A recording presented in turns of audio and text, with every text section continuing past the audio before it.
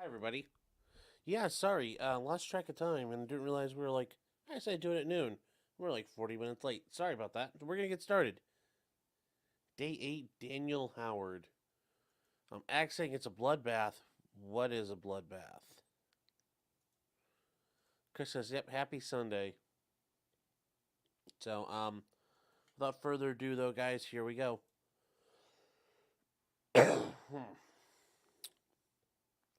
Like I said, if you guys did not see yesterday, Daniel Howard is currently in the Spokane County Jail over in Spokane, Washington, because he was caught on Friday night at the Spokane International Airport. Trying to flee, we're not sure. But he was there, and now he's arrested. So, probably no trial on Monday. But we don't know yet. And yes, happy St. Patrick's Day. St. Patrick's Day to everybody. Okay, so here we go. Let's get this rolling.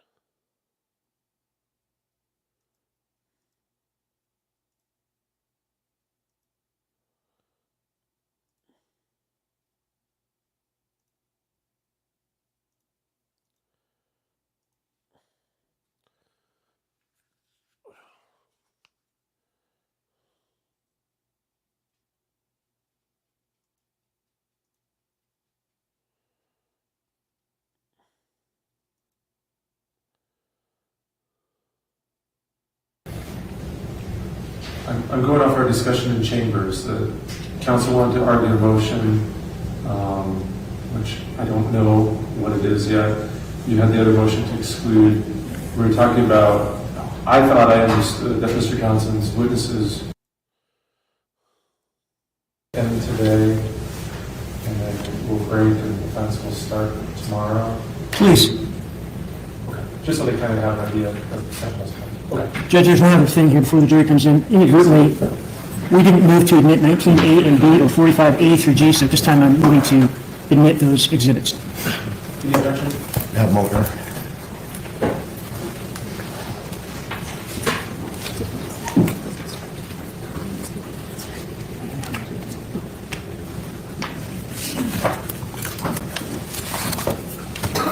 A and B is the body photograph diagram. Your Honor, that was for demonstrative purposes, I believe. That was what was used by Dr. Smock. We would, again, have no objection to its use, which it was used for demonstrative purposes. We would object as to going back to the jury as evidence. Your diagnosis is twice. What's that? Your diagnosis is twice. You had it under different numbers. Thanks, still couldn't hear you. The diagrams is twice. You had it under a different number. There could be an old draft of that exhibit. Do you have that, Mr. Herring? 19A and B is with your clerk. I didn't have it in this book either. I didn't have it in this book either. I think it's this book.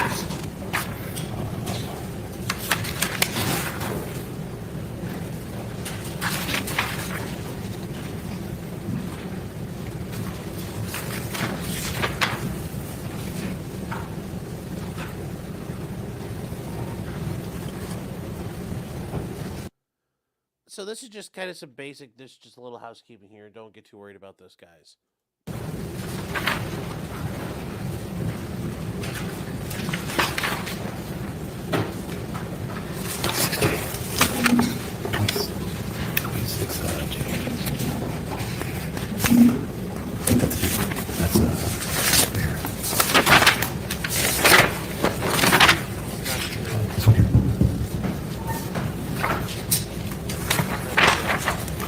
Yeah, we didn't use that one. I don't have a 26J either.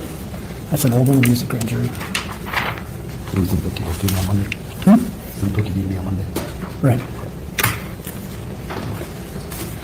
All right, 19A,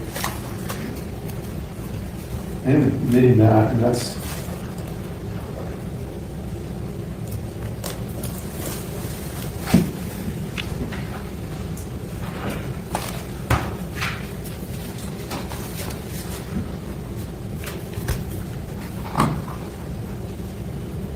and I guess I'll have to refresh for the record. Was that wasn't moved to be admitted earlier, or? I had thought it was, but your clerk has indicated this morning it was not admitted. Okay. All right, guys, I'm going to skip this part because this isn't even actual arguing about merits. This is just making sure they have like everything in order, which I don't really care about. Like, okay, they're going to get caught up. Nobody's fighting.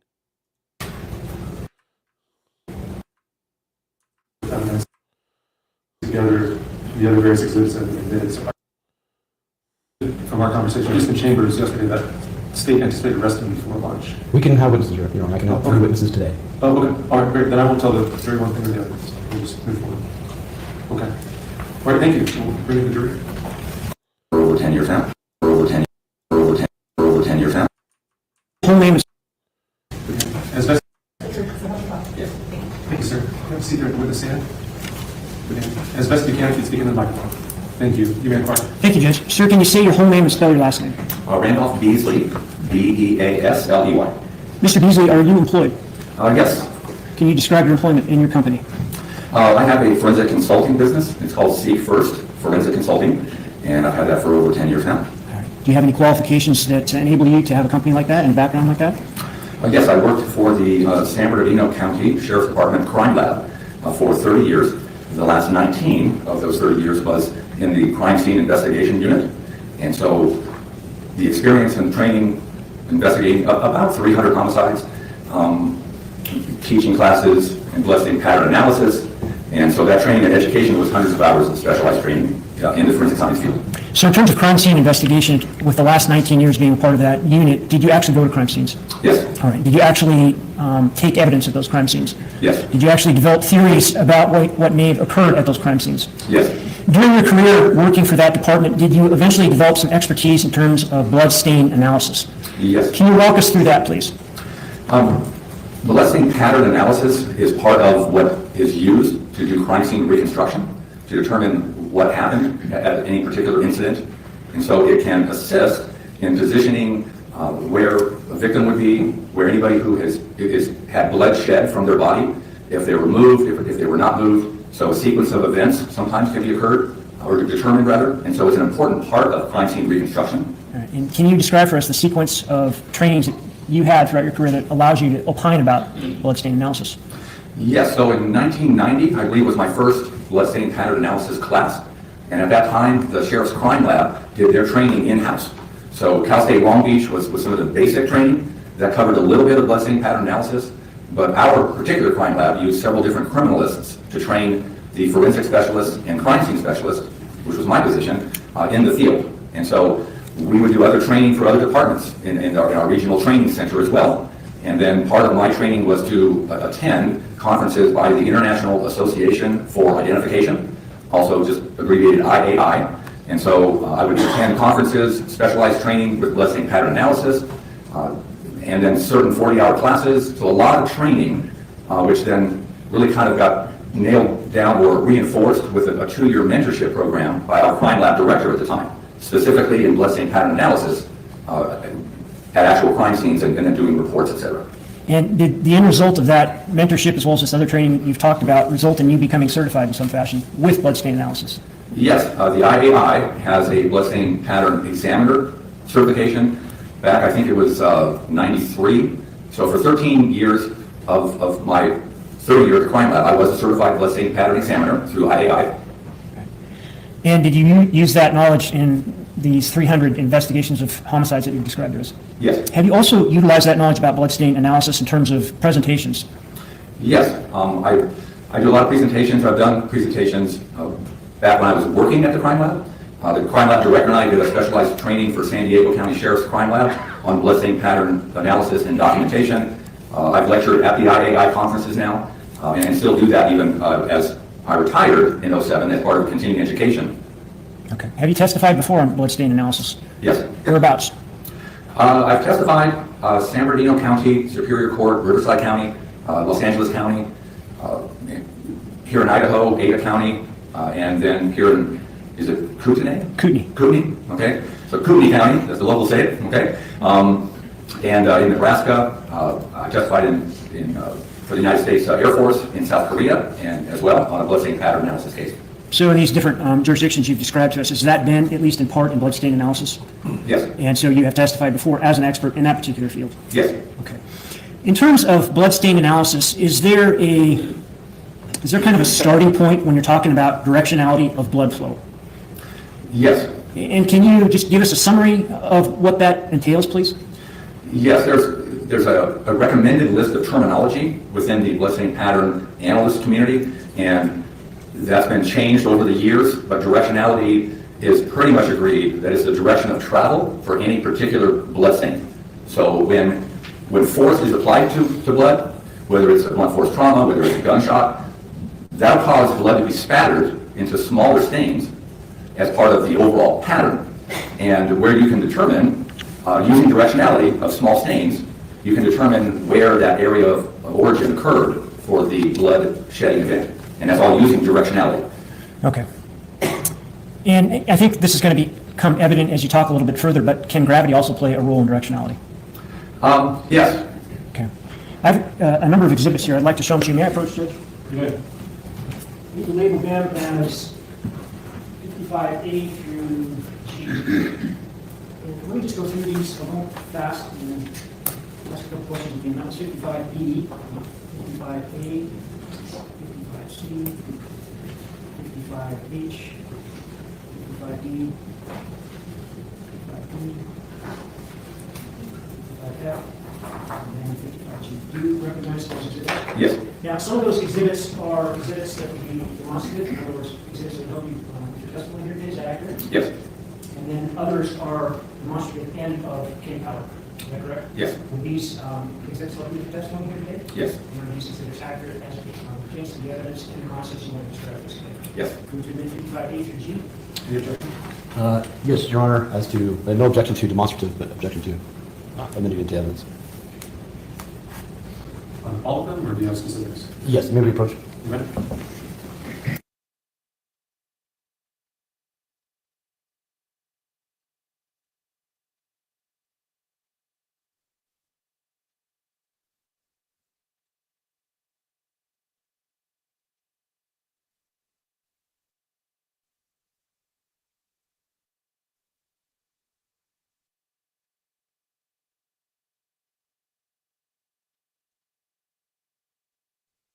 Is can be used. I did exhibits for demonstrative purposes, meaning the witness can use them for presentation to the jury. I'm reserving ruling on whether or not they'll ultimately go back to the jury's part of these exhibits.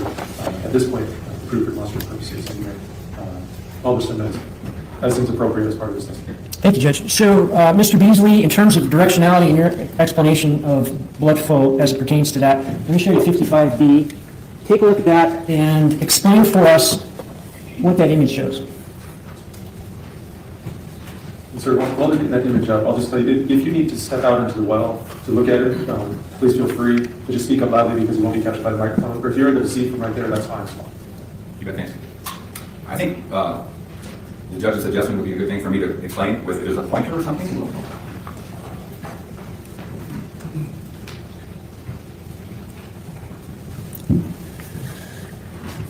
Okay, So, what are we looking at here, Mr. Beasley? So this is a slide from a blood stain pattern analysis class that I teach at a local college as part of their CSI program to demonstrate that when blood is in flight from gravity alone and you create a drip stain, the drip stain, when it hits a target, will have a certain shape. And you can see this here, where the red arrows document that the stain is hitting this target, which is just a white piece of paper, as I recall, in a downward direction. So if you see the serrated type edges here on these stains on the left, there's two stains that don't have quite the length of a tail to show that direction, but the more elongated stains do. And so gravity's effect, so no force applied to blood, just blood dripping, can show the direction from where that blood stain originated. So in this case, the blood stain would have originated above the screen, so that when it contacts this target, you have an elliptical shape where it first makes contact, and then you have this tail, if you will, that shows that direction. Of course, the more elongated stains would show this, and then because of gravity now, you can kind of see how at the tail end of this stain is a little darker, and then at the end of this tail, gravity's effect has caused a little cooling, if you will, where the flow continues and stops. More blood is accumulated often at that tail, and so where the flow stops. In this case, just directly down. All right, so this directionality exhibit that we're looking at, would this be on a piece of smooth paper as opposed to textured paper? Exactly. So when the surface is smooth, you have a very well-defined elliptical edge. But if there's drip stains or spatter stains on a rough textured surface, like drywall or any rough textured surface, could be a rough surface of someone's skin, then you'll have a different appearance. All right, let me show you Exhibit 55A, and perhaps you can describe what this shows on a textured surface, please. So in this case, the textured surface with, again, just drip stains from a little pipette, there's no well-defined edge. It's the same directionality from top to bottom in this exhibit, but there's 4 different drips of a simulated blood source that are going from top to bottom on this textured surface. And you can see that sometimes it's based on the surface, like with stain number 2, it's just a little touch, several different smaller stains as contact with that, from gravity, that spatter going downward. All right. And so when you have a change of direction, is that obvious with directionality of flow of blood? Yes, and that change of direction, we call that a flow pattern. So if something is moved that has blood on it and the blood is still wet, then if that object or item is moved, then you can have, not always, but you can have a direction. It all depends on the volume of blood, the direction being changed. So in this case, I rotated. For the record, it's 55C. So 55C, this different exhibit, so when I rotated it 90 degrees, now you'll see in stain number 1, there was enough volume of blood, and this is just a by chance situation with a drop of blood. In these 3 drops, number 1, the gravity's effect caused that volume to then change direction. So when I moved that piece of plastic styrofoam type material, it then did a right turn, and gravity took it down toward the ground. All right. And are you able to show us how this change of flow pattern would change based on gravity using both a smooth piece of paper as well as a textured exhibit? Yes. Okay. And so I've got a smooth piece of paper here. It's been labeled as 55H. I think you brought with you a textured exhibit as well. With the court's permission, do you have the ability to show us how you could get a change of direction in terms of blood due to gravity with a blank piece of paper as to be illustrated by 55H?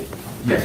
So again, with court's permission, what I'd like you to do is utilize what you need to utilize and show the jury how that principle works, okay? Yes, okay. May I approach, Judge? Any objection? No, sir. Okay, so Mr. Beasley, I'm going to approach with 55H. And you want to start with that first, which is a smooth piece of paper, Okay. and then move on to show the same thing with 55G, which is our textured piece of paper, okay? Okay. So I'm getting some nitrile gloves on, just for the record, and I have a fake blood source that I have in a plastic dish.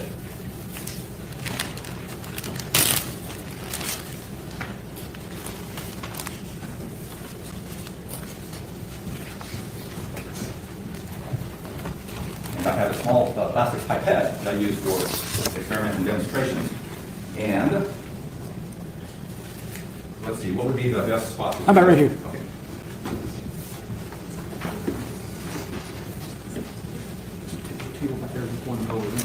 Oh, that'd be great. In front of the jury to see, that would be ideal.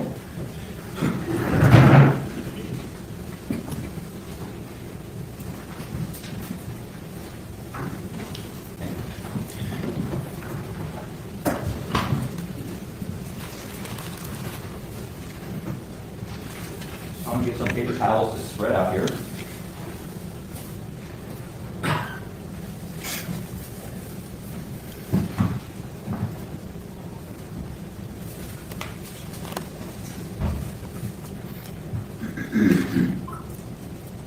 For anyone struggling with high blood sugar, do not drink cold water.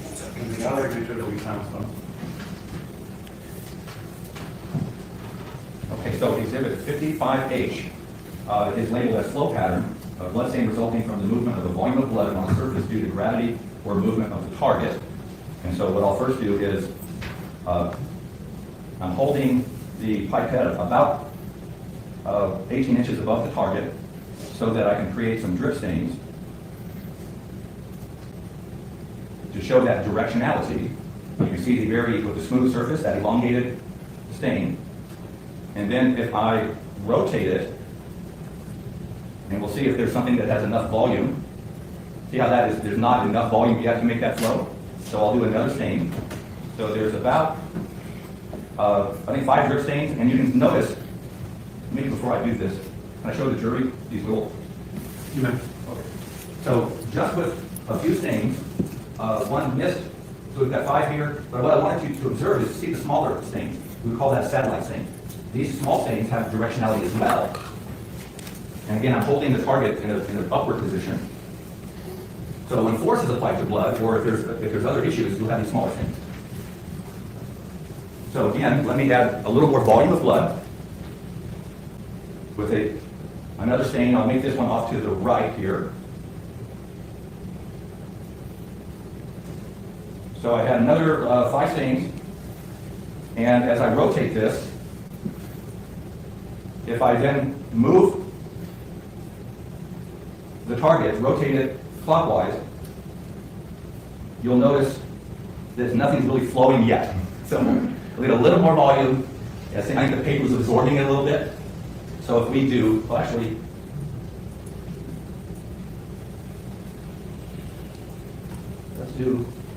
let's start to, you can see it start, right? Let's add a flow of blood this way. So if someone is a source of blood, if someone bleeding, let's say, and as the blood is coming out, and then it's turned, now you notice the gravity's effect, okay? So it all depends on the surface, how much volume, but the point is, for this flow pattern, is now you have a change of direction. And it's all confirming that something was moved. So I moved this target. When I first had it, it flowed downward to gravity, so now I rotated it, and you'll see that, as you see this, you notice the larger, or the increased volume at the end of that stain. See how it's darker? There's more blood there. And so when this dries, that will be a little darker because of the volume of blood, and it stops at the point where gravity is not affecting it. So we can let this sit and dry. All right. So is there a difference between a smooth piece of paper and a textured, say, piece of paper or material when you're talking about directionality and flow and a change in it? Yes, it'll have a different appearance. Can you do the same thing you did with that particular exhibit with a piece of textured material? Yes. So exhibit 55G is a similar type of textured material that was in the slide presentation. So here I'll do the same thing in 55G, where I will take several, I work on my aim today, okay? So what you notice is, you notice that there's certain stains, and again, if we rotate it, I've taken this exhibit, I've rotated it, and you can see that some of the stains have pulled up at the end of that pattern. And so now, just like with that exhibit, there's a volume that you can see that gravity's effect now, because of time, you'll notice this one here just made that right turn, okay? So this confirms that I moved it. I mean, there's no doubt, you saw it. That's how gravity works. And so here you have this right turn, but you see how it's not as clearly defined on the edge. There's not an elliptical shape to it like with the smooth surface. And so you'll have where it touches and makes contact, the more textured the surface, the more you're going to have little dots to show where that stain traveled. But even though it was moved, not all of the stains moved, because that's just the chance of how much volume of blood was in that flow pattern now. But this one here is very obvious, it made a right-hand turn. And it's because I rotated it. So we can let this dry. Okay, thank you. And we've got another demonstration, but I'd like to have you talk about a few things first, if you don't mind. So if you could take your seat again. So you've kind of described here direction of flow in terms of both a smooth surface and a textured surface. Let me back up and ask you some questions about this particular case. Obviously, you've agreed to work on it for us, correct? Yes. What sorts of images and or other evidence did you look at in order to get prepared for your testimony here? I looked at the crime scene photos, and I looked at the autopsy photos, and focused my attention on those, per se, especially the photos related to the victim's body in the bathtub, as opposed to other areas of the house, and focused on the blood stains that I observed and the flow patterns on her body. All right. And did part of that flow pattern that you focused on concern her right breast? Yes. What was it about her right breast that caught your attention? It was a change in a flow pattern. So her body, because of having on her breast blood on it, similar to the demonstration that I did, where the blood stain flowed differently. One particular stain made a right-hand turn showing her body was moved, and it was not in the position as it was photographed. So you've got behind you 55D, and then in a minute I'll show you 55A, which is a close-up. But can you describe what you mean in more detail with 55D, please? Yeah, if I could approach. Yeah. So this is 55 D. And the close-up, which is coming next, is 55E, so let me know when you're ready for that. Okay, you're reading my mind. So there appears to be a stain that was traveling in the position of this red arrow that I placed to show the direction, just like on the textured material. But this one particular stain changed directions. I'm identifying it as the stain with the red arrow going more on the top of the photo, and then the arrow that makes this right-hand turn because of gravity's effect. And then here's the close-up, 55E. So 55E, you have one particular, this is consistent with particular stain here, where it just made 3 little contacts. And then this one here, there's 1, 2, 3, 4, 5, 6 little touches to the surface of her skin on her breast. And then her body was moved after that stain, so that it's now did the right-hand turn, where you can see the more accumulation of the volume of blood again. At the end of that, where I'm indicating the darker, more concentrated area of blood on her breast. Perhaps using 55E, you can tell us why it was important for you to describe blood flow in terms of a smooth surface and then blood flow in terms of a textured surface. Exactly. Is that because the breast, the nipple area there is textured? Exactly. That's why I did the demonstration on the textured piece of styrofoam to simulate, in essence, a textured surface and what blood will do, and how, if I can show this again. Please. And so, again, exhibit 55G. So 55G, the stain that I'm indicating that has the right-hand turn to it, you see the volume at the end of that stain where it stopped, and it's going to dry. And probably by the time you get it to evaluate it, it probably will have flaked off maybe, but at least you can see that. And that's what you had on the exhibit with her right breast. So let me lay a little bit more foundation for this next part of your testimony, Mr. Beasley. Shouldn't take too long. You've described for us kind of the illustrative exhibits used to describe directionality and the texture as it pertained to Kendy's breast, right breast. Are you able to do the same with her face? Yes. And in terms of her face, did you notice a change in directionality in terms of the blood flow from her mouth and nose? Yes. Okay. Let me, I think we've got one of these exhibits. So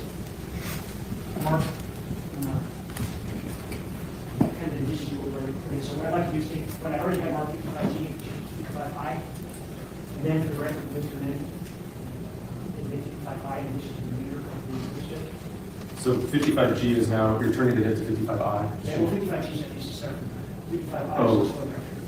I see. All right, so 55I was previously admitted as a different number.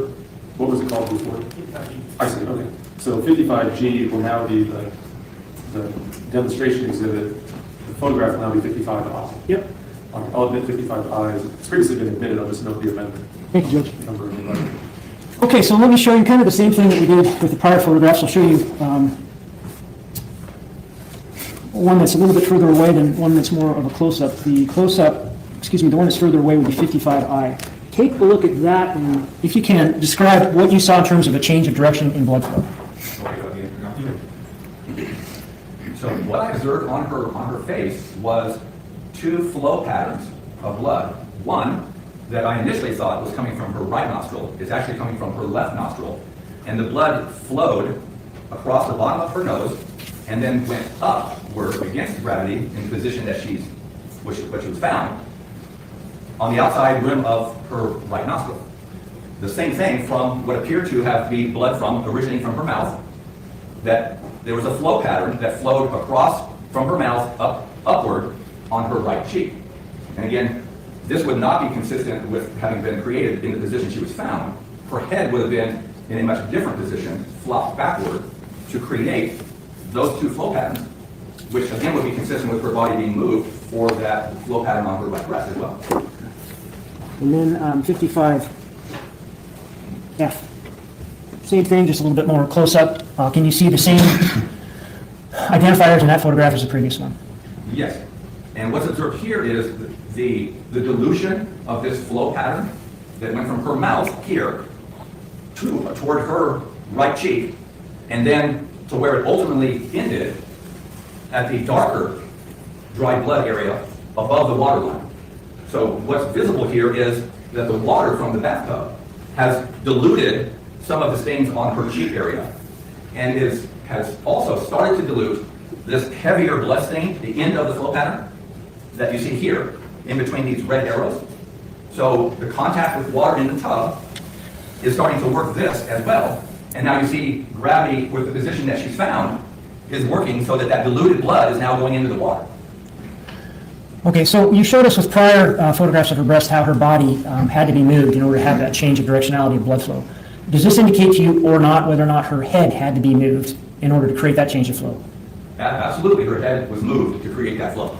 Are you able to illustrate that using one more exhibit and show how that is possible and how that had to happen? Yes. And can you describe for us what you have there and what you intend to do with this exhibit? Yes, so what I have is a styrofoam head of a female that I have marked with a little Sharpie to show the basic flow from her left nostril and then from the corner of the right corner of her mouth toward the area of her right cheek, as depicted in the photographs that we've just looked at. Is your aim with your blood stopper up to reproducing how her head would have had to have been moved to show that change of flow? I'll do my best about that. So with the court's permission, let me double check on that exhibit. It's on the bottom, but I think I got it wrong. 55. Yeah, so let's make it 55J. And we do 55J. 55J, any objection? For demonstrative purposes, no, Mayor. I'll allow 55J as a demonstration exhibit. Also called demonstrative exhibit.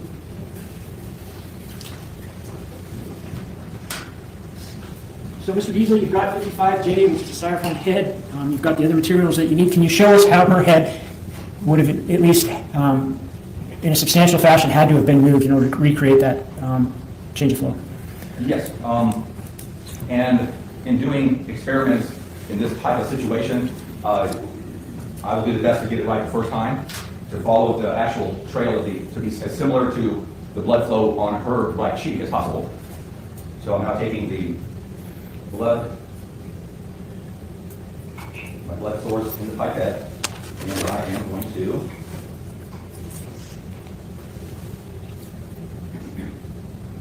put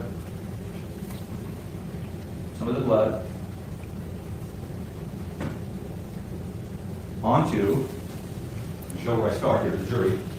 So there's I made a little divot in the styrofoam head to kind of have the blood pool. And I'm trying to keep her position of the head, of the styrofoam head, so that gravity doesn't affect it. But if you can see how it's pooled up there, in that little divot in the styrofoam, and then, just to show here. So again, if I were to put this styrofoam head in the position that she was found in the tub, it would run down her face, toward her chin. But if her head is moved such that I'm now rotating it from a horizontal position, and I'm rotating it again, I'm flipping her head backwards, in position backwards, and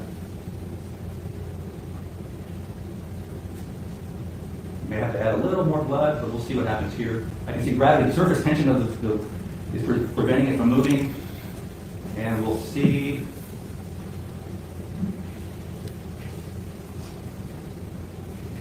Okay, so I'm tipping your head back more.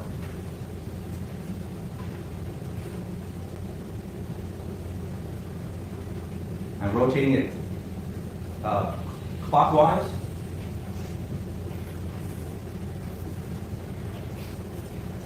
Okay, let me add one more dot. This is like real life crime scene, let's say training here. So you add a little bit of blood, a little bit more volume. Okay? So now I'm going to tilt her head back again, the styrofoam head back, and there's definitely more volume there. Okay, so while I do this, I'll continue that flow, and you notice the gravity. Okay, so now, let me dab that, and add the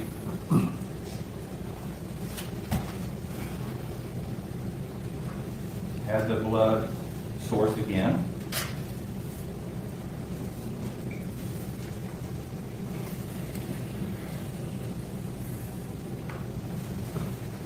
So based on the position, as her head rotates backwards to a point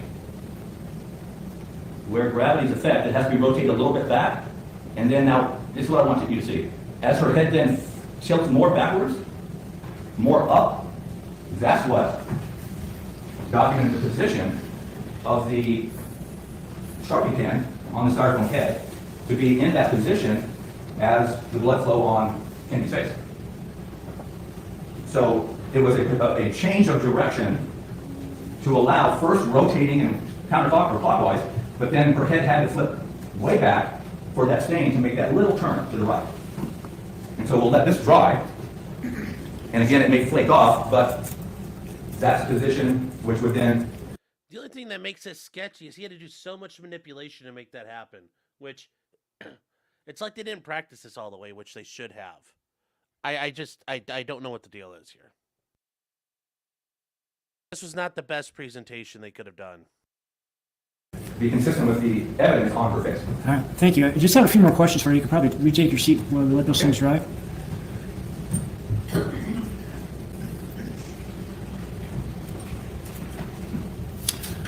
Okay, Mr. Beasley, taking into account what we just saw here with this particular exhibit, and the crime scene photos, specifically the bathtub, and where the bathtub was in relationship to her head, you base your opinion that she had to be moved on the location of the bathtub and where her head was, as well as this particular exhibit. Yes. Can you describe that for us, please? How the body was moved. Yeah, when you take into account that she had a bathtub behind her head and the blood is flowing upwards out of her mouth. So for her body to be moved like that in such a way where the stains on her right breast were not disturbed, the best explanation would be in a way like picking up by her arms to move her body up more in a position against the wall of the tub. And so her position of being picked up that way would allow her head to flop backwards. Objection, Your Honor. Maybe approach.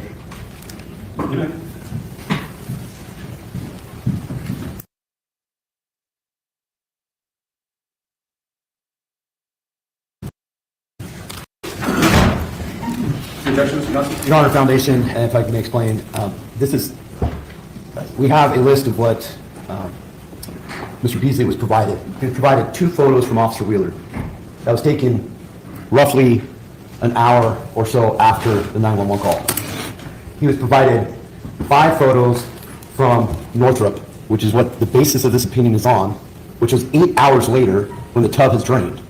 And then he had provided 5 photos from the coroner that was taken as they were draining the water to remove the body.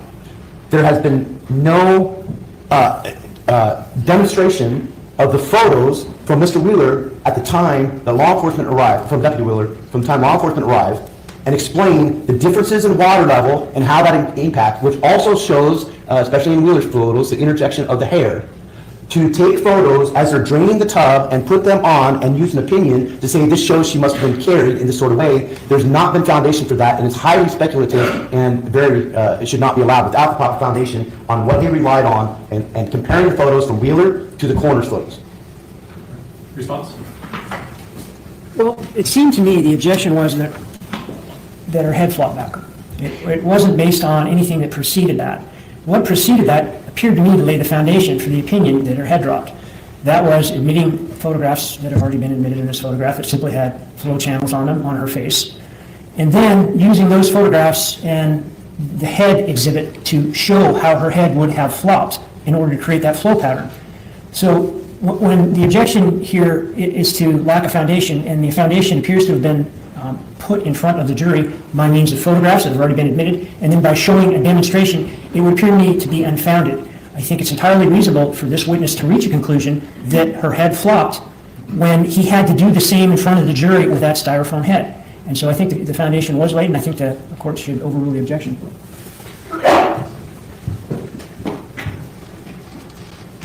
Excuse me.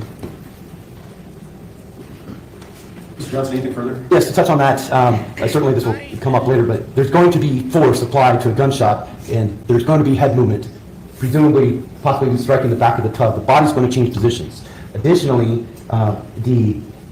there's gravity that's coming down from the water. The hair that in the coroner's photos is not seen because as the water's going down, so is the hair. And so, again, I plan to deal with this cross, but when you start soliciting an opinion that it must have been lifted or moved based upon the coroner's photos taken 8 hours later as the tub was drained and the body's being removed, there's not enough foundation to solicit an opinion at this point that she was lifted up in a particular manner. Certainly he testified that it might have moved, and I was going to cross him on that, and I will cross him on that. But that's different than an opinion that she must have been lifted up based upon these photos. All right, well, in terms of what he was testifying to, he was answering that for her body to be moved, how would her body need to be moved to provide for that blood, that directional flow of her blood, or for those blood stains to appear the way they did. In terms of hearing his testimony, he's certainly provided foundation as an expert on blood stain pattern, flow patterns of blood, and he's demonstrated it to the jury. And the question, as I understood it, I mean, I get what he's trying to say there, but yeah, I think the state has done a good enough job to prove it. But yes, there is an issue of, well, how do we know all this shit didn't happen as Kenny got moved and they're fucking with the tub? That's a very good question. it was then how would that body need to be moved in order to then account for the blood stain pattern, directional flow that he observed on the victim. And he was describing what, in his view, is probably the most likely or best explanation for how she would have been moved. That's foundationally, I find that he has established the foundation for his opinion and why the objection rate. So, you guys want me to turn my voice up more? I'll turn it up more. I don't know what more. Oh, I wondered why, because last night... Oh, you probably did switch it up. No, my voice is all the way up. I'm not sure what the volume disparity is right there. No, I agree with the court. The state has kind of proven it, but I understand the defense is trying to make the argument. It's just not going to work. Guys keep saying I'm low-key. My volume's all the way up. I don't know what more to do. I'm trying not to talk over her. I'm trying to talk in the stops here, so... Yeah. So... Yeah, this is not... Yeah, I understand, like, I'm agreeing with the court here, so... Yeah, it makes sense. Is certainly fodder for cross-examination. Certainly well within the defense's rights. You question him about, I didn't understand his opinion to be, this is precisely what happened to Ms. Howard. Rather, his opinion being, in viewing the blood directional flow, this is a explanation, in his opinion, he said best explanation for how you would move that body to accomplish this. I think foundation is sufficient for that. And so I'm going to overrule the objection. And again, noting that you're more than welcome to cross-examination, to cross-examine him on all the defects you think in his analysis. But as his analysis and his opinion at this point, I find there's sufficient foundation. Can we then ask that when he gives opinion that it is hypothetical, not as applied to Ms. Howard then? Unless we're I'm not going to tell him how to testify. I think his opinion to this point has been supported by sufficient foundation. So I'm allowing his testimony at this point. If you think it goes beyond that, you're always welcome to object again. All right, let's make the jury back.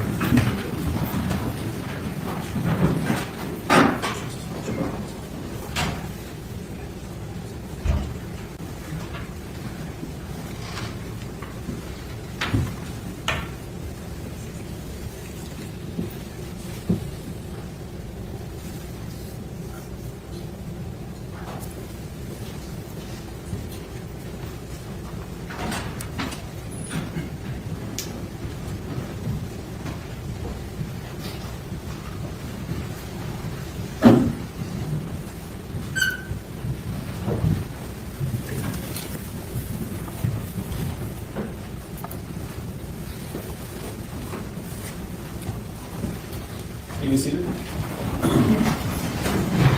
All right, I have overruled the objection. You may continue. Okay, so Mr. Beasley, you were talking about 55J and the explanation as to how blood could have gone up her face as opposed to down her face based on how she was found in the tub. You remember that? Yes. Is it your opinion or not that she had to be moved in order to create that blood directionality going up her face? Absolutely, it had to move. And would this have been after she began bleeding out of her mouth? Yes. Okay. Would her head have moved after she began bleeding out of her mouth in the direction that you showed us with 55J? Not in the position that she was found. No. But when she was moved, would her head have to have been flopped back like you showed us with 55J? Yes. Put in front of you what's been marked as Exhibit 87. Do you recognize that? Yes. What do you recognize that to be? It's a copy of my curriculum that I, CV basically, resume. Is it accurate? Yes. Move to admit 87. No, Judge. 87 is admitted. No further questions.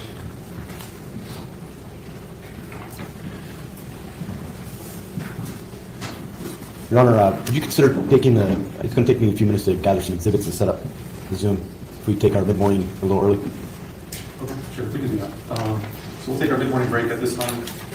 I know you guys were just out, but we'll take a break for mid-morning and lunch and discuss the case. Thank you. Council, let's shoot for 10 minutes, 10 to 15 minutes, will that be sufficient? 15 minutes. Fine.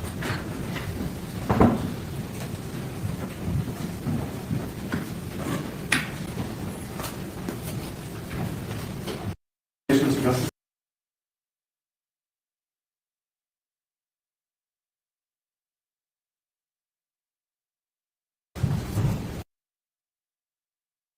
Cross-examination, Mr. Justice. Thank you, Your Honor.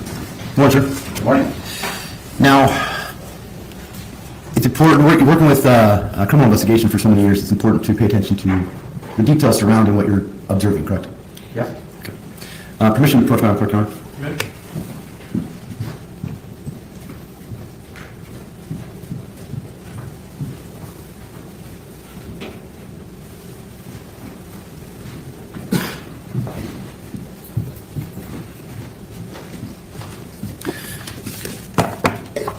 Do you know what time Mr. Howard called 911?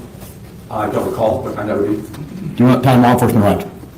I don't recall. Do you recall how long it took him to arrive? No. Do you know how long it was before photos were first taken? Exactly no. Do you know who took those first photos? I don't recall. Do you know how long it was before other sets of photos were taken? No. Do you know how long it was between those photos and when they started to drain the tub to remove Ms. Howard?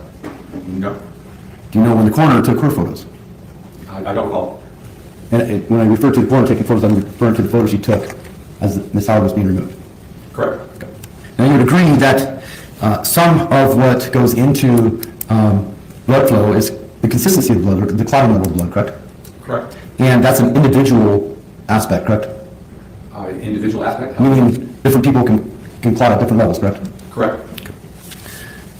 Now, are you aware that once 911 was called, Mr. Howard was on the phone with them until law enforcement arrived? I do not know that. Okay. So, is it your opinion that the head would have had to been moved prior to calling 911? No, my opinion is the body was moved after there was blood present on her breast and her nose and her mouth. Do you know whether Mr. Howard checked Ms. Howard for her pulse? I don't know if he did that, no. I think he stated that he did, but that's all I know. Do you know if law enforcement checked Ms. Howard for her pulse? I do not. Now, there are a lot of pictures in this case, but you were only provided 15 photos, correct? No, I was provided more than that. Let me rephrase. You testified previously at a hearing in this matter, correct? Yes, a grand jury. At that time of your testimony, you were provided 15 photos, correct? I don't think that that's the case. As I recall, I was provided some initial photos, but then was given all of the crime scene photos and all of the autopsy photos. I may have referenced a few photos prior to the grand jury hearing or during what I was going to be testifying about. Okay. May we approach, Your Honor? You may.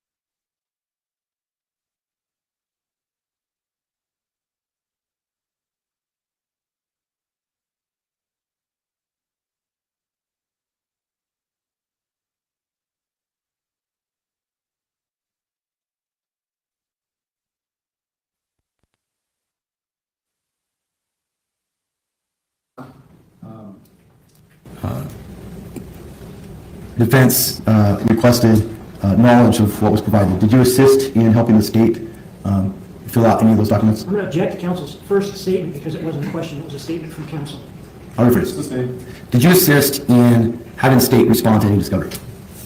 How do you mean assist? Withdrawn. I'm going to show you what's been marked as 17A.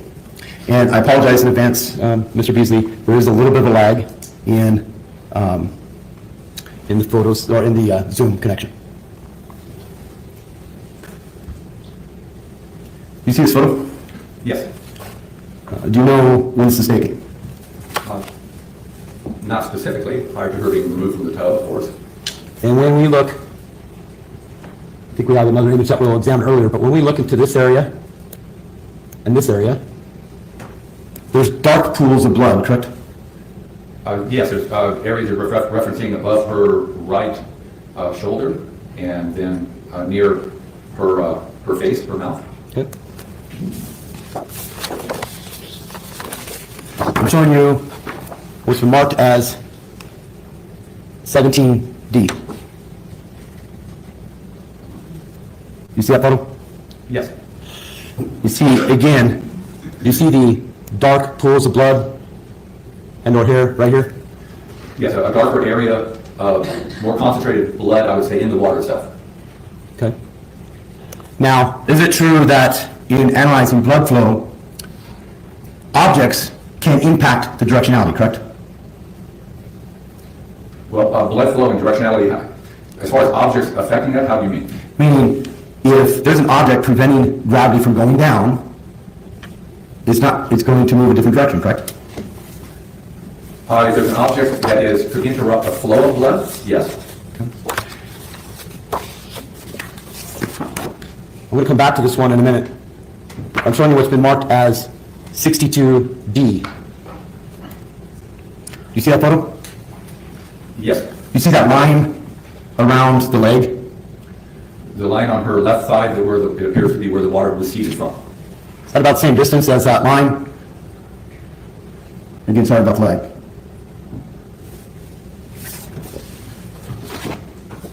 Seem to be about the same distance? Yes. Okay. You're talking about the line on her chest. I'm also talking about the line between the water and the blood line. Okay, so the line on the flow pattern from the corner of her right side of her mouth up to where the flow pattern stopped. Yes. Yes. It's consistent with the line on the leg, correct? Yes. Okay. Again, I'm showing you what's been marked as 62E. Is this where you see the pooled blood kind of coagulating down towards the bottom? Right here? I would describe it as a higher concentration of blood, not a pool per se. Okay. And then I'm showing you what's been marked as emitted at 62F. You see that photo? Yes. Now, move it over. You see this line of hair that comes down right here and intersects your bloodline? Not clearly, no. I don't see the hair that you're referring to. Okay. May I approach one? Yeah.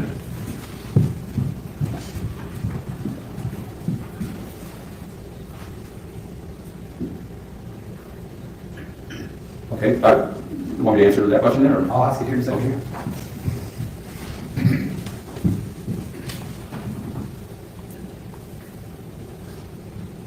Sorry, I should note, just as a direct, if you need to step out in order to do the exhibit better, feel free to do that if you need to. So, looking at going from the eyebrow, right here, I'm going to draw to the, let me make sure I got all my lines off. I'm going to draw to the right side of it. See this hair coming down here? Yes, I think there's let me go ahead and. My question right now is if you see it. Yeah. I do see the hair. It's Okay. referencing kind of close to her right eye. And if we go zoom closer, see how that hair intersects the bloodline? I don't see, I wouldn't confirm that it intersects from that position, that photograph. It may be in a direct line, but yet if from a different position, it would be better to determine if the hair actually in contact with the blood flow or not. The hair will darken if exposed to blood, correct? The hair would be more a blood red color, but yes, it is in contact. Okay.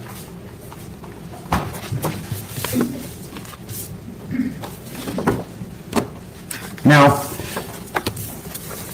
again, this is a photo taken early on by law enforcement. Do you see this photo? I do, and that's what it's exhibit. This is exhibit 16G. I see that. Okay. And at this photo, the bubbles are still in the water. Yep. Okay. And her head is slumped over to the water, towards the right. Her head is tilted to the right. As that water drains, that hair is not going to stay in midair, correct? Objection, lack of foundation as to what hair was in midair. You can be specific what you're referring to. I'll stay in the judgment. Just in general, if you put hair over, if your hair is resting on the water, I notice we don't have a wig on here, but if you imagine, Counsel's testimony yet again. okay, if we put a wig on this demonstration, or have a lady with hair in the water and it's floating, as that water goes, is the hair going to go down? The hair may go down, and that would be separate from the blood flow pattern on the face. So if hair is affecting directionality or any sort of direction, it would be important to know when those photos were taken, why they were taken, what the body position was taken, where the hair position was taken before making an analysis, correct? Objection, that is a compound question. Sustain us to the form of the question. It would be important to know when the photos were taken, correct? That would depend on how that would affect my opinion, knowing when photos were taken. It'd be important to know where the hair was at the time those photos were taken, correct? Only if the hair would be involved in somehow changing the flow pattern, which in this case, in my opinion, there's no evidence to show that. The hair was involved in somehow altering or misdirecting the blood flow from her mouth or her nose or her right breast. So you said you would provide all the materials, or a lot of materials in this case, correct? Correct? There's no blood stains found anywhere else in the house, correct?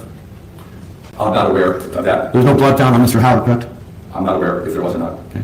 There's no, other than this flow pattern, there's no physical evidence of a body being moved, correct?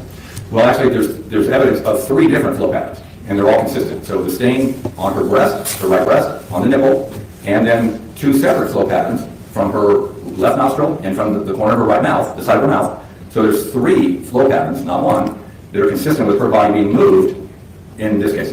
So let's talk about that. Do you know how much blood would be ejected from the mouth with an injury such as was sustained by Ms. Howard? Objection beyond the scope of the record. Goes to a hard conclusion, right? Rule if he does. There would be no way to know how much blood, are you talking about blood spatter or flowing blood? Well, either one. Blood spatter? So that depends on the circumstances of the case.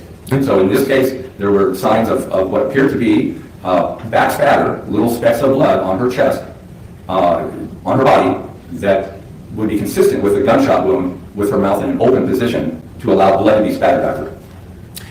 And is it your opinion that Mr. Howard's DNA was found on that gun? Objection to lack of foundation beyond the scope of the record. Sustain. Do you know whether blood spatter was found on the gun? Same 2 objections. Goes to blood spatter. It's sustained, there's no foundation. No. You're aware of any blood spatter on the left wrist or left hand? There's possible blood spatter on her left hand. And any blood spatter on the right hand? The hand was in the water. I do not believe that there was any spatter on her right hand. If a person sustains a gunshot intraorally, can that cause any sort of head or body movement? The gunshot itself, Yes. some movement, yes. So It would be minimal, put it that way. if Mr. Howard shot her, did he shoot her before filling up the tub or afterwards? Same 2 objections. There's lack of foundation for that question. It's beyond the scope of the record. I'll sustain it on the first grounds, certainly no foundation. Your approach. Sure.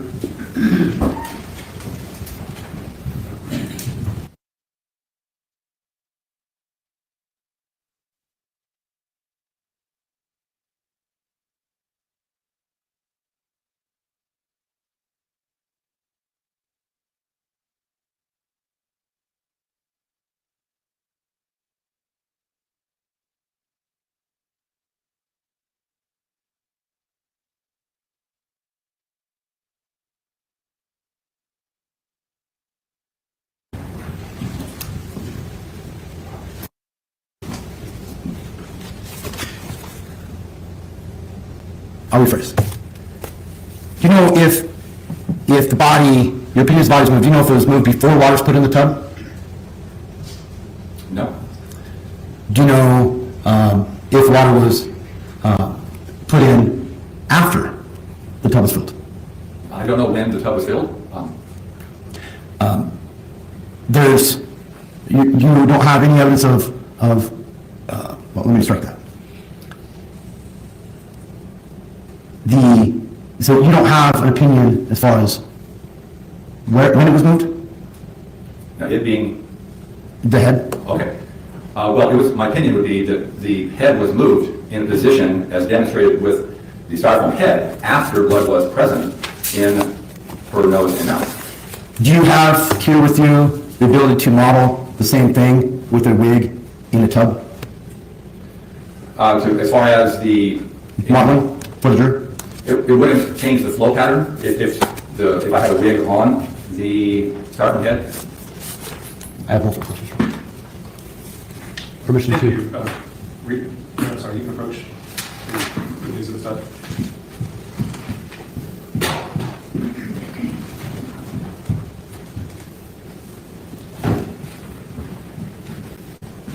Redirect. Thank you, Judge. Counsel asked us some questions about what you took a look at in order to get ready for this case. Were you asked essentially the same thing at grand jury? Yes. And did you respond in essentially the same fashion that you did here today? I think I was a little more specific in the grand jury, but basically, Well, let me show you page 808 of the grand jury transcript, beginning with line 18 and going over to page 809, line 1, okay? okay.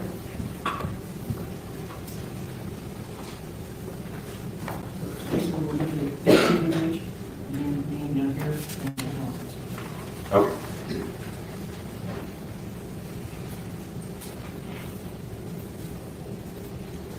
Okay.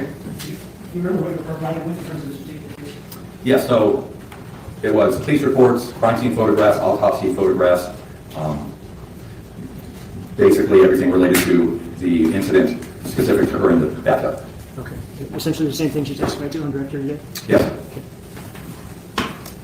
You weren't just given a limited number of photographs, were you? No, I always ask for all of the photos that they have. Okay, so if this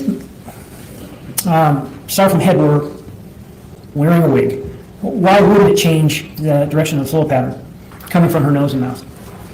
Because, I mean, it could affect the flow pattern, but as the actual evidence, I didn't see anything with her hair. Her hair had a lot, and I looked, a lot of brown highlights and other highlights in her hair. I did not see hair in stuck or in a position to affect the flow pattern at all. What I saw was the dilution of a flow pattern that flowed from her mouth along to her right cheek that then was partially diluted from the water level, but yet the water level did not totally cover the very end of that flow pattern, either flow pattern. Counsel asked you a question about whether or not the gunshot itself would contribute to a change in blow pattern. What's your opinion on that? No, absolutely would not change it at all. The gunshot wound was in her mouth, and so the blood flows from gravity after she was shot would not have an effect, any muscle gases related from the gunshot. In speaking with counsel, you and he discussed why there was not one or just two, but three different distinct flow patterns that were all consistent with each other in terms of her body being moved. Can you elaborate on that, please? Yes, so the position that she was found is such that those flow patterns are all consistent with her body being significantly moved, lifted from that position, let's say, so that her head would flop backward for gravity to create those flow patterns. And so any other manipulation or checking pulse or whatever of the body would not do that unless her body was lifted up. Thank you. No further questions. Thank you, sir.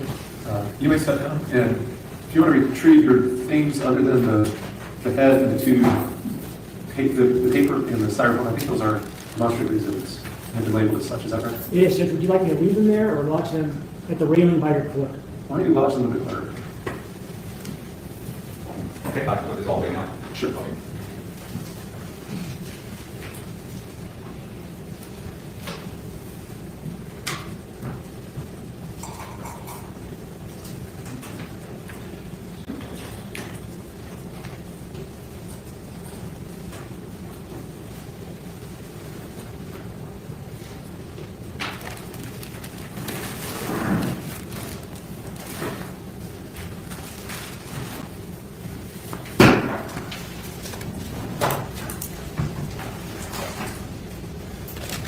One little cleanup thing to do here.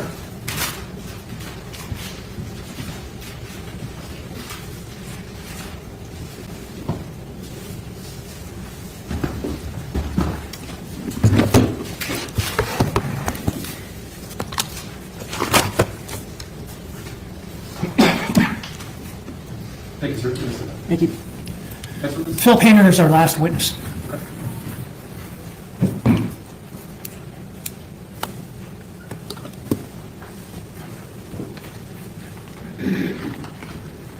Good morning, sir. Will you please approach my clerk and raise your right hand to be sworn? You solemnly swear that the testimony about to give in this case will be the truth, the whole truth, and nothing but the truth, so help you God. Thank you, sir. You have a seat at the witness stand. And as best you can, if you would speak in the microphone. Our witnesses aren't raising it. You may depart. Thank you, Judge. Sir, can you state your full name and spell your last? Philip Hanger, Philip, How are you employed? I'm self-employed as a clinical psychologist licensed in the state of Idaho. Can you walk us through your educational background? I have a doctorate, a PhD from the University of Florida. I obtained in 1989. Along the way, received a master's also from the University of Florida. Before that, undergraduate in psychology from the University of Iowa. Can you walk us through your career up to now in Coeur d'Alene, beginning back when you started off? I've been practicing as a psychologist for approximately 30 years. The first third of my career specializing in neuropsychology, working in rehabilitation hospitals, providing assessments of individuals who suffered from brain injury, going through recovery. The second third, essentially, of my career, I was working in San Diego, California, where I was the Assistant Deputy Director of Forensic Mental Health Services. I oversaw the adult and juvenile forensic services for the services provided by the mental health in San Diego, as well as doing assessments for their court system. The last approximately 10 years, I have worked up here in northern Idaho, providing services as a forensics expert, providing assessments for the courts in the northern region of Idaho, as well as evaluations for the hospitals. Let me approach you with 79.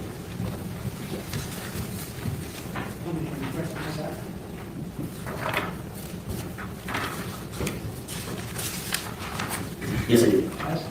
It is a copy of my vita, my resume. Yes. 79. No objection. 79 is admitted. Okay, so working up here in Idaho for the last 10 years, have you become a designated examiner? Yes, in approximately 2015, I was appointed by the state of Idaho as a senior designated examiner. That position is to perform independent evaluations for individuals who are under an involuntary mental health hold, either in the hospitals or the courts, providing a probabilistic determination, a estimate of imminent risk of harm to self or ability to care for self, and whether or not that hold needs to be continued. How often have you done that? In the past 10 years, over 1,200, so about well over 100 a year. And so essentially what you're doing is determining the likelihood of whether or not someone's going to sometimes commit suicide. Is that accurate? That includes it's a danger to harming self, harming others, or grave disability, inability to take care of themselves because of a mental health condition. And it is through the process of being directed by the court, essentially being asked under court order to complete the senior designated exam to determine whether or not there is still a risk. Is there a process you follow? Yes, it is a process of available records, so reviewing records from either previous hospitalizations, current hospitalizations, talking with staff, talking with family when I can, and then a direct examination of the patient. Can you indicate to us what a forensic mental health record review is? Well, depending on the question, sometimes I'm performing evaluations that are for the court in criminal matters, and sometimes in civil matters, a commitment hearing or an involuntary commitment. So it's looking for indications of a mental health condition, cognitive impairment, serious mental illness, such as something that might be diagnosed, or a set of symptoms that might not have been diagnosed yet, but shows an indication of significant distress. Looking at the risk factors that increase the likelihood, the probability of an individual based on history, whether or not they're going to harm themselves or be unable to take care of themselves.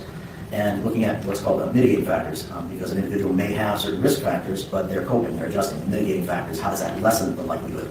And then from that, making a clinical determination, again, as a senior designated examiner, based on my 30 years experience, putting all of that together to determine what is the risk. Is it at a level of risk that there might be imminent harm? Did you put together a PowerPoint that kind of illustrates those points? Yes, I did. And does it put into focus the various risks that go along with making this assessment, as well as any mitigating factors? Yes, the PowerPoint is an outline of the increasing risk factors, those factors that might be indicators that there might be a greater likelihood than not of a person harming themselves, and the mitigating factors, those that I would look for in a person's history, their life, that might stave off, decrease their likelihood. I have with remarks to take a look at it, tell me if you recommend. Yes, I reviewed this earlier, my initials on there, date. What do you recommend to do? 52 had a copy of my PowerPoint presentation on it. And that would help the investigate here. Yes, absolutely. Would you make it to? For demonstrative purposes, no objection. I'll be admitted as a demonstrative. Move to publish the same. You do?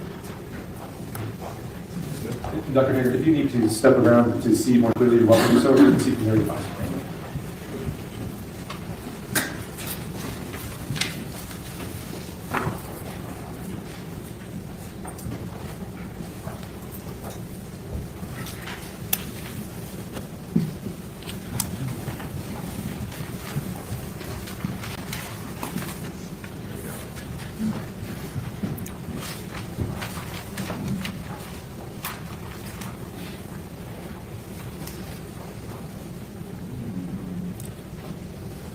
Need a pointer? Clicker, how do I advance?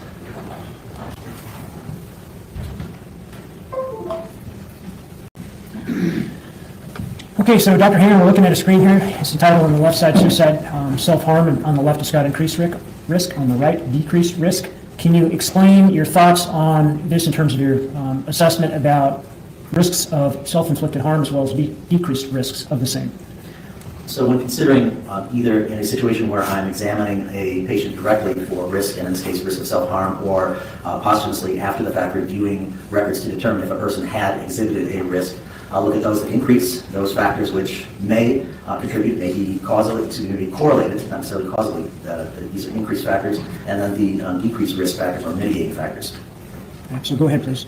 Under the factors that increase risk, the presence of a mental health, a mental illness, and this is one of the highest correlates with self-harm, suicide. These are generally diagnoses that exist in the patient's record.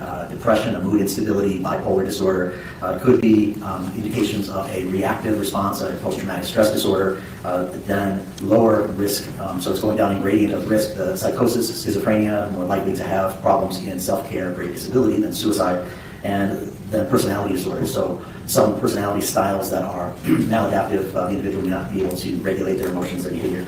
So looking at the presence of mental illness, a diagnosis in a record from family reports, looking at mental illness in terms of maybe it's undiagnosed and just merely the presentation of symptoms that I as a professional would say that appears to be psychological distress or indications of a mental illness.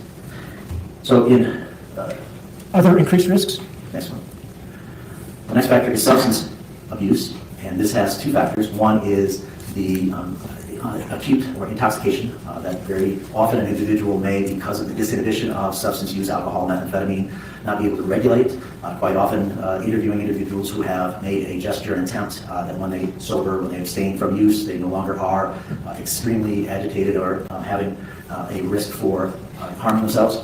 So looking for, are they intoxicated? Or what's the toxicology screen show for an individual? Do they have a level of intoxication that might mean that they cannot regulate?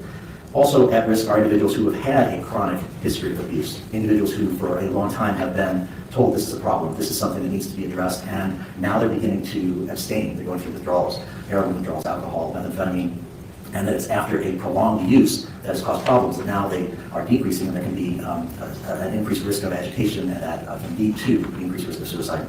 Can a family history also increase risk? In terms of asking about family history, this is the indicator that an individual may have a genetic marker for a mental illness or increased susceptibility for substance use. So in the family, has there been a mental health condition which makes them more at risk for the development or the development of mental illness? Same thing with substance use. Is there a pattern of substance use in the home, in the family, that indicates that this individual may be more at risk? The next factor is proximal factors.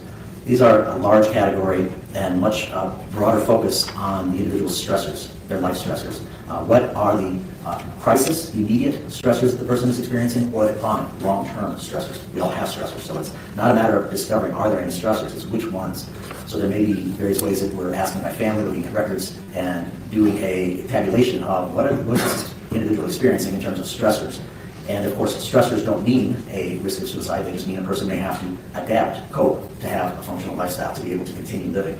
So an individual who has significant stressors but is still functioning in the community, that's because they have adaptive factors, which we'll also look at when we get to the decreased risk. Those factors which show that they're coping. How do they adjust? How are they dealing with the stressors? So a person who has effective, high level of coping, they're going to continue to function in the community. Those who are having a lower level of adaptive functioning can't respond to the stressors, and they show signs that others will begin to see are stress-related, not functional difficulties. The extreme, an individual who has high stressors but doesn't have a perception of any adaptive, they're trapped, there's no way out. Those are individuals who may be more likely to be at significant risk of suicide. So I'm looking at the proximal factors, the life stressors, and also can include the environment. Where are they in terms of access to weapons? Is there a handgun? Is there medication? Are they on a medication, a painkiller that might increase their risk? But again, that's not an indication of suicide itself. Then how are they adapting to that? How do they cope with those factors? Lastly is the distal factors. These are the stable, age, gender. Men are more likely to commit suicide. Non-Hispanic white, more likely to commit suicide. These are less often an indicator that I take into consideration in weighing, but it may give an indication in terms of how likely or giving some kind of a question to, is this a population that might be more at risk?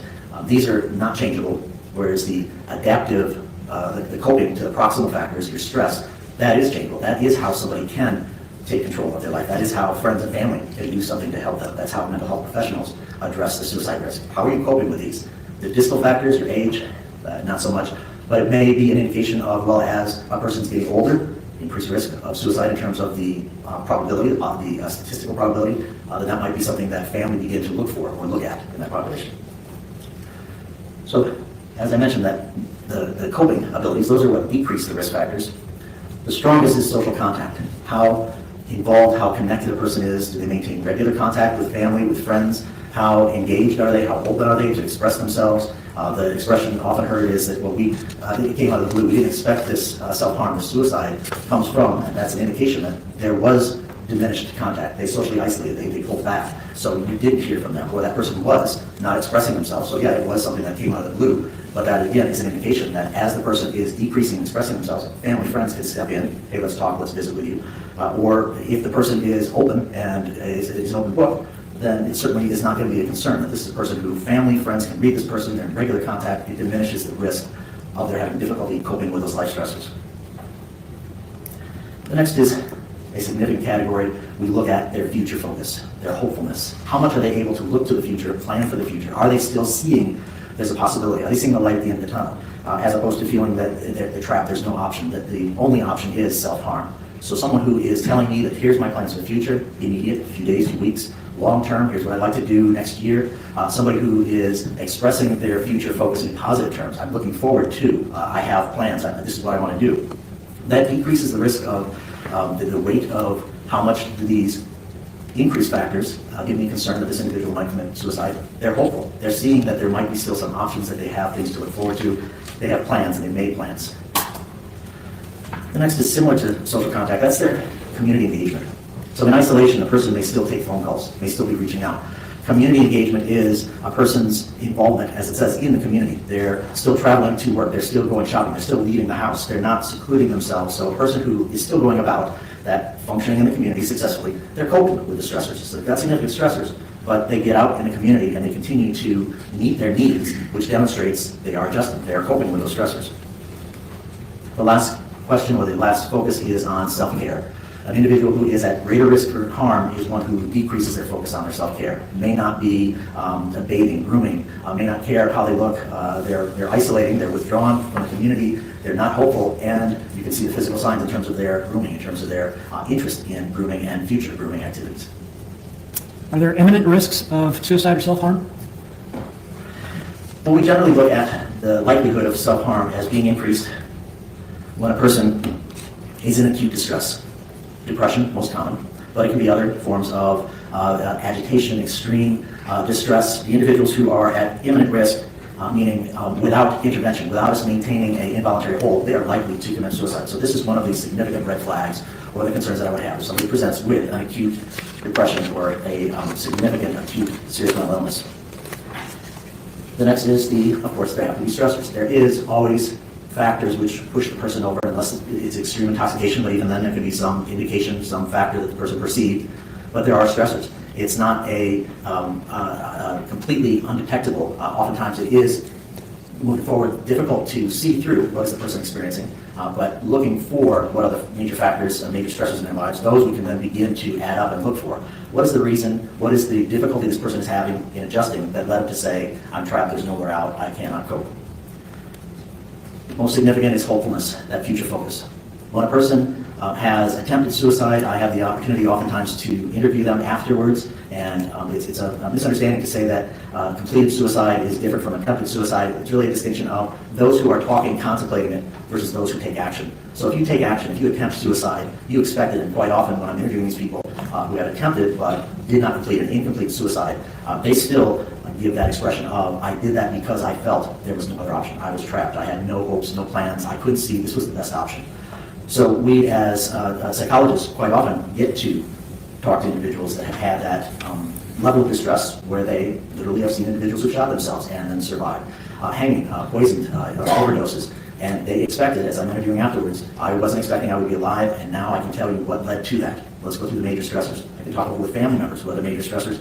Let's examine how hopeful they were. What were they planning? What were they looking forward to? And again, helping to direct so that the families of the individual can overcome, so they can build up this coping, this adjustment capacity, so that they don't feel that they're unable to face these life stressors. There's not always a suicide note, there's not always an expression, but that certainly is a significant red flag. The person who has a plan, who has access to, they've got medication, they have talked about, well, if I was going to do it, here's what I would do.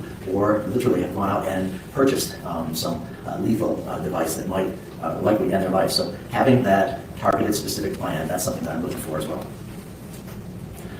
The social withdrawal. Significant adjustment to stressors are the therapeutic benefit of being with people, being in communication with people, continuing to engage with individuals. The population that I see that are at elevated risk for suicide are those that have pulled back, don't have, unfortunately, sometimes family or friends that are in the area. That increases the risk. That's some of the questions that I have for them when looking through the records. If they return to the community, leaving the hospital, who else is going to be in their lives? And lastly, the substance abuse. Quite often, we use a toxicology screen to determine, is this an individual who has substance use that is going to increase their risk by disinhibition?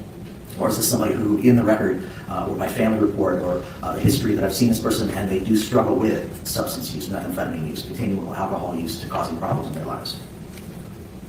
So in making these assessments, can you do it with a person who's deceased? Yes. All right. And in terms of a person that's deceased as well as someone that's alive, either way, are you relying on a particular process? The process I described with the obvious exclusion of being unable to do a direct examination of the decedent, I will rely on the medical records that are available, the family members, the friends that give testimony in the hospital. So on many occasions when I was working in rehabilitation facilities, an individual who then subsequently succumbed to their injuries, their self-harm, talking with family members and unable to examine them other than their history, other than their medical history that we have documented from before they came in injured, and their family members, being able to review that and looking for, here are the factors, here's what helps explain for the families that they may have missed in their leading up to, here's what they could in terms of explaining why is this person at higher risk, why did they do this. And I take it by using these factors, you can reach opinions and conclusions? Yes, I can. In fact, I'm called on, as I mentioned before, 100 times a year by the state of Idaho, the recommended court order, to do this determination. This individual, how likely are they? Are they at imminent risk for harming themselves, others, or being unable to take care of themselves? Using medical records, talking to family, talking to friends, are all these things experts in your field rely upon in order to reach these types of opinions? Yes, they are, as well as direct examination when available. So, in this particular case, what did you look at in order to come to a conclusion or opinion about Kendy Howard? I was provided a significant number of records for review that included, if I may just read them slowly for you, the pharmacy records from Ms. Howard, a police report, agency assist record, a crime lab report, the transcript of interviews post-event with Wyatt Howard, son, Michelle Lambert, a friend, Kim Mock, friend, Dan Prado, friend, a prescription optometric eyeglasses prescription, police report and a welfare check earlier in that year, a police report and supplemental reports from the incident offense, Ms. Howard's post-falls family medicine records, coroner report, autopsy reports, a significant number of Facebook messaging dialogues between Ms. Howard and several friends and family, Zach Goodwin, Wyatt Howard, Kendall Wilkins, Tana Myers, Roy Fitting, Michelle Lampert, Mark Santo, Jill Bacala, Jamie Nichols, Dan Prado, Dan Howard, Courtney Lambert, Chris Sapansky, Chantel Souther, Carly Maitland, Brooke Wilkins, Brian Wilkins. I also had the opportunity to look at several folders with evidence photos, crime scene photos, the evidence photos that were also obtained from items photographed in the home. Okay, so backing up to her medical records, her prescription records, could you draw any conclusions there? With the first risk factor, I was looking for presence of mental illness. And with the exception of a reference in April of 2019, when Ms. Howard expressed to her treating professional that she had some distress about a medical condition, at that point it was recommended that she could consider being on anti-anxiety medication, which she subsequently declined. 3 months later, in July, those records indicate that she had resolved that anxiety, and subsequent records using both her statements of her mood as well as her responses to some screening questions, the patient health questionnaire, which asks directly, are you having feelings of distress or significant emotional discomfort, depression? Are you feeling hopeless? Do you have plans for the future? Those consistently in her records show that there was no indication of the serious level, a serious mental illness that would be identified with a diagnosis. Also didn't show a consistent pattern of significant emotional distress that would cause concern that this is a person who's undiagnosed with a mental health condition. And so that incident in 2019 where she had some anxiety, that was due to a scare over possible breast cancer? Does that sound correct? That's correct, yes. Okay. What about her prescription medication history? Anything about that you could draw any conclusions from? The photographic evidence indicated that there were a number of historic prescriptions that Ms. Howard had been given that included antibiotics. The most recent consistent ones that she also had not been taking consistently, so consistent in terms of their more recent to the date of her death, were a medication that's colloquially labeled as an antidepressant, Prozac, and it is commonly prescribed for eating disorders. So specifically on the label, it indicated that her doc, Dr. Miller, I believe, prescribed it for compulsive eating. That's a common use for that medication. So it wasn't by nature of the label or the type of medication for depression. It was a approved use for diminishing compulsive eating. She was also prescribed a medication, Phentergan, which is a stimulant which decreases appetite. And those two medications she was most consistently on, but again, not consistently. At the point of autopsy, the toxicology screen shows that there was no presence of either of those in her system.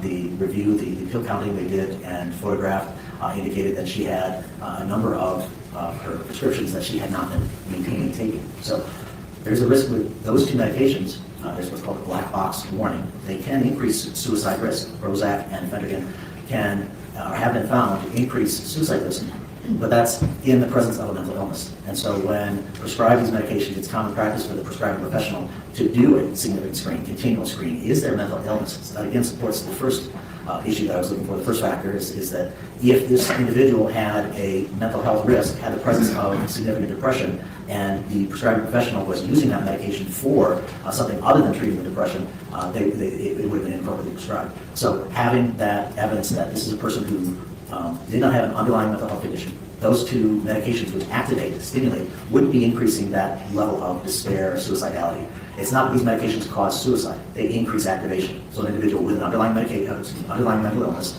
with a predisposition for self-harm, now as they're becoming more activated, that's why these medications will cause an increased risk of self-harm. What about interviews with family and friends? Anything about that caused you some sort of concerns or issues in terms of increased risks of suicide or self-harm?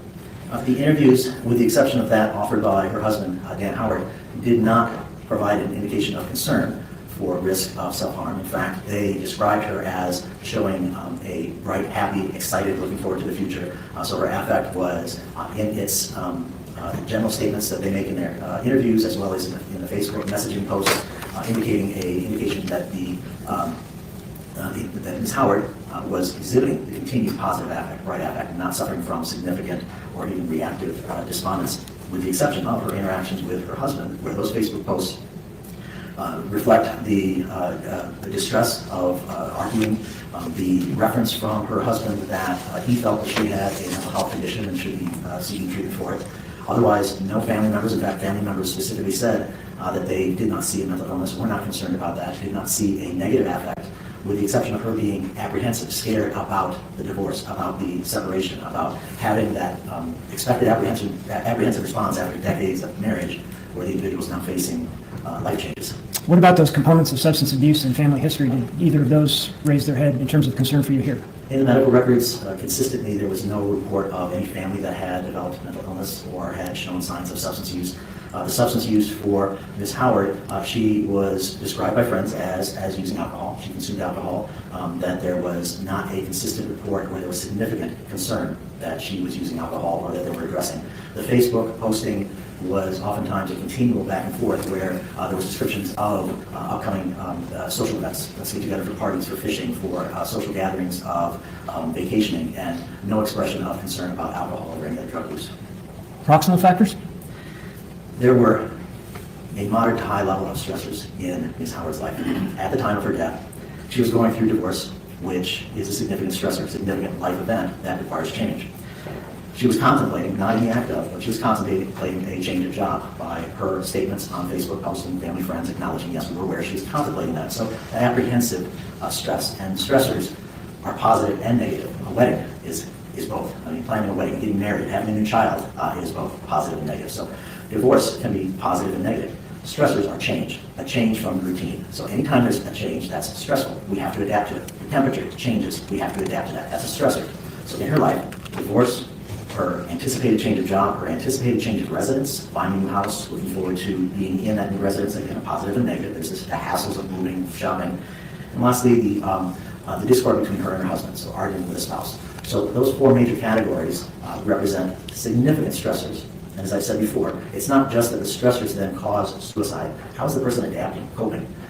We could look at those mitigating factors, and in Ms. Howard's case, we look at the social contacts. She was maintaining regular contact with family. You look at the Facebook posts and you see that a continual, almost simultaneous contact with friends and family, describing her interests, her focus, her lifestyle, what she's doing, interest in posts that are jovial jokes that she would exchange, as well as shopping ideas for her new house. So she was not isolated by that. So her coping, she was maintaining a significant connection. I would be less concerned about an individual who shows that level of family and friends are connected to this person, they're in this person's life, this person is sharing with these individuals as demonstrated in the Facebook post. The next would be her future focus. That's another coping indicator. That person who, significant stressors, divorce, arguing with her husband, but yet not seeing it as I'm trapped. Having here's my plan, here's my goal, she would say in one of her Facebook posts. Here's what I plan to do in the future, here's what I'm looking forward to. Yes, it's going to be stressful, but I've got hope, I've got a plan. This is how I'm going to get out of this, as opposed to I've got stressors and I'm trapped. I've got no option out. So now, maybe effective, maybe good or bad planning, but I've got a plan is always a significant indicator for me that this person is more likely than not to have that ability to overcome those stressors and continue to function. The next one is her community engagement. I saw in reference to Ms. Howard that she was continuing to go to work. She was continuing to go shopping, pick up cat food, went to the eye doctor, made appointments, kept her appointments with the house inspector that she was going through with. So she's not disconnecting, but she's also not secluding herself in her home. She's out and engaged in the community. And again, a question that I would ask an individual on an interview. So what is in your future? What do you plan to do? What have you been doing? What is your day like? What's your daily routine? I go to work. I've got this appointment tomorrow. I've got these next few things. I've got an appointment for body augmentation. I'm looking forward to being able to have this change in my life. And here's how things are going to be different. Here's how I'm going to address the stressors. Self-care. Looking at this is an individual who describes she just had her nails done today. She's focusing on having her image. She struggled with it. Her daughter acknowledges that. Her friends acknowledge that she was always concerned about her weight, about her body image. Stressor. But she had a plan. She had an appointment for body sculpting, a consultation for breast augmentation, tummy tuck. She had a plan for moving forward. She had her nails done. She was looking at that, a positive image as opposed to someone who, I give up, I'm trapped, I have no choice, I have no options, what does it matter? And that increases the risk. So between her social contact, her future focus, she was hopeful, she was excited about the future, scared about the changes. Normal response to stressors such as divorce, such as the issue of changing jobs. Those will be scary, they'll be apprehensive, but she wasn't stopping in terms of her plan. She was moving forward. So ultimately, were you able to reach some conclusions after looking at these materials? My impression from the collective of the records was that this is an individual who it's improbable that this person would be at risk, an imminent risk for self-harm, that this is not an individual who I would raise red flags to family members and suggest you've got somebody that needs additional intervention, needs more contact, She's at the maximum contact, maximum engagement. She was focusing on her future. This is not somebody who, in my impression, within a reasonable degree of psychological certainty, would be at imminent risk of suicide. Thank you. No further questions. Thank you. Cross-examination, Mr. Johnson. Thank you, Your Honor. Good morning, Doctor. Now, in your record review, did you make any phone calls to any of the individuals? No. Okay. So, for instance, the messages, I think there's, do you know how many pages of Facebook messages there were? A great deal. And when were you contacted by the state? I was originally contacted, I believe, January 2022 to review the records. Following that, in April 2023, I provided testimony to the grand jury. Okay. Now, it's true that the bulk of your practice revolves around testifying for the court system, That's correct. and you would agree that it is not possible to provide an absolute predictive determination of suicidality from a records review. I believe that's a misleading question. The possibility is improved with more information. It is possible to give a probabilistic determination from the records. Adding more information increases the strength of that probability determination. So a record review can give an indication. It's not a desired closed system, but having that information from medical records, adding family records, ideally adding the decedent interview, but in this case not possible. In a decedent or in a normal interview, when someone comes into your office, does an evaluation, you're relying on what they report to you, correct? In fact, no, the difference between a forensic psychologist and a therapeutic psychologist, as a forensic psychologist, I'm looking at the truth, whereas a clinical psychologist doing treatment takes the patient where they are. The patient walks in saying that they have this history, saying they have this distress. The treating clinical psychologist follows that patient. As a forensic psychologist, I'm looking at trying to determine, I'm looking for inconsistencies, looking for patterns across. So it's not that I'm doubting, but I'm more skeptical. I am more interested in trying to find evidence to support or discredit that statement. Let me just go a different direction here. There are tools that you can use as a forensic evaluator in psychology to help assess a person's risk, correct? Yes. One of those tools is a home rule life stress inventory, correct? Yes. It considers such things as divorce, right? That's correct. Change to a different line of work, Yes. major change in the number of arguments with the spouse, Yes. major changes in living conditions. Yes. And you, in looking at that, the life stressors placed Ms. Howard above the threshold of 150, correct? Yes. She had a moderate to high level of stressors in her life. And at moderate to high degree of experiencing difficulty coping, correct? Not necessarily. That is, more often than not, an individual with that high level of stressors, we would expect that they may have difficulty. A person may still be coping with a significant high level of stress, a chronic high level of stress. They're still coping. So it's not a scale of suicidality. It's not a scale of whether they're coping or not. It's a scale of what stressors, what changes are in their life. And now let's look at how are they coping? How are they by the outcome? They're functioning. How are they in terms of those mitigating factors? What are in place? What is she doing to address, deal with that high level of stress? All right, doctor, you filled out a report in this matter? I'm sorry? You filled out an opinion in this matter? Yes, I have. And I'd ask just so, so we can get through it.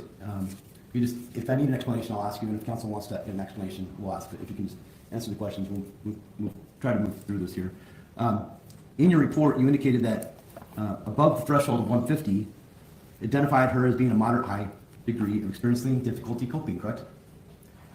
It puts her at that more likely than not risk category. It doesn't mean that she is experiencing. And additionally, resulting in mental and or physical health challenges, correct? As defined by stressors, meaning the requirement to adapt to deal with changes, that individual will be more actively applying those coping strategies. And the failure to do so may lead to emotional distress, but it doesn't necessarily mean that they are experiencing emotional distress. They may find an effective coping strategy. They may have the ability to cope. Maybe we push on.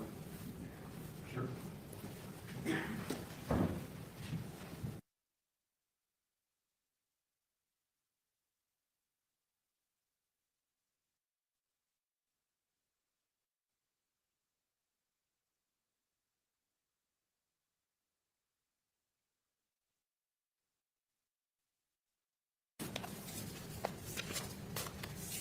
That you conducted that Holmes row life stress inventory? Yes or no? Objection asked and answered. It's foundational for the next question. Remember, you've asked and not answered. Yes. Okay, so since you did that, there were indicators that then you took to adjust your assessment, correct? Objection asked and answered already. That was not asked. Overruled. The Holmes Ray is not a standardized instrument, it's a research instrument that is used to provide a recommended listing of stressors. From that recommended list, the clinician, myself, are at liberty to either add, augment, look at the circumstances of an individual's life, or include those in considering the questions that I may ask a patient or the records that I may look for. So it is a guideline, it's not a standardized, statistically a consistent measure. An individual who is going through divorce here is not experiencing the same stress level as an individual over here going through divorce. Whereas the scale provides a numeric value to give an indication. Let's give a ranking, a relative ranking in terms of historic complaints of stressors related to divorce. But an individual's response to divorce may vary significantly based on their history, based on their emotional condition, based on their family support, all the mitigating factors. So it's not a hard and fast measure as much as a guideline. COVID impacted depression rates, correct? There are research studies that suggest there's a higher incident of mental disturbance, distress following COVID and during COVID. The primary use of Prozac is to address depression, panic attacks, and compulsive disorders, correct? That's a misappropriation of using the term primary. It is a list of uses which includes compulsive eating. So it was originally described as an antidepressant medication, but it has more recently been significantly prescribed for eating disorders, for individuals who want to control their weight. Nurse Miller is a psychiatric nurse practitioner, correct? I'm familiar that, yes, that's who she is. The side effects of Prozac can be mental and mood changes, correct? In some cases, yes. And thoughts of suicide, correct? Increase with underlying mental health condition. That's the research shows that that's the rule out is that in individuals who have an underlying mental health diagnosis, Prozac with the absence of mental health condition does not cause suicidal thoughts. You're aware of Miss Howard being excited about getting her guns, correct? No, I was not aware that she was, quote, excited. I was aware that she had been provided, that she had shared with family friends that she had been given a handgun that had been kept in storage because she did not want to, she was not, as daughter and friend described her, not a gun person. So I wouldn't qualify it as excited. And these interviews that you relied on were conducted fairly early on in the investigation, correct? Prior to January 2022. It is difficult for family members to accept the thought that someone would take their own life, correct? Objection, microphone, Richard. You don't still correct. I'm assuming you can answer that. Can you repeat the question, please? It is difficult sometimes for family members to accept the possibility that a loved one committed suicide, correct? Yes. Substance abuse, you talked about that trying to refrain from the use of a substance can increase risk, correct? Not quite. Refraining from chronic problematic use causes distress. An individual who's a social drinker who has use of alcohol that has not been diagnosed as a chronic problem, then refraining from alcohol use would not be a significant increase in risk. You said that prior ideations of suicide, either planned or attempted, is an imminent risk, correct? Immediately prior. Historically is significant. An individual who maybe a year, 2 years, 3 years has made that statement, but it's the imminent, the individual who has presented at the hospital or who family are aware, they're talking of suicide. They've mentioned that they're feeling hopeless, trapped, no way out. That imminent ideation is the concern. You referred to a one possible attempt that, or ideation, that you were made aware of through the records, correct? Objection, microphone, Richard. It was that on the record? And you don't still correct. He specifically referred to him. When did he specifically? No reproach. Yes,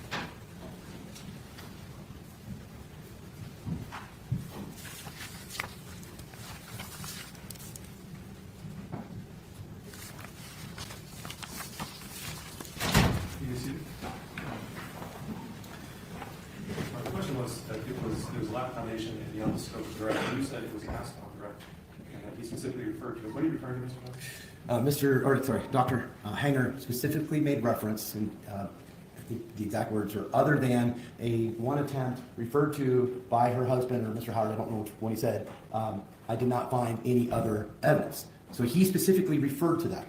I want to ask him questions about that. So it is within the scope of direct and fair to cross him. Mr. Herring, your objection? I don't recall that coming into the record, Judge. And more specifically, the idea of approaching every time that Mr. Johnson has an objection. I've never experienced that particular way of handling objections. I think in this case, if there's going to be objections, they should be lodged with the court at the time they're going to be made, rather than approach and talk about it in whispers in front of the jury. The more appropriate approach is for the court to make and ascertain whether or not that objection needs to be held outside the presence. And yet we should do away with every time that Mr. Johnson wants to lodge an objection, that we have a huddle with the court and we talk it over. I don't think that's the proper way to proceed with a trial. I think we need to do things on the record in an open format. And Your Honor, may I respond to that? Amen. So we're adhering to, number one, no speaking objections. And in a case like this, where a lot of it is emotional and passions, the jury should not hear, for instance, just this would be a proper conversation outside the presence. It is way easier than having them go out every time an objection goes to approach. And then the things that we need to put on the record we do. You always indicate whether you sustain or deny the objection, so the record is preserved. This conversation was appropriate to have in front of the jury prior to it. All right, well, it's certainly highly unusual, rather irregular to have these continued huddles. To the extent there are sometimes objections made, and then you come here and discuss it with me and with the prosecutor, and then I make a ruling. I've always given you the opportunity, if you want to put on the record the nature of your objection, you may. A few times you have, most of the time you haven't. So I would consider that's your prerogative. Most likely waiving most of those objections because you're not getting any basis on the record for them. And many of our discussions here at the bench have been truly formal objections, as much as you raising concerns about witnesses, responses and things like that. I agree with Mr. Herron that the record should be clear on what the objections are, the reasons for it, and what the rulings are. And so when there's been just simply an objection, and then we conference and we don't follow up with that, I figure that's on you. But we need to have a more significant discussion. It's appropriate to have the jury out. I do appreciate the not having speaking objections in front of the jury. When I say no speaking objections, I typically mean I want the objection, the rule, the reason, the response. It doesn't, you can't say anything by objection, of course. I just don't want lengthy argument in front of the jury that could be used to influence the jury. So I guess I will, when these are simple objections, I would expect you to just simply make them on the table and have to do on them. If it is complicated enough, you need to approach, and we need to do it outside the presence of the jury. I'll leave that for you to tell me, and we'll move forward. In terms of this objection, it is, I think it is certainly fair cross-examination to inquire Dr. Hager if there was a prior suicide ideation or report of such, and how that would impact his opinion. I guess I can look through the rough transcript. I seem to, it seems like there was reference to that made by Dr. Hanger, but even if there weren't, assuming counsel has a basis on which to ask this, it's a fair question. It's not outside the scope. The scope of this testimony is the risk factors and how it relates to individuals' likelihood of self-harm. And so even if it wasn't asked on direct, there's a basis for it. The evidence is in the court. The evidence has been presented to the jury just in terms of the video testimony yesterday. And so there's some basis for defense to inquire into this. And again, I think it's perfectly fair cross-examination. And so I'm going to overrule the objection and allow you to cross-examine on that when we return. We'll return at 1:30. Continue with Dr. Wilson. All rise.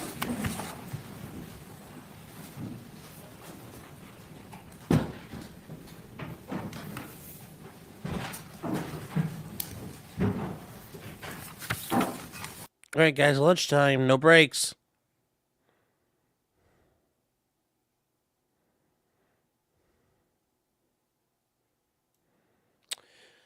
Psychiatrist is doing a decent job, and yeah, I think the defense didn't do the best preserving the objections like that, but I mean, I don't know what those are ultimately going to do here. This case is really turning against Daniel Howard very fast.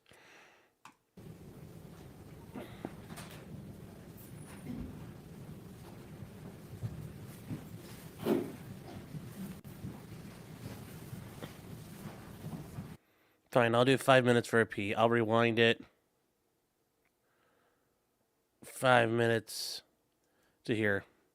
5 minutes for a pee, chat.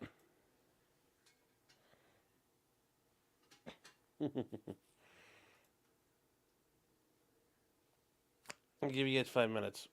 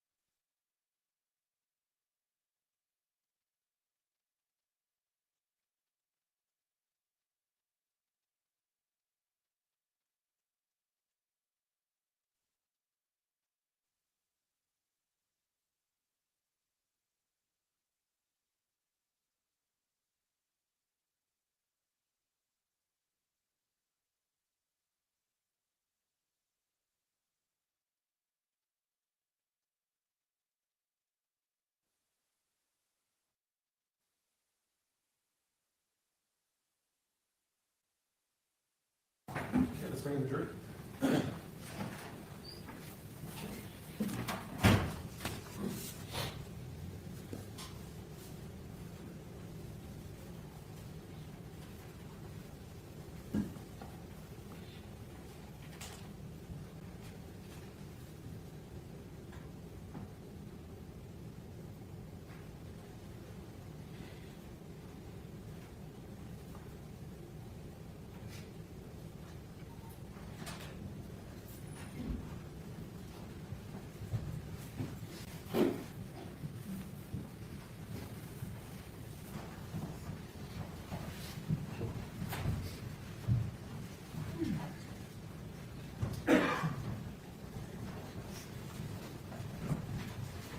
You can be seated.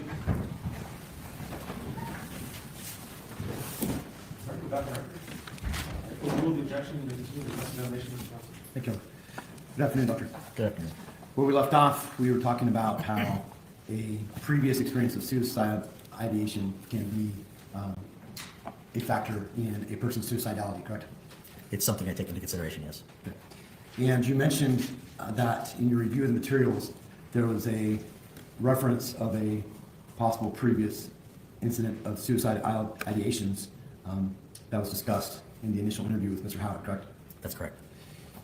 Did you talk to White Howard at all to confirm any of those findings? No. And you reviewed the full police file?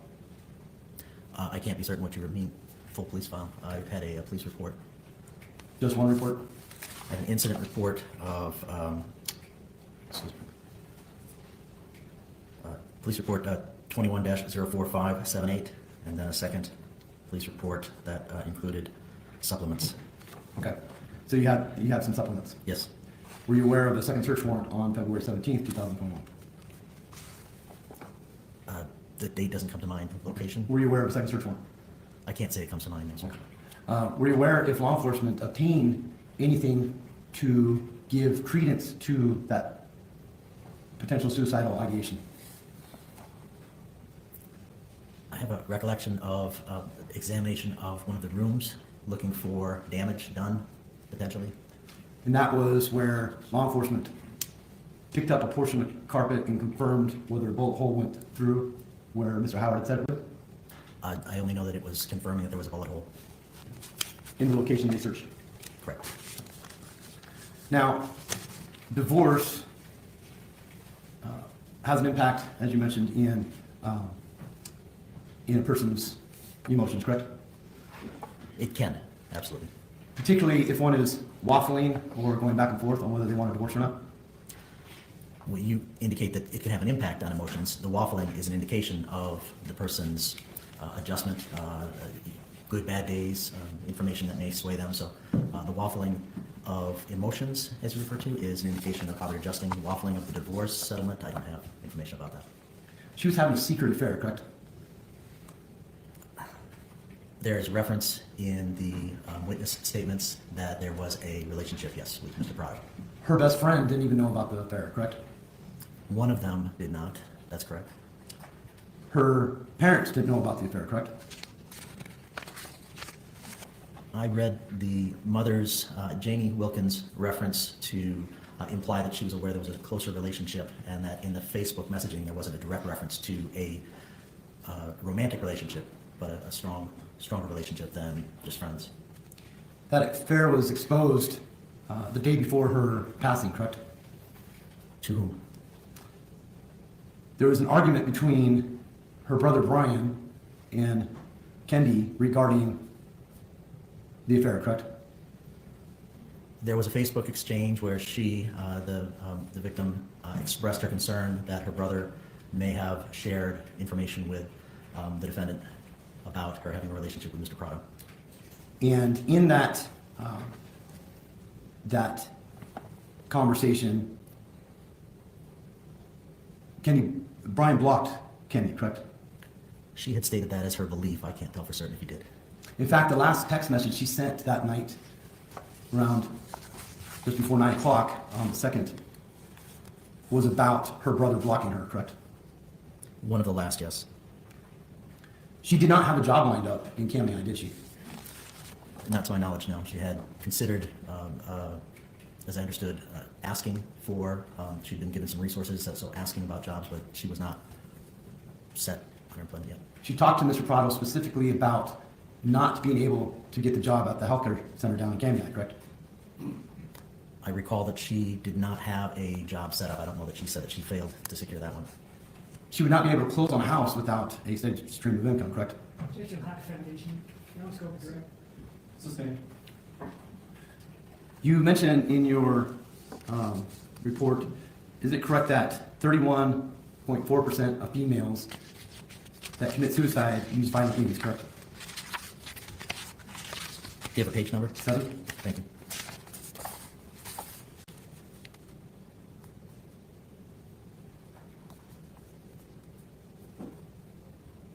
A 31.4% use firearm. Now, that's taking from the general population of male versus female, correct? Correct. that percentage goes up when compared to households that have firearms, correct? In fact, that percentage is skewed because of the the greater number of males that commit suicide with use of handgun, and the increase in deaths in general increase when there is a gun in the home. Is it true that constant misspellings can be an indicator of potential issues with emotions? There's a lack of foundation, cultural regulation. Foundation needs a forensic psychologist, and Foundation is based upon his review of the text messages, Your Honor. If he has foundation to answer that question, he can. In my review of the Facebook messaging, I saw typos, abbreviations, slang used in all parties. When an individual consistently uses misspelling, can that be an indication of emotional issues? I wouldn't make a conclusive statement. It can mean that they're texting while they're driving. It can just mean that they are typing too quickly. Your assessment of Kendy being positive, having a positive, hopeful outlook, was based upon the interviews between her direct family and law enforcement, correct? As well as her friends, yes. Ms. Howard was 48 years old when she passed. Menopause can have an effect on a person's emotions, correct? Yes. Self-care can also be a sign of a person being unhappy with one's image, correct? Not as you're implying. That the self-care actions can be an indication that a person is taking control of the stressors in their lives, acting in a manner that they feel may help to relieve some of the distress that could come with the self-image from natural aging, childbirth. A tummy tuck is a extreme procedure, correct? I don't have a comment on that, sir.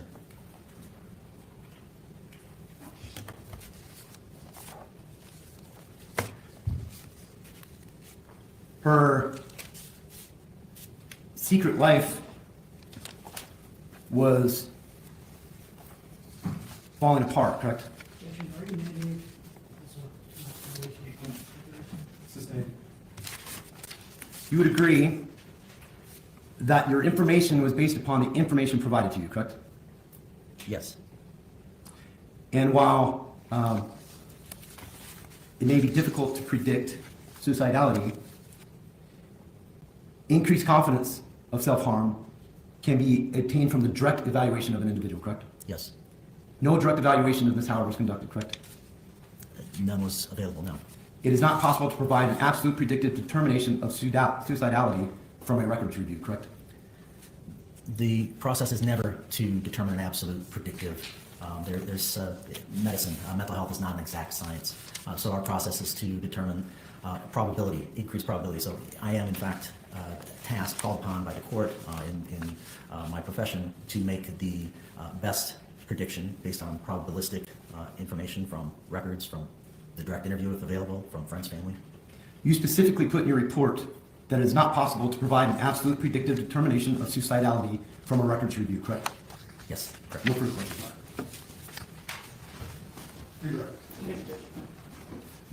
There was no direct evaluation of Kendy because Kendy was deceased by the time that you were involved in the case, correct? That's correct. Yes, sir. And there was no direct evaluation of Kendy at all in the medical records because she had no history of mental illness, right?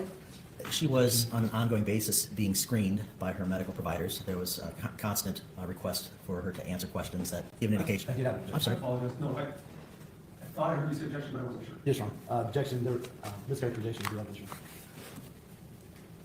Overruled. Go ahead and finish your answer, sir. There was an ongoing assessment of Ms. Howard by her medical professionals. As standard practice in medicine now, mental health screening, domestic violence screenings. When there's certain medications prescribed, there's further screening as well, as was indicated in the medical records. You indicated in speaking with counsel that your assessment of Kendy having a positive outlook on life was based upon the many interviews law enforcement did with family and friends. Is that accurate? The interviews and the Facebook posts, the Facebook messaging posts. And then I think earlier in direct examination, you said with the exception of her husband. Is that true? Individuals throughout the records, with the exception of her husband, referred to her as having a positive mental state just prior to her death, and did not raise indication of concern other than her husband that she had a mental illness. And so when you say other than her husband, you mean Dan Howard? Yes, the defendant. And what do you mean by that? The Facebook posts indicated Ms. Howard was aware that he had suggested she get mental health treatment because of her emotional responses, that she had bipolar, that he had in his Facebook response indicated he knew as much as a shrink does, and that was his recommendation. She then responded to friends that I'm not crazy, I don't have a mental illness, and she declined to pursue that. When you spoke with counsel about some prior suicide attempt, what was that based on? The only reference was in the defendant's statement to the police that he had witnessed the victim placing a gun to her head and then discharging that weapon into the floor. There was no other witness to that event. So it was the statement of Dan Howard standing alone that she had done this that basically gave any sort of support to that idea whatsoever? That's as far as I could see in the record. And that would be the same person that had the only concern about her mental health as opposed to all of her family and friends? That, yes.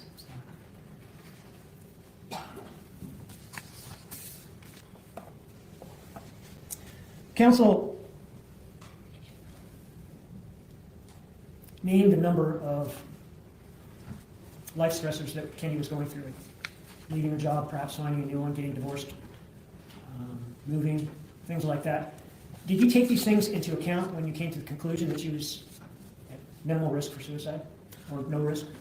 Yes, as part of my assessment, that is the initial process, looking for mental illness, looking at stressors, looking at her hopefulness. And so I did take into account all of those stressors that clearly for Ms. Kendall, she was experiencing a significant level of stress in her life at that time. Okay, but despite that, do you think the risks were outweighed by other evidence?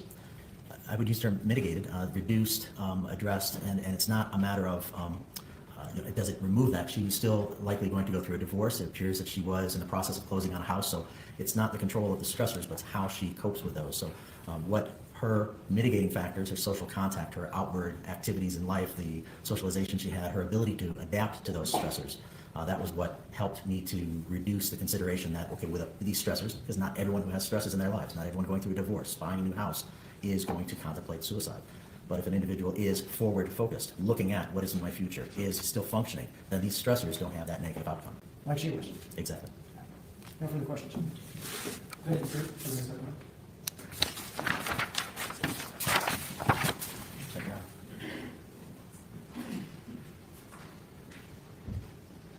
Any further witnesses from the state? Your Honor, the state just finished with this last witness, and at this point, the state would like to rest. All right.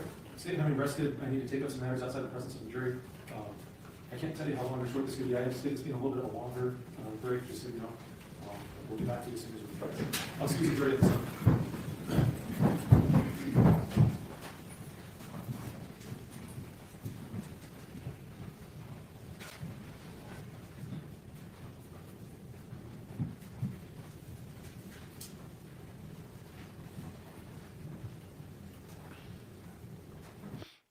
Well, Chet, we got to the end of the state's case. Now it's all the defense from here, so let's see what they do going forward. Let's see what they argue about. Let's see what they argue about.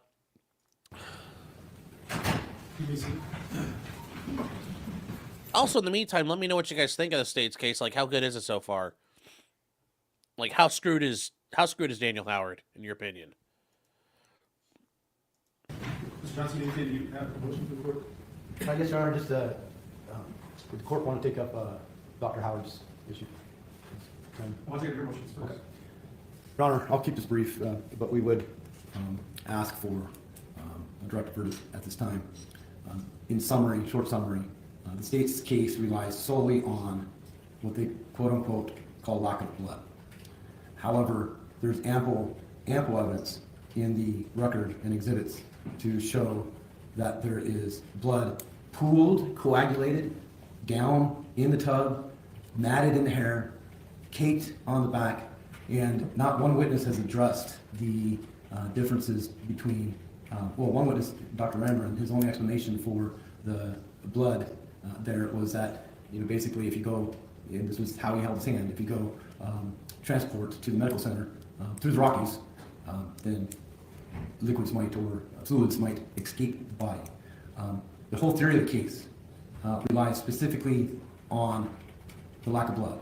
And specifically, I'm not saying that had the state kept its original theory of asphyxiation and or gunshot, that I would be able to make this argument. But the state, having changed its theory by asphyxiation. There is no evidence before the jury to show what accounts for the matted hair, or what accounts for the caked blood.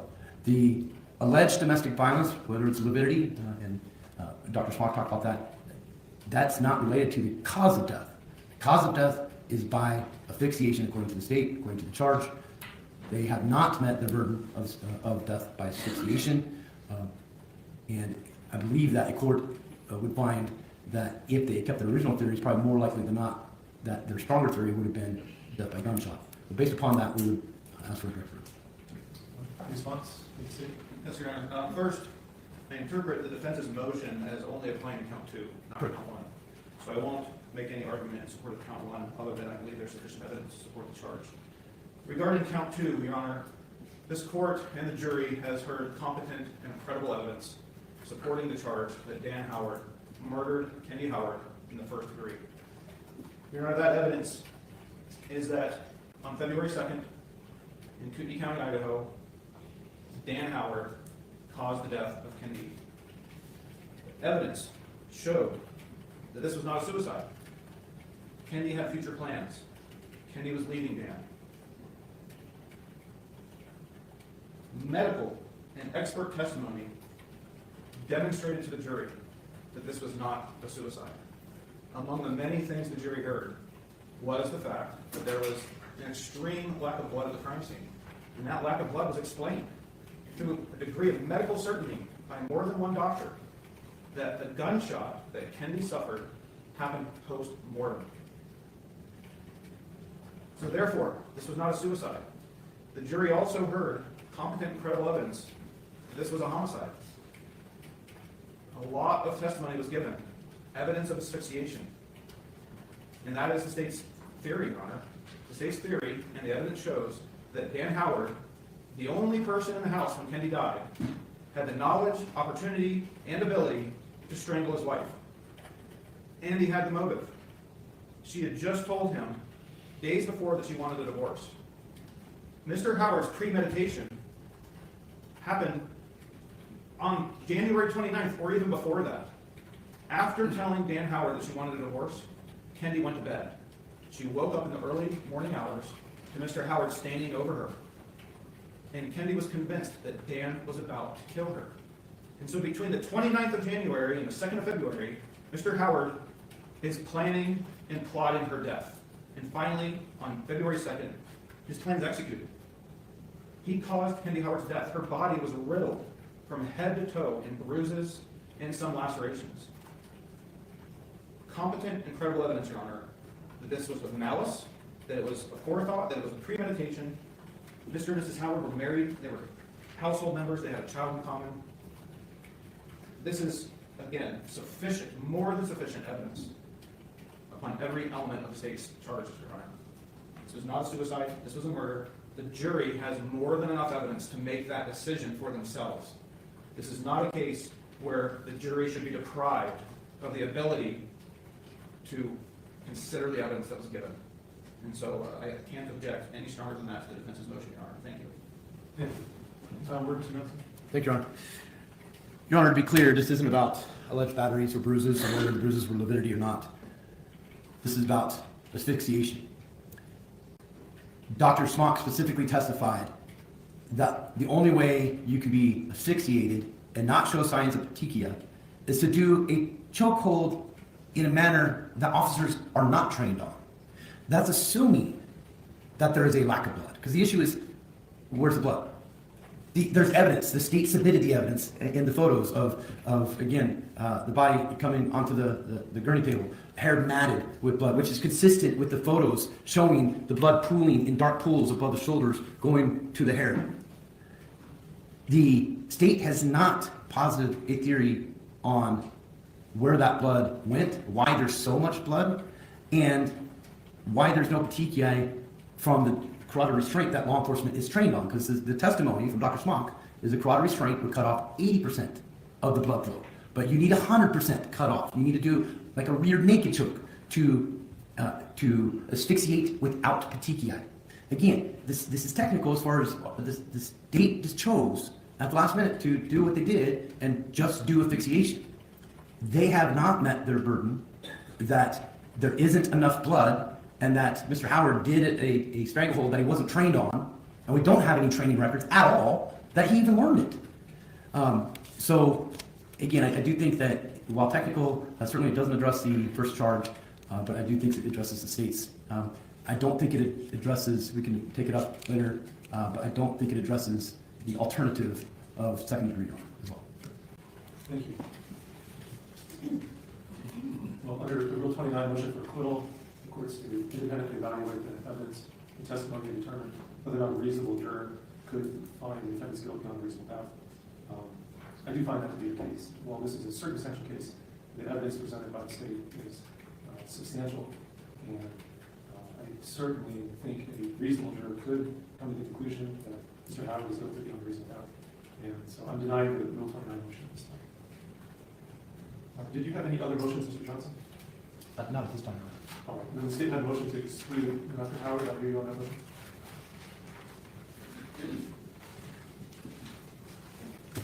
Thank you, Your Honor. State filed a motion to exclude Dr. John Howard. You would note that the state became aware that John Howard was going to be called as a witness during trial when Mr. Johnson issued a subpoena for him. Mr. Johnson, in his response to the state's motion, seemed to indicate that the state was playing games with its witness list. And so I'd like to clarify that before we get into the reasons why Mr. John Howard should not testify. John Howard left the Spokane Medical Examiner's office within months of Kendy Howard's autopsy.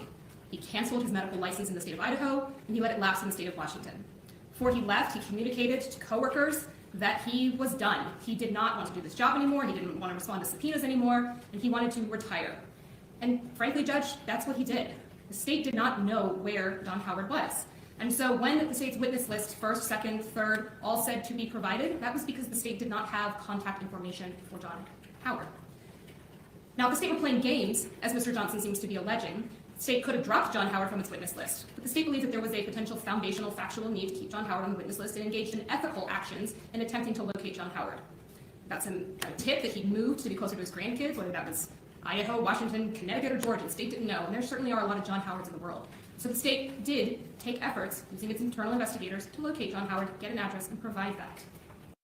You know how you can tell it's bullshit we can't find him? Easy enough. Hey, where's your pension check going? To what bank? And then you can subpoena the bank records. We have someone we're trying to locate, a critical material witness.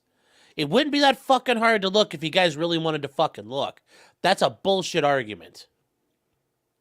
Absolute bullshit argument. They couldn't find him. They didn't fucking want to find him. They didn't want to fucking find him because he fucked up. So, I just, yeah, not buying it.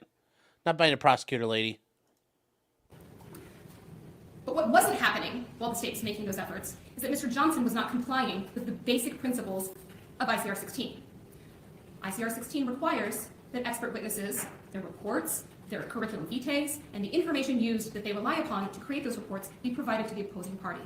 Even more so, Your Honor, in this particular case, there were scheduling orders in place, not once but twice by this court, providing deadlines for the parties to provide that information to one another.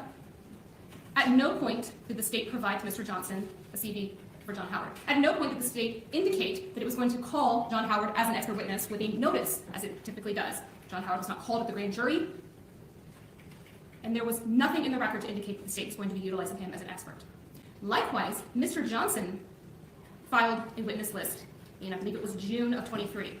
On that witness list, in his lay witness section, he indicated that he reserved the right to call any witness on the state's witness list, certainly. And then his expert witness section, he listed two experts, Dr. Jeffrey Desmoulin and another individual, I think by the last name of Liorda. Ultimately, in concordance with the deadlines provided by the court, Mr. Johnson did provide an expert witness report for Dr. Desmoulin. That is the only expert witness report that the state received from the defense.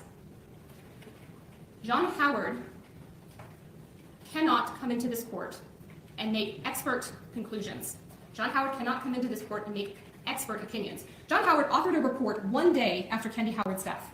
He did so by making an examination of her body, and certainly If he were necessary as a factual witness, I think that an argument could be made that he would come in and make factual statements about what he observed, what he saw. But what he could not do, Judge, would be to go beyond that, to make conclusions. The state has received no notice as to what the defense has provided to Don Howard about, did he review the grand jury transcript? Does he know the state's theory of the case? Was he provided Dr. Desmoulins's report? Was he provided the coroner's photographs? We don't know. We don't know what his opinion is going to be on those things. We don't know what his opinion is going to be on anything related to anything beyond day 2 of this case. That is not providing the state with sufficient notice of his expert opinion. And Judge, whether or not John Howard testifies as a fact witness, the photographs are in evidence. The examination of the body is in evidence. That came in through Jennifer Nara, and Mr. Johnson had every opportunity to talk about that with Jennifer Nara. To now bring John Howard in and to say, this is the same photograph, this is the same photograph, this is the same photograph, is cumulative, Judge. It's irrelevant and it's cumulative. And so, Judge, for those reasons, we ask that the court exclude John Howard. He has not been properly noticed. The state is not on notice as to his opinion, and any testimony that he would provide at this point on a foundational and factual basis is cumulative and irrelevant.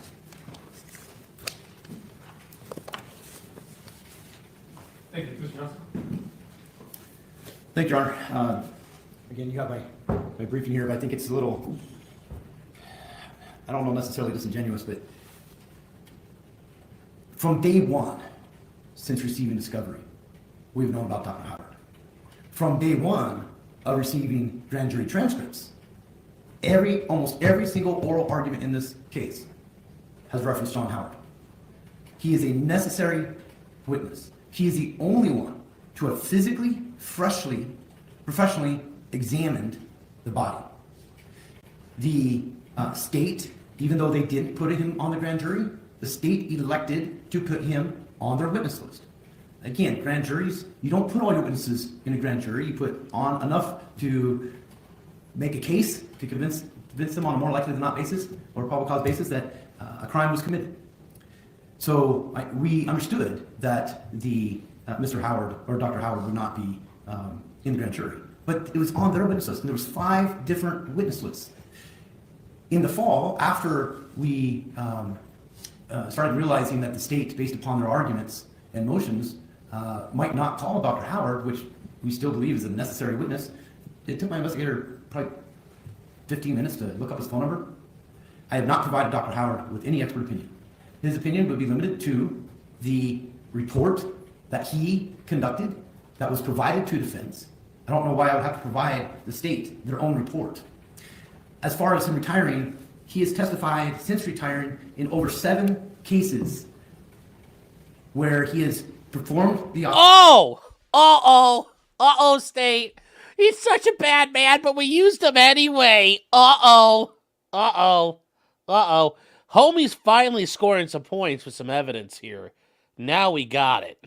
Autopsy and or reviewed the autopsy. The state is soliciting unsubstantiated at this point statements about why he may have left. That's certainly a subject to cross. This should be a search for the truth, not a trial by ambush. And it does feel like an ambush because of particular note, especially since from day 1, we've been arguing about this, about Dr. Howard's testimony. The state has never filed a motion, just like Dr. Desmond, and maybe it's tactics, but it should be a search for the truth. That had they filed a motion prior to exclude Dr. Howard after the discovery deadlines, which other than CV, we've complied with because we have the right to call their witnesses and they have his report. We don't have an additional report that he's relying on. He's relying on his report.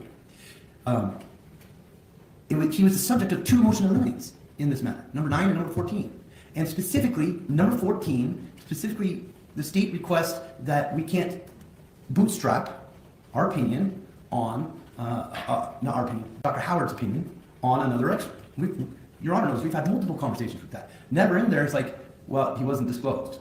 No, that was never an issue. But to wait until Dr. Smock and Dr. Nara testified, then file this motion is a trial by ambush. Procedurally, we're not going to submit a CV. I'll ask him about training experience, but I'm not going to submit an exhibit that he didn't provide to the state. That would be improper. They have his opinion. He's a necessary witness, the only one who touched that body fresh as far as autopsy forensically. And it's necessary for the jury to get to the truth of what happened. And if he would be excluded, we would be asking for the necessary jury instruction, which was the subject of the motions of limine. And so we do think procedurally we have complied. It's not our obligation. And in 3 years of this, the state has not reached out to him one time. It was not hiding. It didn't take long to find. It didn't take an active investigation. So certainly the state was aware that we were calling him, both by our pleading and by our record, numerous records. And he's a necessary witness, and the state is at no surprise, Your Honor. And frankly, every single expert has relied on his opinion. He's a necessary witness to offer that opinion. So if you understood all of this, why didn't you list him as an expert witness? It seems like he's your number one expert witness. Why didn't you list him as an expert witness and provide his opinion to the state? So the state has his opinion. Well, have you talked to him since? I've confirmed that I got a hold of him, confirmed. I confirmed that he'd be willing to testify. I have not subpoenaed him. I started to, but I have not subpoenaed him. He is going to be here tomorrow. Have you discussed his opinion with him? I discussed his opinion with him. I have not shared any other experts' reports. I have not talked to him about Dr. Morrow. I have not talked to him about Dr. Desmond. You didn't think you had an obligation to tell the state what his opinion was going to be, pursuant to the scheduling order and the rules of discovery that require expert witness disclosure? His opinion is the autopsy report, Your Honor. That's his opinion. That autopsy report is his opinion. That's what they provided to us. So it hasn't changed. You've told the state he's going to be an expert and his opinion will be the same as it was? That's what it is, Your Honor. I mean, I it's the get same that as you're telling me that right now, but the whole point of having discovery, pre-trial discovery orders, disclosure orders, is that the state's not, neither side is surprised. If we look at it in reverse, Your Honor, as mentioned in my motion, if I were to be up here right now making the same motion, the state would be saying, hey, look, he was on 5 witnesses lists, even though we didn't call him for the grand jury, even though we had these motions, he's on 5 witness lists and you have his opinion. I would have no legal basis to object to... You mean if the state did disclose him as an expert? No, if the state called him as a witness. Because he's listed, they didn't separate out. I separated out in my pleadings, the additional witnesses. In their pleading, they do not separate out expert versus lay. It is one long list. I assume people are experts based upon reading the grand jury, or they have Mr. Beasley, he's not a doctor, but based upon the grand jury, I knew that he was an expert. They don't separate. I, for convenience, separate out potential experts that I am calling.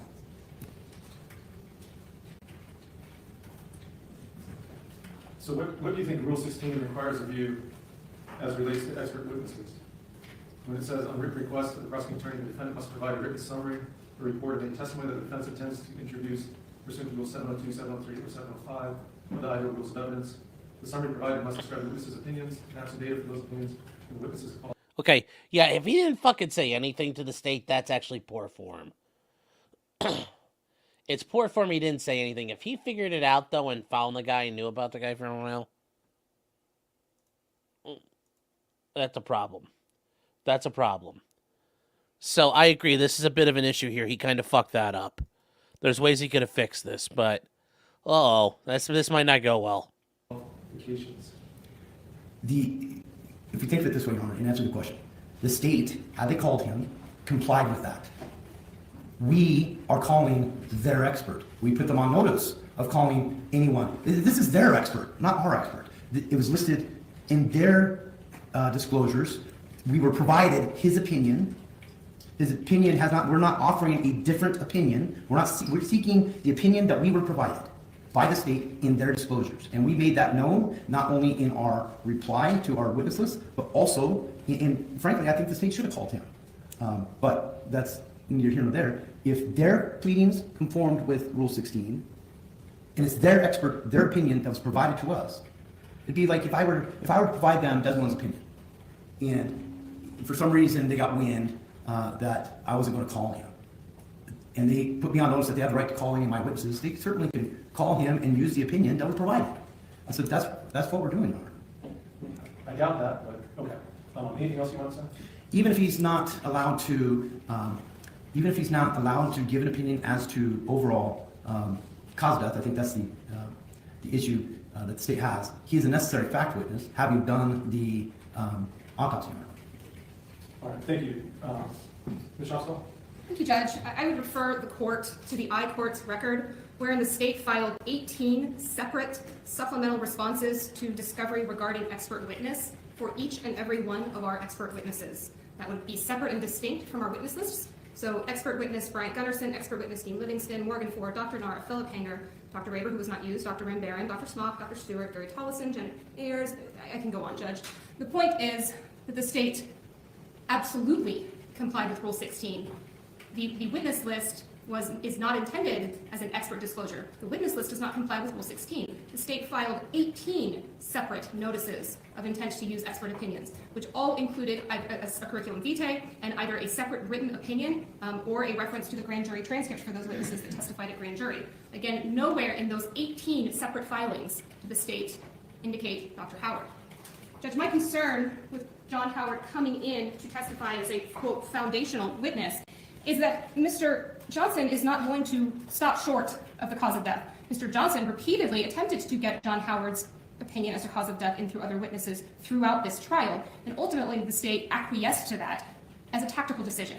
However, what I anticipate Mr. Johnson doing is bringing him in and saying, isn't this lividity, or is this a bruise? Those are opinions, Judge. Those are medical opinions that John Howard is going to be questioned about and ultimately cross-examined about. And to say that there's been no conversation about what he's expected to testify to, Judge, it's baffling.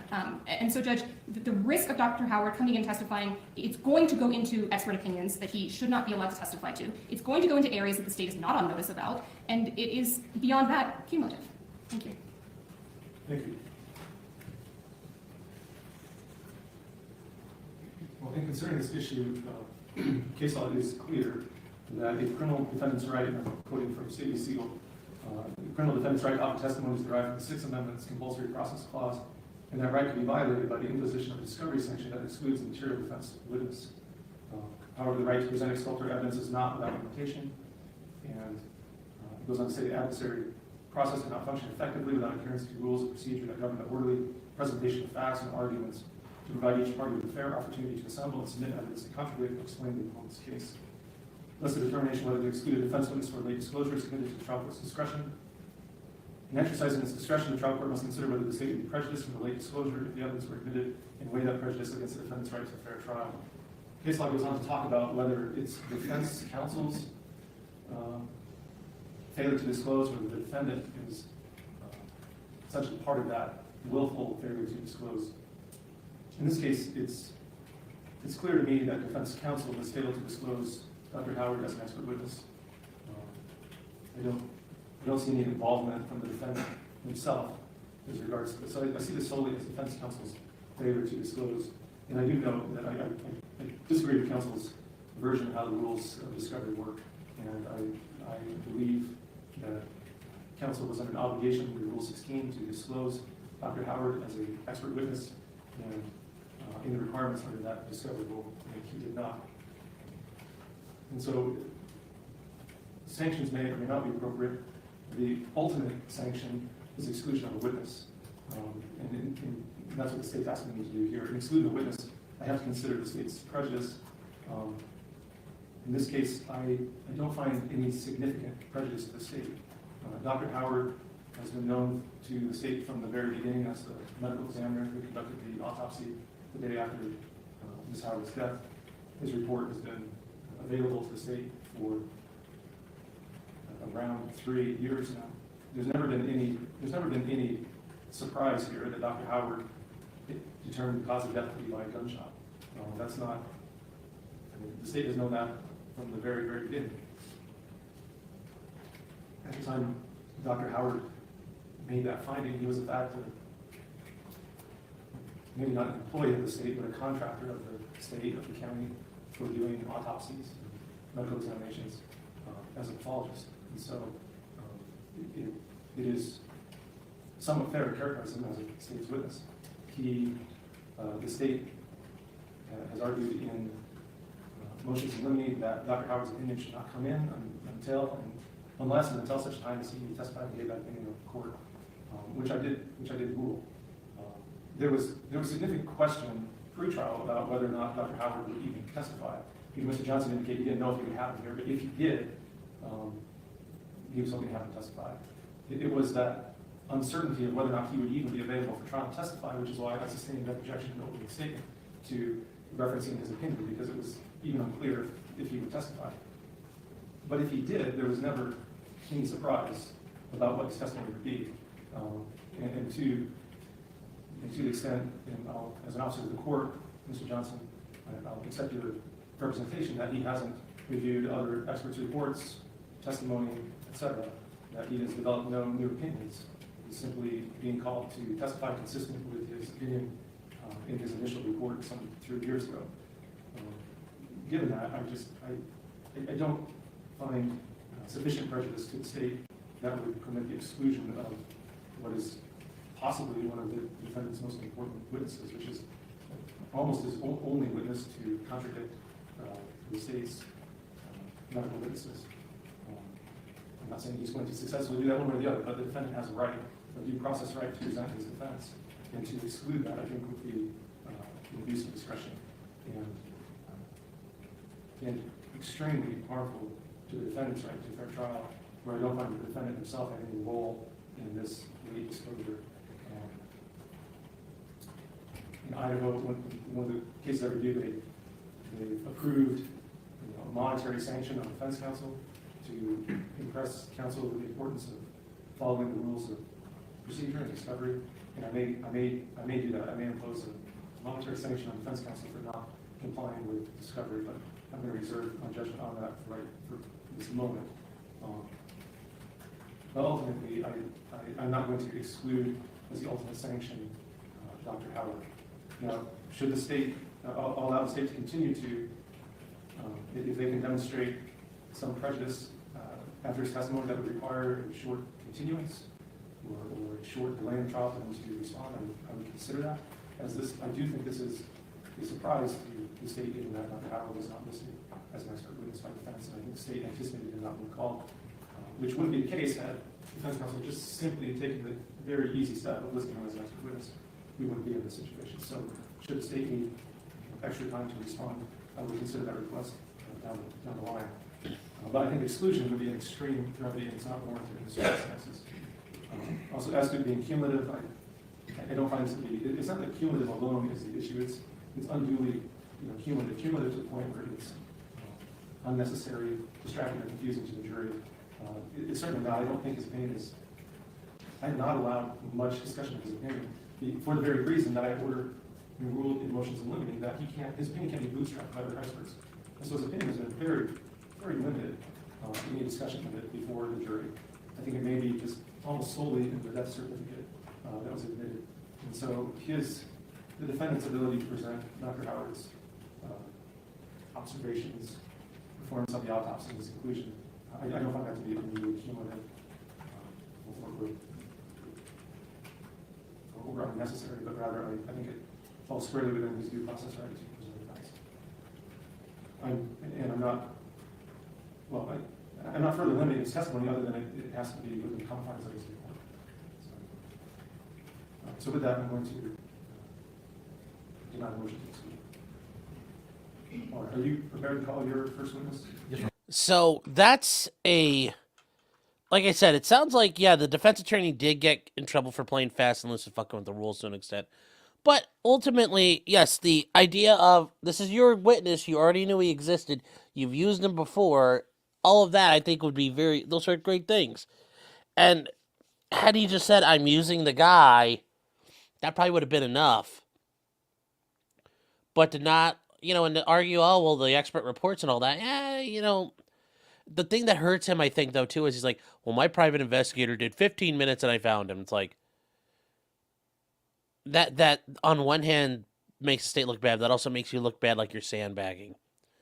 And the judge said, I'm thinking about a monetary sanction. He could fine him like $300 and be like, listen, now you don't fuck with the rules anymore like that. You know better. I'm very surprised he's going to do that. But, I mean, that could happen. He could get fined out of this, which, yeah, a monetary fine paid to the court. So, I don't know. I don't know if that'll happen, Chiot, but it could. So, but ultimately it's coming in. We'll see what this does for him, though. I do like how you got some of you guys saying on a scale of 1 to like 10, he's prison bitch. It's like, that's a fair assessment. So, the fight is fair. He should know better. Yeah, well, Yeah, he's ultimately getting the fine for being cheeky, yeah. But yes, he definitely could have handled that better, and he did not handle it the right way. But some of it, wasn't perfect. That said, though, there's a couple of super chats, though, I need to get to. Sleazy says for $10, I figured I owed you one after I cucked you on the membership chat. Don't worry about it. It's all good, man. I appreciate that. I appreciate that and the support, but, it was all good. It's all good, baby. An Unknown Hero for $2 says, oh, I'm going to come. Don't come. Don't come. How much have I had to relinquish to the court during my career? $50. And that's not much. Like I said, I've seen attorneys get fined like 50, like repeatedly for things.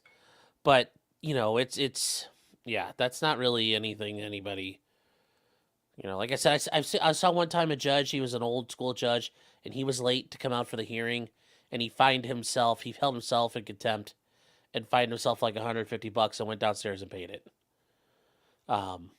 So, access is not even a slap. Most people don't ever get fined at all. So yeah, that was a slap. So, Sleazy says kind of base judge. Yeah, but this judge also would say as a term of probation back in the day, don't ever set foot in my county again, which isn't legal.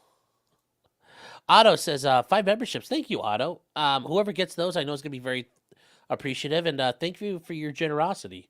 Thank you very much. So let's get back to this, guys. Let's see what happens. Just one thing before we move off that issue. Yes, ma'am. Would the court consider requiring the defense counsel to turn over John Howard's phone number to the state so that the state could prepare? Absolutely. Thank you. I'll ask you to do that right now.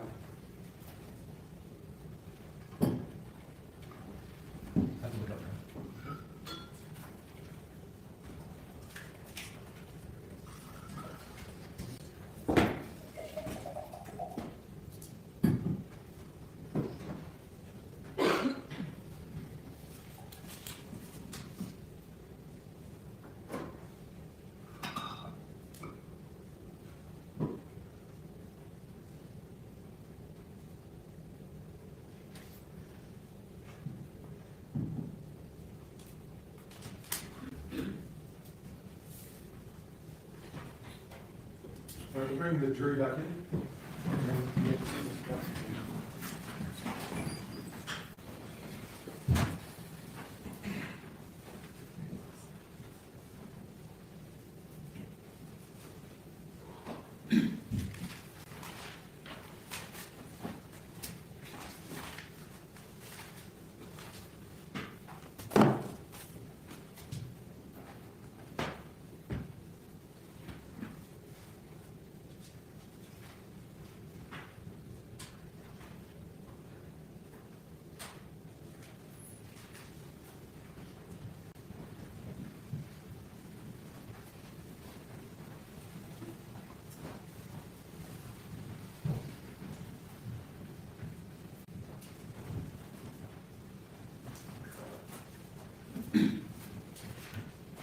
You may be seated. Members of the jury, the state having arrested is now the defense's opportunity to present their case. Mr. Johnson, you can call your first witness. We call Mr. John Howard. Mr. John Howard.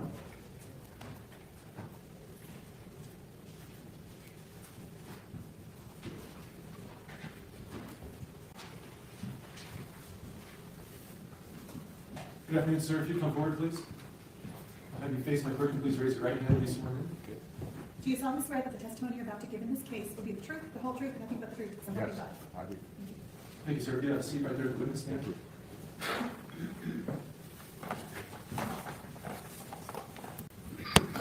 You may depart. Good afternoon. Can you please state your name and spell your last name for the record? John, middle initial E, last name Howard, Howard. And where do you live? In Lucille, Idaho. Where's that in relationship to, say, Riggins? It's about 8 miles north of Riggins, Idaho, and 26 miles south of Grangeville. Okay. What's your background? What do you do for work? I'm retired. Where do you retire from? I I've had several occupations. I was in law enforcement. In the last 15 years, I was logging. Okay. Do you know Dan Howard? Yes, I do. How do you know him? He's my son. Do you know Kendy Howard? Yes. How do you know her? She is my daughter-in-law. Do you know Brian Howard? Yes. Who's he? What Oh, was I'm that? sorry, Brian Wilkins. Wilkins? Yes. Yes. And who's he? He was Dan's brother-in-law.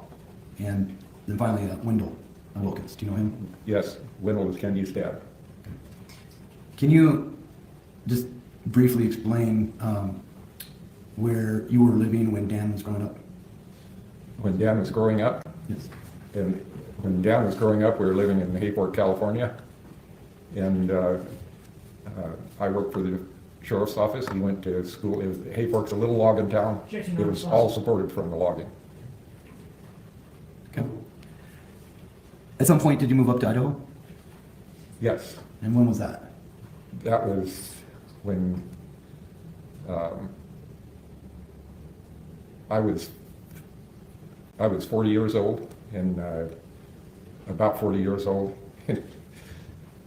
And I went, took a job with the state brand inspector's office in the state of Idaho. Is that where Dan graduated high school? Yes, Dan went to school in, when he came to Idaho, in Meridian, Idaho, and also in Lewiston. I was transferred to the Lewiston office, and he graduated from Lewiston High School. Okay. When did he meet Kendy? He met Kendy after he was had gotten out of the Marine Corps, and at that time was working for the Idaho County Sheriff's Office. Do you know when they were married? I beg your pardon? Do you know when they were married? Yes, now it's been, I can't remember the exact date, but now it's been about 30 years ago. And When, after they were married, did they live in the Lewiston area? did what? Did they live in the Lewiston area? They, yes, he lived in Idaho County, and then they moved to Lewiston when he went to work for the state. At some point, did they move up to Athol? They did, and he'd been employed by the state for, I can't remember exactly, 5 or 6 years, 4 or 5 years. So, from the 5 years prior to Kendy's passing, where was Dan working, to your knowledge? He'd been working in North Dakota and Alaska, and for 4 or 5 years. In your understanding of Dan, how would you describe his normal demeanor? Objection, relevance. It's foundational. Foundation of what, Judge? It's not relevant. Well, it's been addressed by the state in their case, and so I'll allow this as a rule. So, Mr. Howard, how would you describe Dan's normal demeanor? His normal being or Demeanor. demeanor. Usually, he's very, very exacting in projects that he started to complete them. Pretty much family man, and Objection. It's non-responsive to your question. In terms of demeanor. There was not a question before the witness, so we'll strike the last answer. So wait till he asks you a question. Go ahead. Would you describe him as a family man? Objection, relevance, Judge. It's the same. In your interactions with Dan, did you personally witness any issues with, say, hearing? With his hearing, Objection. Yes. Foundation. This could have been when the defendant was a baby as opposed to 50 years old. No foundation for this question. This is foundation. You can establish your foundation. Go ahead. Did you have opportunity through the course of Dan's 50-plus years to observe his physical effects? for his physical effects. Yes. Well, he's maintains himself in good shape, except for he can't hear out of his left ear. And do you know that from personal experience? Yes. Can you explain? About 10 years ago, we had a ear infection that, for a while, it affected his equilibrium. And it's also calling to the hearsay answer. Let me rephrase your Response? No, I agree, no. It's the same. from your personal experience, I don't want to get into what, doctors or anything, but Oh, yes, he did. from your personal experience, have you witnessed this hearing? Yes, when you talk to him, he pretty much has to be looking at you and see your lips move to understand you. Around the end of 2020 and 21, were you aware of a possible pending divorce between Kendy and Dan? Yes, Okay. Were you aware of that prior to or after February 1st of 2021? yes. Which one? Was it before or after? That was before, a couple days before. Did Dan come down to your place on February 1st, 2021? He did. Okay. Why did he come down? He came down to visit. Dan and Brian Wilkins both came down to visit. So Brian was with him? Yes. Can you describe, did they stay with you that night? What was that? Did they stay with you that night? Yes, they did. I had company. A friend of mine was, I just brought another load. I was still moving in. So there was 4 of us there, and they came down, and I was unloading another load into my shop and into the hay barn, and when they showed up. So What time do you think they showed up? that was in the afternoon, about it was 1 or 2 o'clock in the afternoon, I think. Okay. Did the 4 of you then have dinner together? Did you what? Did you have dinner together? Did he have? Did the 4 of you Yes. have dinner together? Yes, we did. Okay. And did the 4 of you stay in your house that night? Yes, we Can- barbecued steaks and went to bed probably 10 or 10:30. Okay. Can you explain a little bit how your house is laid out? Yes, it's an older log home, and it's about 2,800 square feet. The bottom floor is a large kitchen with an island, and then there's a large kitchen table, and then there's a stairway in the center of the house, located central in the center of the house that goes upstairs. There's a walkway around that stairway that goes to the living room area and my office area. And there's 4 bedrooms upstairs, and 2 couches and lounges downstairs in the living room. It's a large living room. And Is your room one of the 4 rooms upstairs? yes, my room is a master bedroom upstairs. It's just a little larger than the other 3 bedrooms. There's double beds in all of there's double queen beds in the 3 spare bedrooms. Where did the others sleep that night? Dan slept in the northwest bedroom, Brian slept in the northeast bedroom. Ken White had an old back injury, so he sleeps downstairs in a recliner to facilitate his breathing better. Okay. Now, do you have any animals that sleep with you?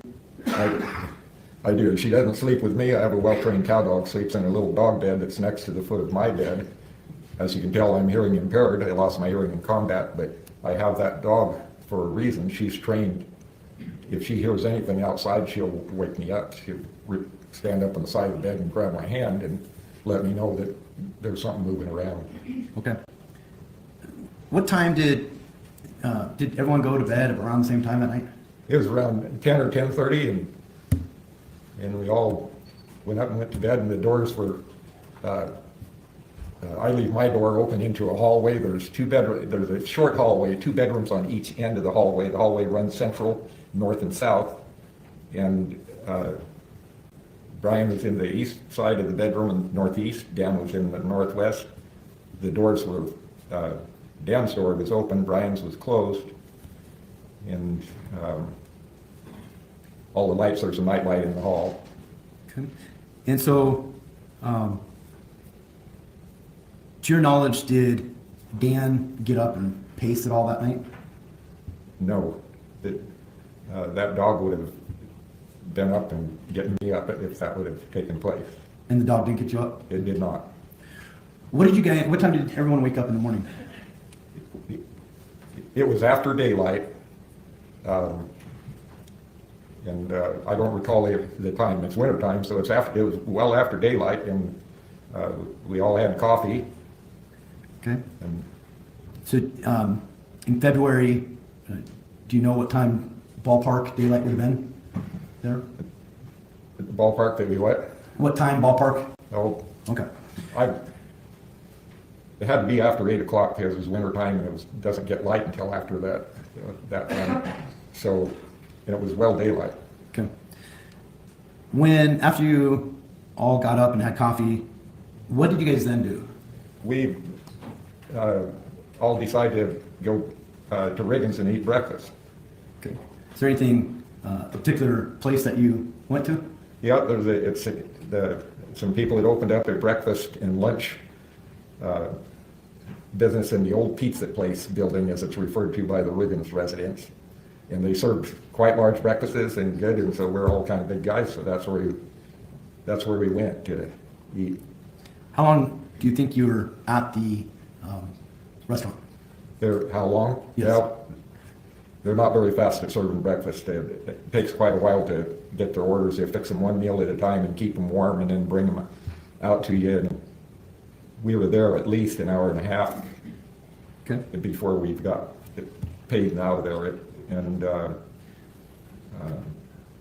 when you left the restaurant, did you all leave together? yes. Well, Ken and I, my friend, we got in my truck, and Dan and Brian got in theirs, and we left from Riggins. Did you stop at your house? Did Dan and Brian stop back at your house at all? Dan had told me they were going to stop and look at some property that we looked at the previous day in Slate Creek. I don't know that they did that. Did it appear that Dan or Brian were in a hurry? No, we stood outside and talked for 10 or 15 minutes before they left. And Riggins is, you said, to the south of Lucille, where you live? Yes, So- we followed them on the highway until Lucille, and of course I turned off. So Riggins is the opposite way than Lewiston from your house? Riggins is south of Lucille. Grangeville is north of Lucille. Your Honor, the next area of question might take a little bit, or would the court want to take a recess now, or power through it? Maybe not yet. Let's keep moving. Thank you, Bill. Now, John, where were you when you learned of Kendy's passing? Well, Ken and I had, Non-response. Didn't get a chance to answer. Well, over the objection, let finish his answer. You can answer. Ken and I had gotten up early, fed the horses, and we were rearranging stuff in my shop. If you can break it, I have something to fix it in that shop, and it was in a pile. So we went to breakfast. Time out. I'm sorry. When you hear an objection, just go ahead and stop. Okay. I know it might be hard, but if you see me times, go ahead and stop. I'll ask another question. Okay, I will go on. When did you, or how did you learn of Kendy's passing? By a phone call. Who was the phone call from? Dan, Is anyone with you? was anyone with me? Yes. Yes. We were eating breakfast in that same restaurant when I got the phone call.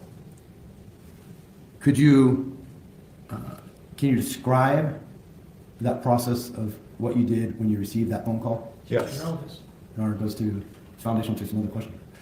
What he did after he got the phone call has nothing to do with this case. There's an issue of who was contacted or not contacted, brought up in state.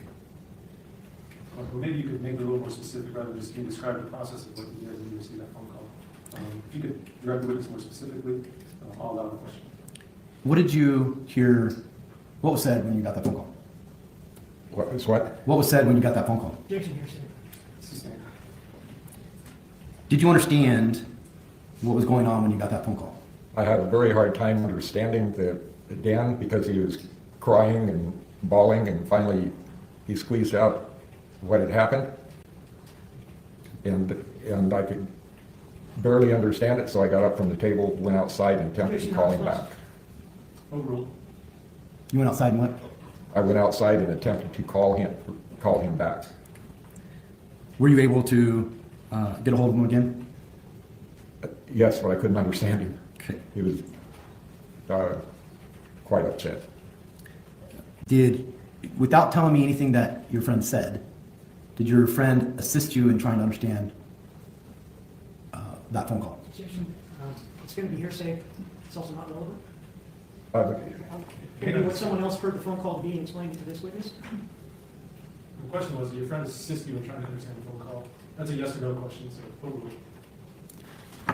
Did someone assist you in understanding that phone call? Yes, my friend, Ken White. Okay. After you understood that Kendy had passed, did you try to make contact with Mr. Wilkins? Yes, After that, did you travel up to Athol? yes. What day? I took care of things and I got to Athol at about 1 o'clock or 1:30, I think, somewhere between 1 and 2 o'clock. And that was on the 3rd of February? Yes, Did you see Dan? I did. When I Can you describe his mannerism? described his what, His mannerism? he was very upset and Wyatt was there. Okay. And so at first there was hugging and crying. Objection, no response. Well, overruled, it's not, your witness was under objection made. Nonetheless, counsel, you can't just testify in the narrative form, so I'll ask you to ask questions of the witness. Later on, were you aware of a memorial down in Kamiah for Kendy? Yes, Did you have any discussions with Dan about attending that I memorial? did. What did you tell Dan about that memorial? Objection, hearsay. It's a statement, Your Honor. And it's an out-of-court statement offered for the truth not asserted, so that's hearsay. What he told Dan? Correct? Okay.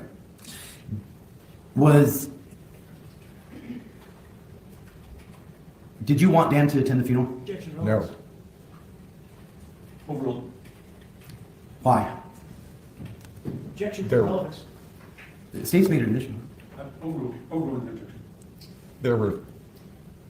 there were threats that were rumored and Objection, going on defamation, Facebook. false speculation. If we're talking about rumors at this point, Judge. No. I will sustain that objection. So,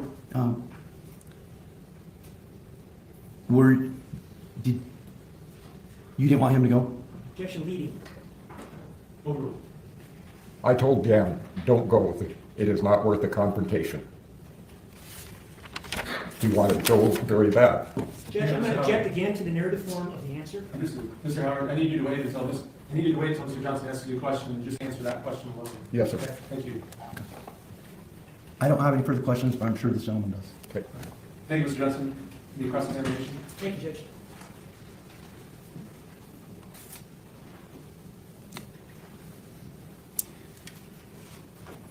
You described your son's general demeanor as very exacting. Remember that? Did what? That your son's general demeanor was very exacting. Do you remember that? Yes. In other words, he wanted things done his way, right? No, that's not necessarily so. Your son was very clear about how he wanted things done in life, right? No, that's not necessarily so. He's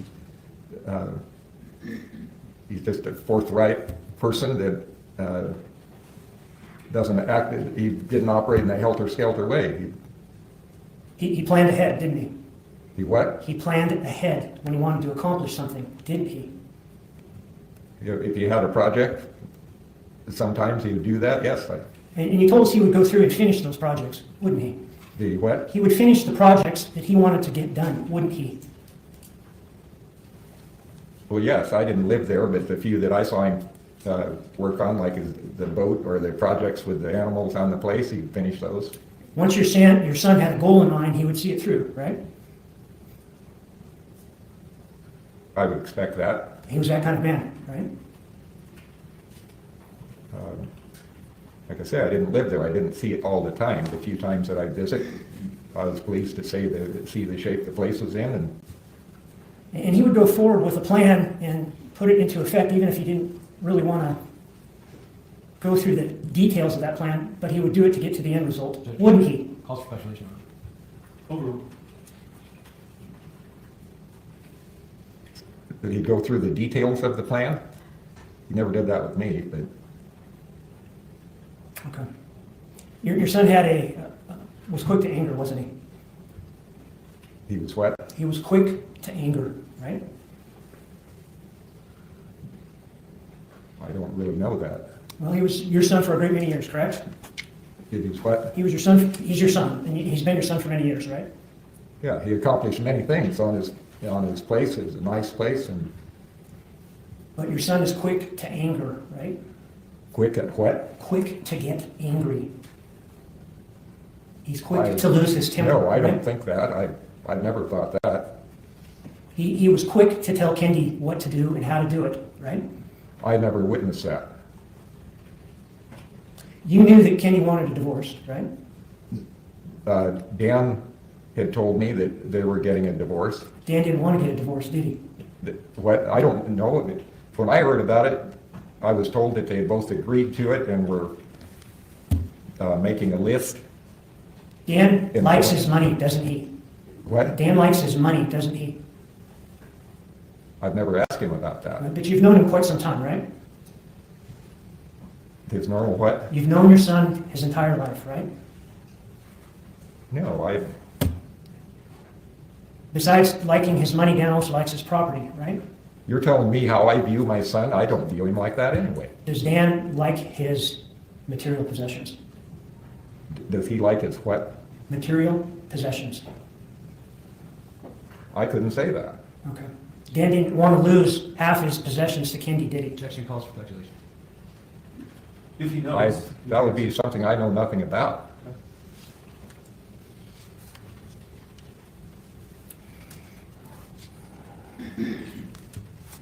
So in terms of hearing,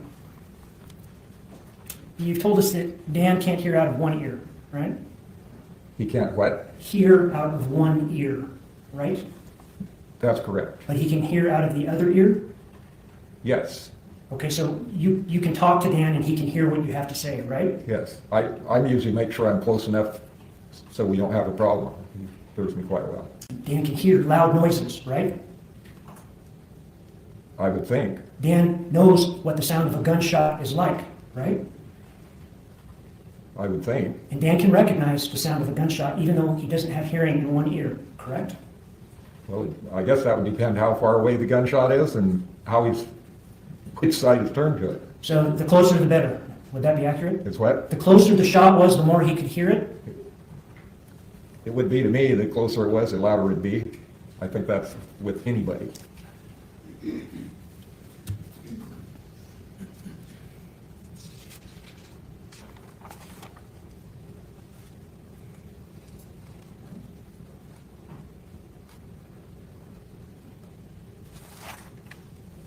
No further questions.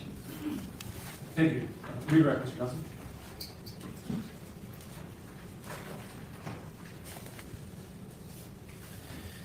Did you teach your son how to be responsible with money? He was always responsible with money. If you look at their place, both of them were good savers. They got their animals together. They're both really responsible. And the projects you were referring to earlier, you're referring to projects on their property, correct? That's correct. They had animals. He was leading, but I'm not letting us stand, so overruled. But I'll advise council not to do reading much. The, which ear is the ear that Dan has problems with? His left ear. Okay. I have one more question. Thank you, sir. Thank you. You can step down. Thank you.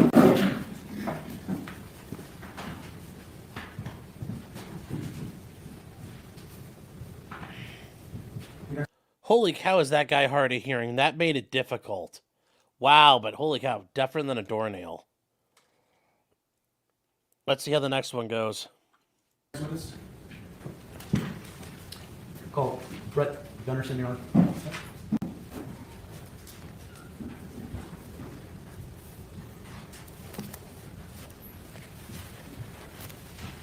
Good afternoon, sir. Have you step forward, please? If you would face my clerk and raise your right hand and be sworn. Do you solemnly swear that the testimony you're about to give in this case will be the truth, the whole truth, and nothing but the truth, so help you God? I do. Thank you, sir. If you got a seat, don't witness me. Thank you, Your Honor. As best you can, speak to the microphone. Next, Mark. Good afternoon. Good afternoon. Can you please state your name and spell your last name for the record? My name is Brett Gunderson, Gunderson. Where do you live? I live on Wheat Ridge Road in Athol. Okay. Neighbors of, Neighbors of Dan, the Howards. what do you do for work? Currently I work for the Forest Service. Before that? I joined the Navy in 1987. I worked on nuclear weapons for a while, got my clearance. And then in 94, I applied for the police academy, the military police academy, went to the military police academy.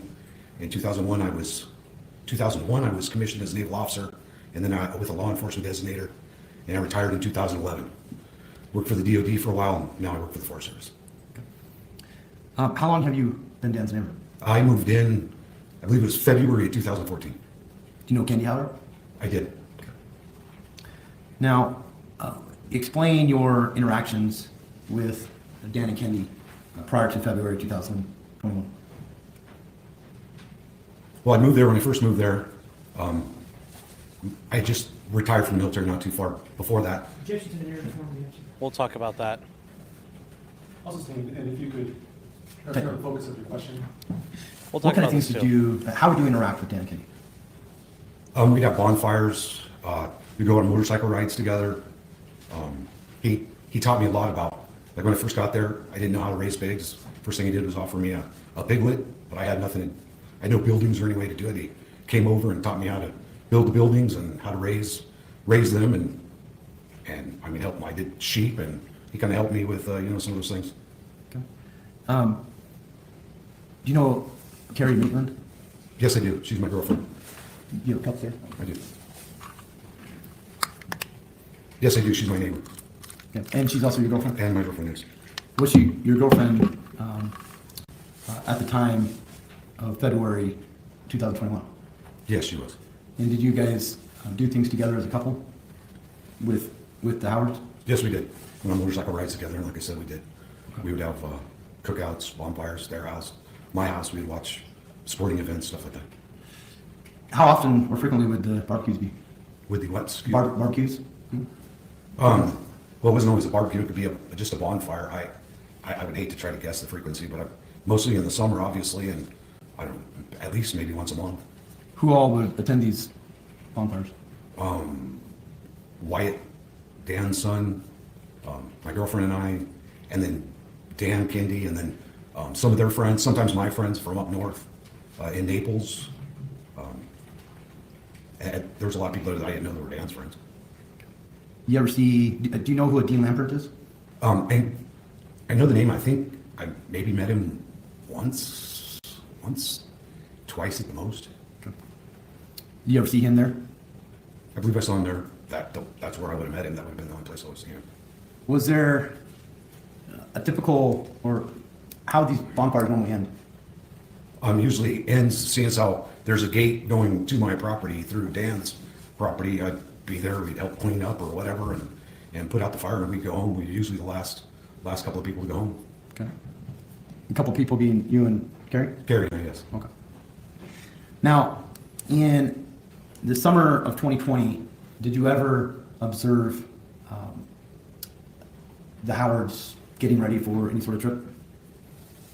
Yes, it was shortly after I had my shoulder surgery, and I'd re-injured it. We were driving to go to dinner or go get some food. It was like any other time. We'd drive by. If the Howards were out and about, we'd stop and say hi, and just kind of the neighborly thing to do. And we stopped, I believe it was on July 10th, and we stopped, and they were loading up, getting ready to go camping. It's something like with a weird name. I'd never been down there. My arm was hung up. I couldn't have gone anyways. Let me be clear here. Was there, without telling what it was there any sort of incident involving Kennedy or Kennedy on that day? Yes, we stopped to help. We stopped just to talk to them and say hey, and they were, Okay. they had their camper? Yeah. What did they do? I'm going to ask some follow-up questions. Oh, sorry. Yeah, just make sure we don't want to go into narrative. So. Okay. How are you sure about that date? Well, I had born, I had had my shoulder reattached, my bicep reattached in the bone, and it came loose. And I had a meeting that following Monday with my doctor, and I couldn't go on the camping trip. I was laid up, and I stopped by, and that's it. I don't know what you want me to say there. I mean, that's. So, we had a prior hearing earlier. When did you learn, or did you do any steps to kind of narrow in this Yes. date? Judge, I'm going to object to counsel's testimony, and you don't take the first part of this question, and you just strike that. Sustained. How did you come upon that, or when did you come upon that date? The date that I went in to see my doctors on Monday, the 13th of July? Yes. Several weeks ago. I knew that I was gonna have to, I knew that I'd hurt my arm. I wasn't sure of exactly what the dates were, so I called my doctors and re-verified that I'd had, when my surgery was, when my follow-up, when my bicep released, and then when they did the surgery to reattach my bicep.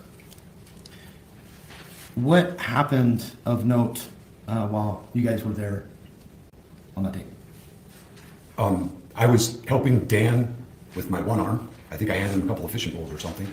And Kendy and my girlfriend were up at the forward end of the boat. I was on the right side of the boat in the middle, and I heard her, I guess you could say heard her fall, but I heard her curse when she fell. And then I looked over, my girlfriend was standing there, and she stood up, and she'd fallen and hit in the trolling motor, apparently, that was right there in the front of the boat.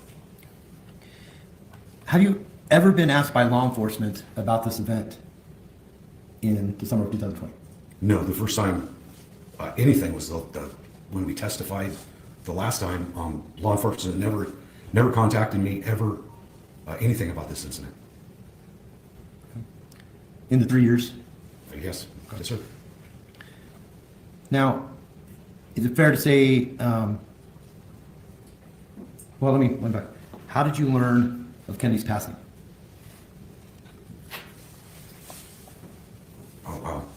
I don't, I would imagine it would have had to been from Dan.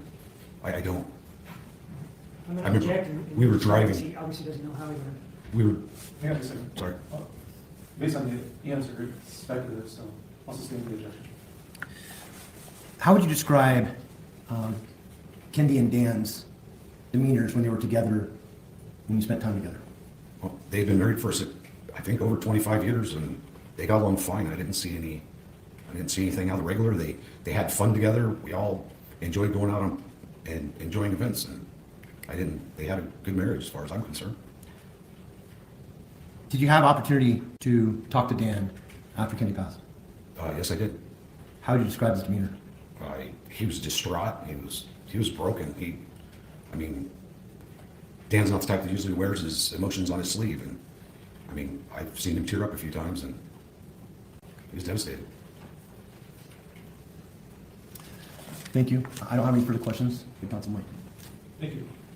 Cross-examination. Didn't you go through a divorce, like 2018 or so? I did. And that was, what, high conflict divorce? After 32 years, I don't know there was high conflict, no. Didn't you learn some lessons from your divorce? Take your moments. I can move on with the next question. I think it'll become relevant. All right. You move on. Didn't the lessons you learned from your divorce lead to you giving Dan hints about what he should do? Your Honor. We approached. Sure.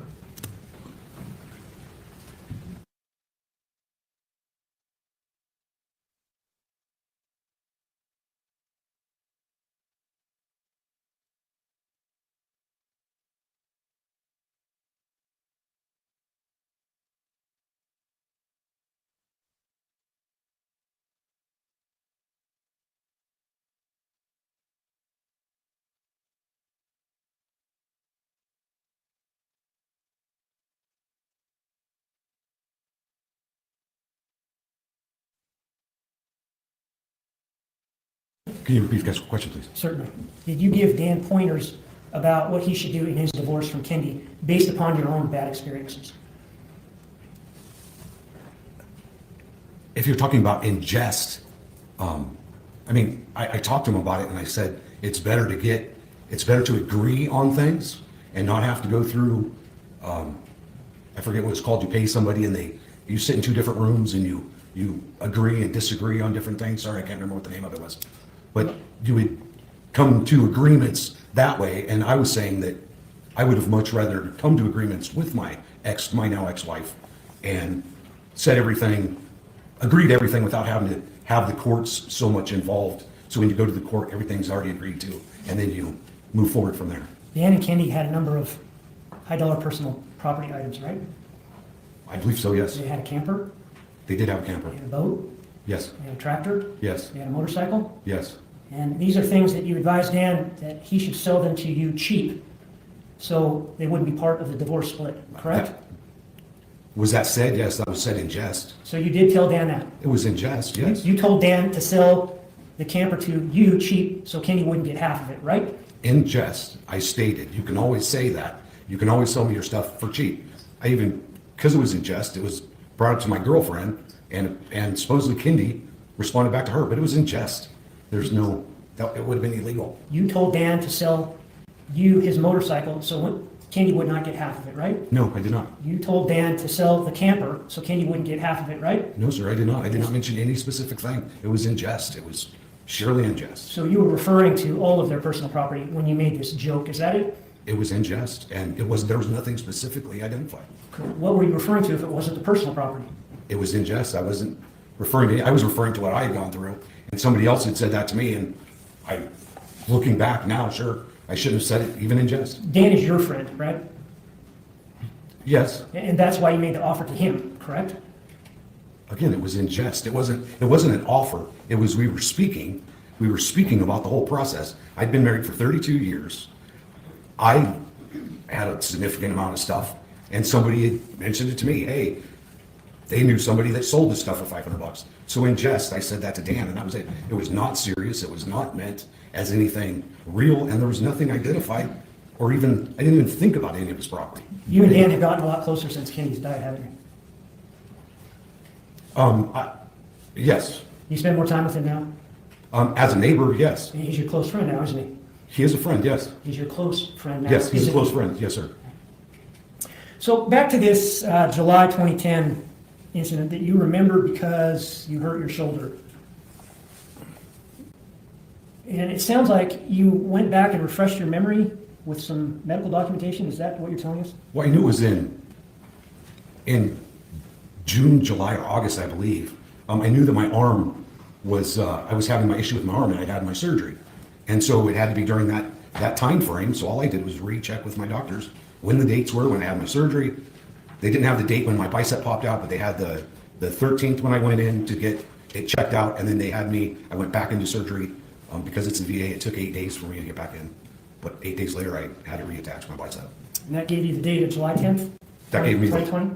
That gave me the time frame of when my arm was hurt, and that I couldn't do a whole lot. I couldn't go camping. I couldn't do a lot of these things. And I know that's when this was that this happened, and I looked it up in the dates, and yes, that's. And this was at the request of Mr. Johnson? No. This was at the request of whom? It was on my own. It was. Why were you doing this? Because I knew I needed to know my dates. I don't want to get up here and perjure myself by giving the wrong dates. Why did you need to know your dates?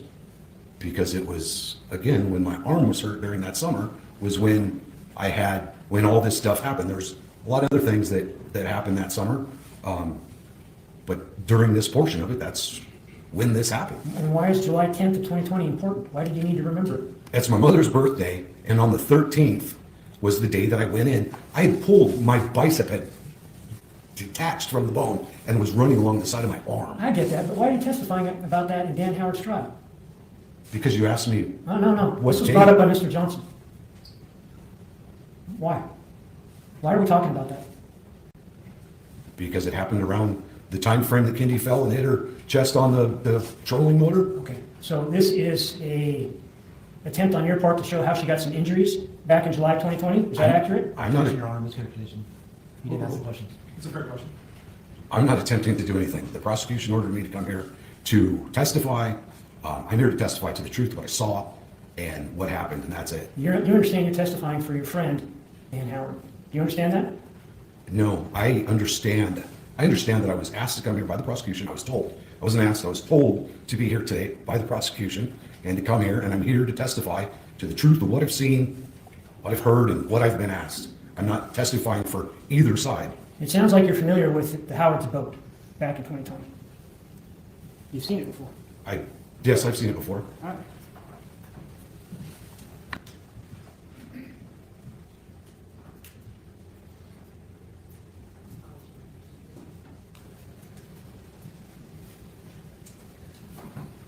I've got what I've marked as 92. It's a photograph of the boat that was taken off of Kendy's phone. Take a look at that. Tell me if you recognize it.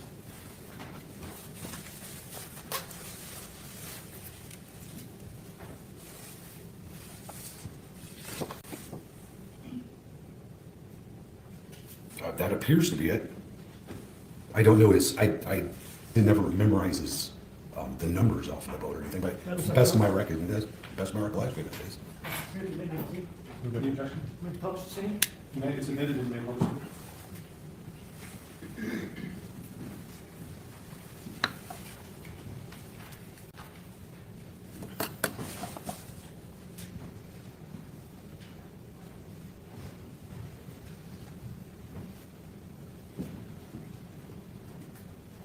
So I don't know how well you can see from the side there. If you need to step out to look at it, you're welcome to. It's the same picture I saw. Oh, yes. All right, so can you show us where the trolling motor is? Would you like a pointer? So you don't have to walk up there? How would you like me to do it? Well, whatever's easiest for you. You can either walk up there and... Trolling motor. Use this right here. And so you talked about Kendy, well, let me get this straight. Did you see Kendy fall or didn't you see Kendy fall? I was standing, I did not see her chest hit the trolling motor. Okay, let me ask it again. Did you see Kendy fall or not? I saw her head go down Okay. Where did you see her head go down? at the front of the boat. Okay, where were you when you saw her head go down? Right. Yes, please. I was standing over on this side. I was standing over this side in the middle of the boat.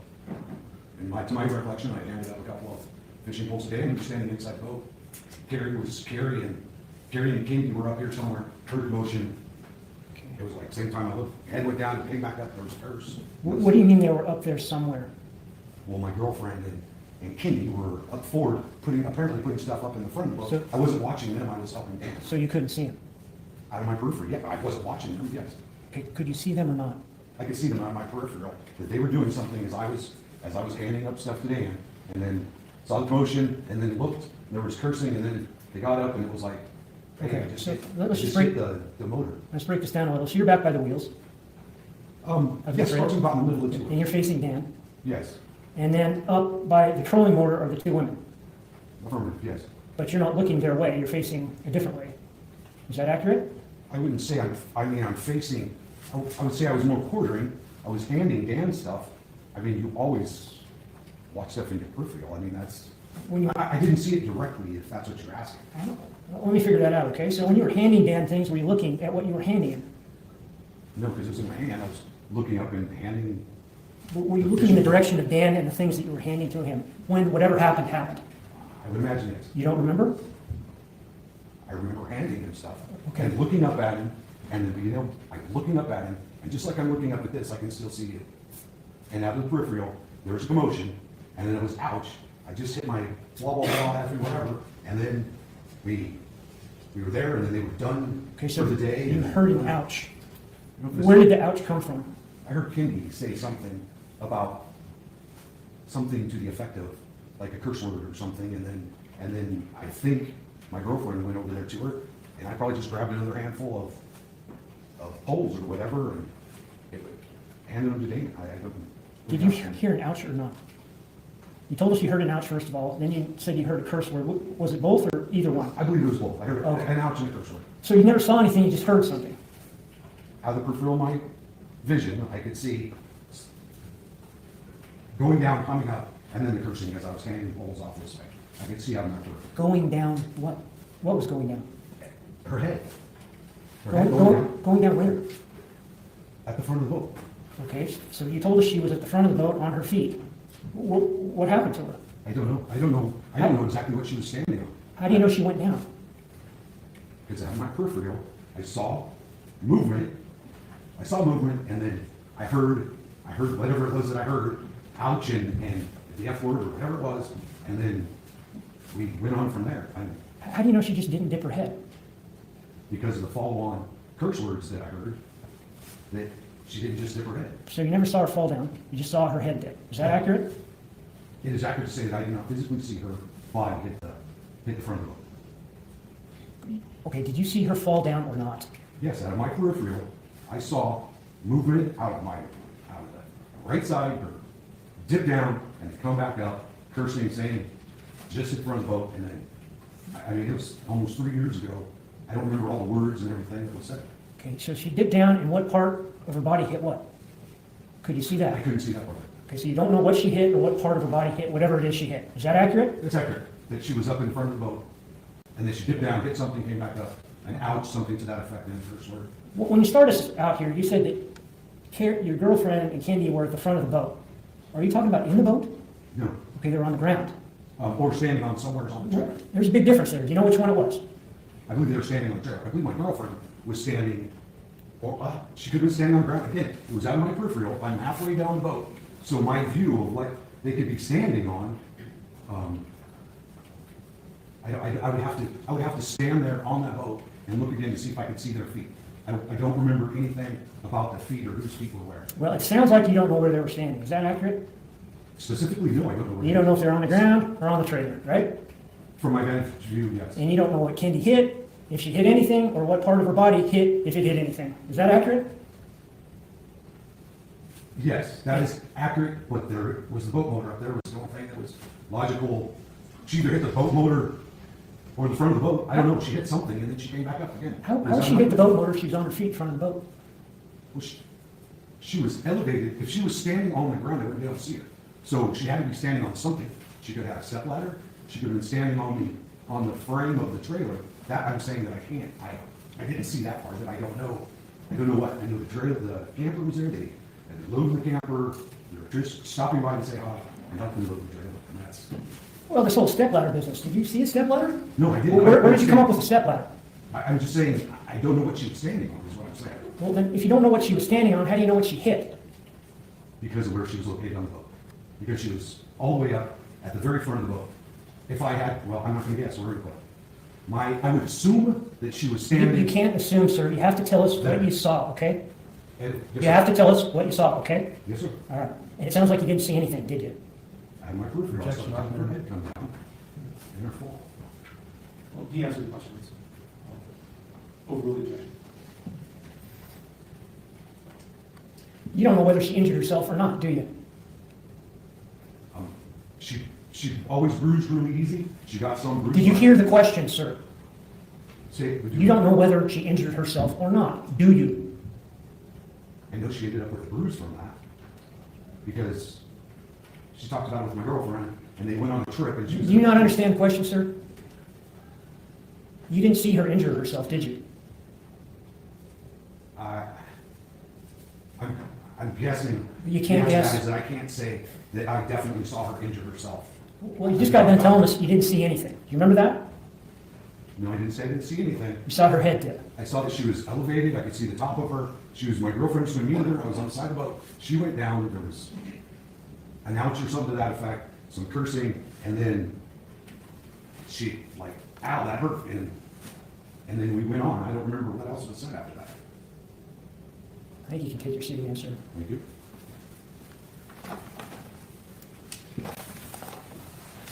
No further questions? Thank you, Reader.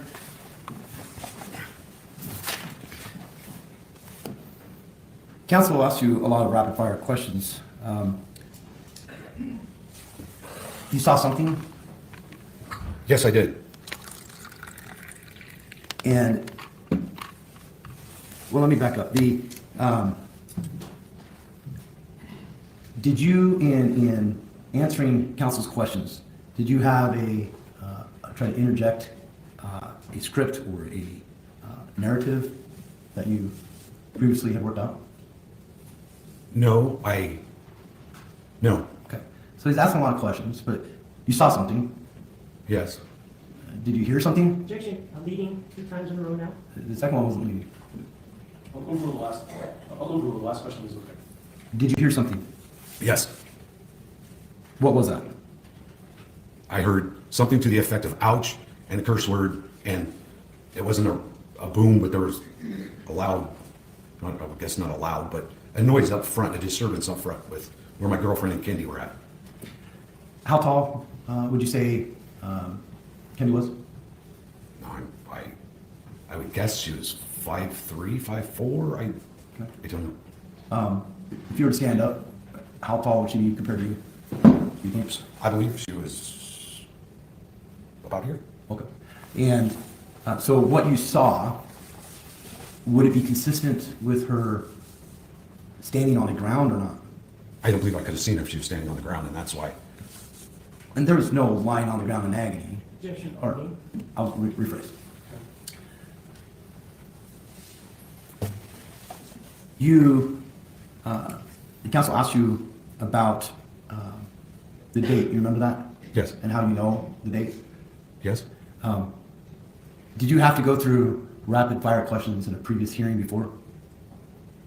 Yes. And did some of those questions involve how do you know the date? Yes. Did where did you have surgery? I had the surgery. Of course, you can ask me that question. It was in Post Falls. Which place? Oh, my doctor's name was Greg, and it was orthopedic and physical security. It's right there in Ironwood. It's an OPMI or something like that. I can see the sign. The VA, the VA. It's whoever the VA sends you to, and that's who I got. So I didn't search them out, or that's just who the VA sent me to for the surgery. You were referred? Referred, yes, sir. And you said it was Dr. Dre? Greg. His first name was Greg. I don't remember his last name. He was. And is that why you took it upon yourself to kind of narrow in when that happened? Yes, because I'd been asked questions before, and I didn't know when it was. I knew my arm was hurt. I knew I just pulled my bicep, and so that's when I contacted the doctors, and I'm like, hey, when were these dates exactly? And then that is what nailed it down to, from my memory, exactly what date it was. Okay. I have nothing. Judge, may I ask a couple additional cross questions pertaining to this hearing?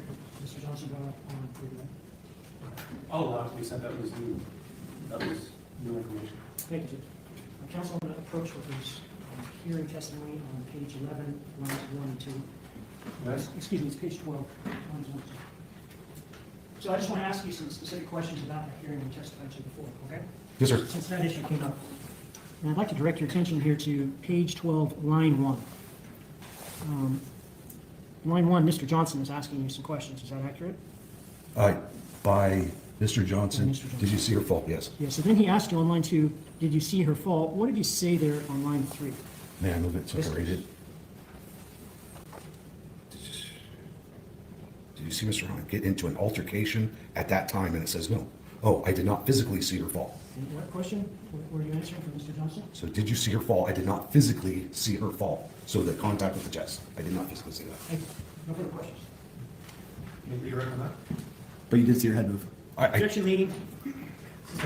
What did you see? I did see that there was commotion up front, and then her head went down, came back up, there was cursing, and then we went on from there. Thank you. No further questions. Thank you, sir. You can sit down. Thank you, Your Honor.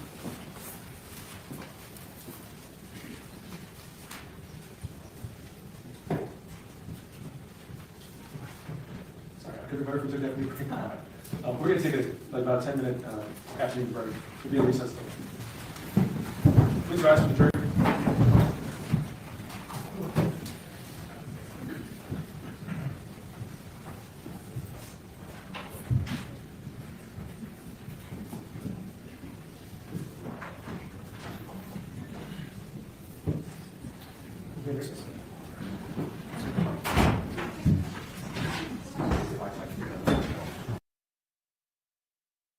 You may depart.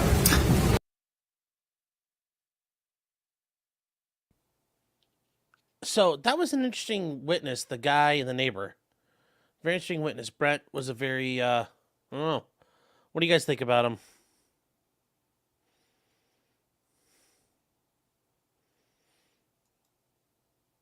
Yeah, that whole thing with the surgeon part, some of that was weird. That was the weirdest thing of all. Like, I remember the people who worked on me. That was like 20 years ago, I get it, but it's only been like, what? It's 2019? It's only been like 3 or 4 years. So, yeah, sus. Real quick, there's some other comments here we need to address.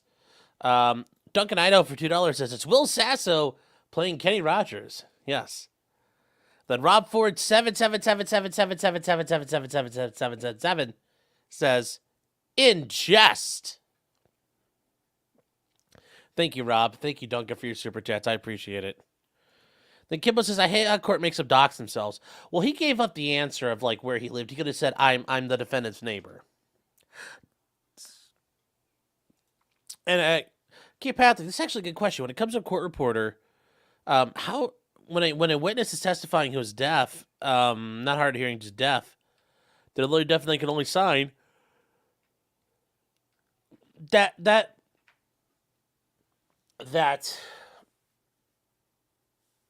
sign language interpreter will have to be used as the he says blah blah blah blah blah blah blah blah. Because even with sign language, they don't use the exact same alphabet. Like they have an alphabet we have, but their words are not. They have some words that we don't use, and modified things. So ASL is not one for one with the English language, but the person interpreting with the deaf person would be able to tell the court, "Here's what she said." God, that would make a case take forever and a day. But yes, that's how it would happen. I've actually asked this question to a court reporter before, so. Yeah, interesting. It's an interesting situation. She's like, I hope it never happens. Thank you, ma'am. You can have a seat there, please.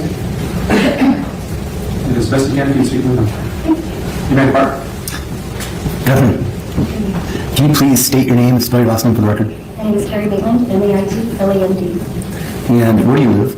I live on Weaver's Road, neighborhood down in Kendy's for 20 years. And do you know Brett Gunderson? I do know Brett. How do you know him? He's my good friend. Okay, do you guys live in the same house? We do not. We live across the street from each other. Okay. What do you do for work? I am a certified medical coder for 13 years. And you work from home? I do work from home. Okay. And so how long have you known, or have you known Dan and did you know Kendy?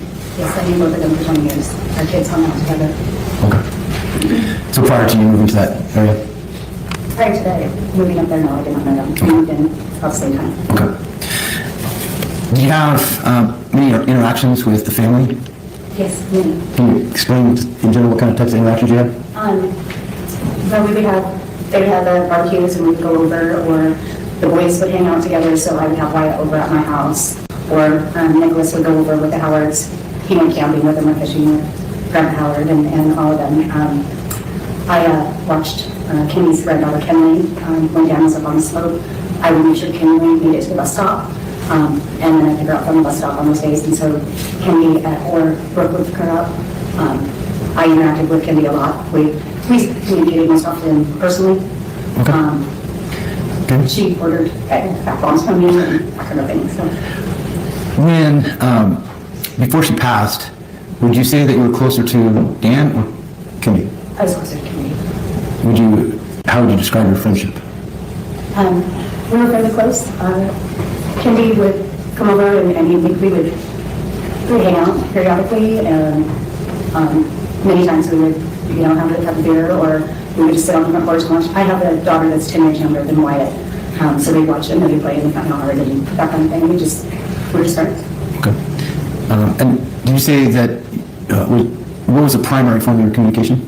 Most of our communication was one-on-one. We'd see each other. She'd get out in the driveway, I would stop by, or we'd run into each other at the mailbox. A lot of the time is when we ran into each other. Did you ever stop over unannounced at their house? Yes. What kind of scenarios? If I saw them out in the yard, I would just swing in, or if I had them in the wagon, I would come in, or they had this little pug dog that liked to escape, and so I would take the little pug back to the house, and sometimes they wouldn't even be home, and I'd put the little dog back in the little cage so they hadn't rushed for it. Okay.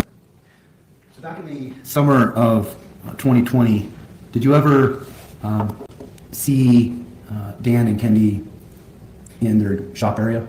Yes. And can you explain?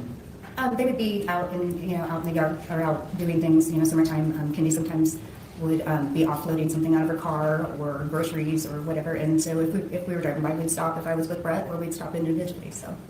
Now, is this road you live on, is this a dead-end road or a main It's a road? private road with a cul-de-sac at the end, yes. And how many residents live in that? There's 9 homes. Okay. In the summer of 2020, was there anything that you observed between that involved a boat? Yes. Can you explain? Brett and I were headed out. We saw the camper and the trip and the boat out and them out as well. And so we swung in really quick, just like neighbors do.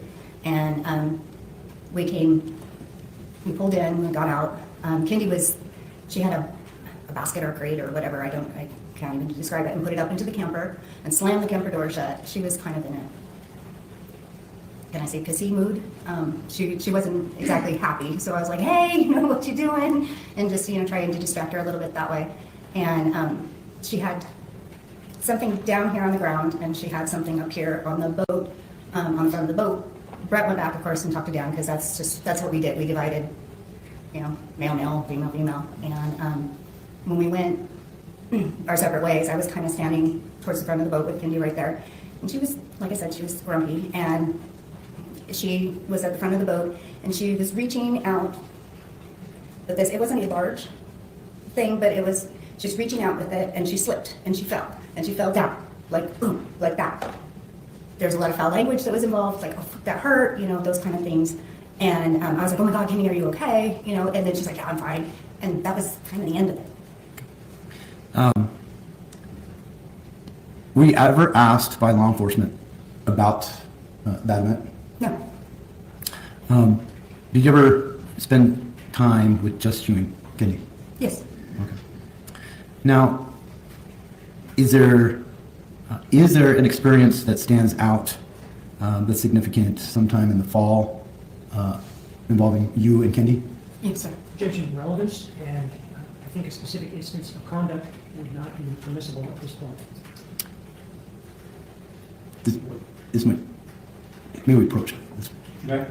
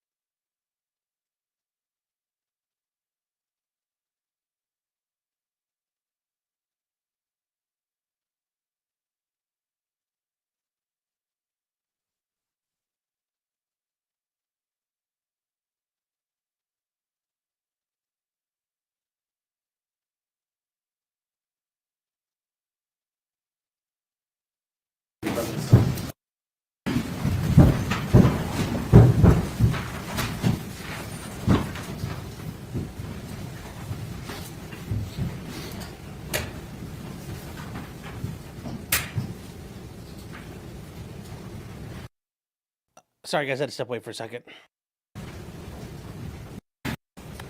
Which the witness was concerned about Ms. Howard's harming himself, is that right? Yes, Your Honor. And I won't say that what it is right now with her on the stand, but there is a specific incident, not a vague observation, but a specific incident where, again, I don't want to get too much details, but where there was concern revolving one of the key elements that Dr. Hanger testified about previously and is relevant in this case, and directly addresses some other testimony put on by the state regarding demeanor and of Ms. Howard. And so I think it's directly related to what the state has presented. It is close in time, and it is her personal knowledge of this incident, obviously subject to cross. Judge, my suggestion would be that counsel put on an offer of proof to the questioning of this witness, so we know exactly what it is she's going to say. That way, I think the court can make an informed decision about whether or not to get this evidence. You're right with that, Mr. Johnson? I can, no? Sure. Okay, go ahead. So, Ms. Maitland, you said there was a specific incident in, what month did you say it was?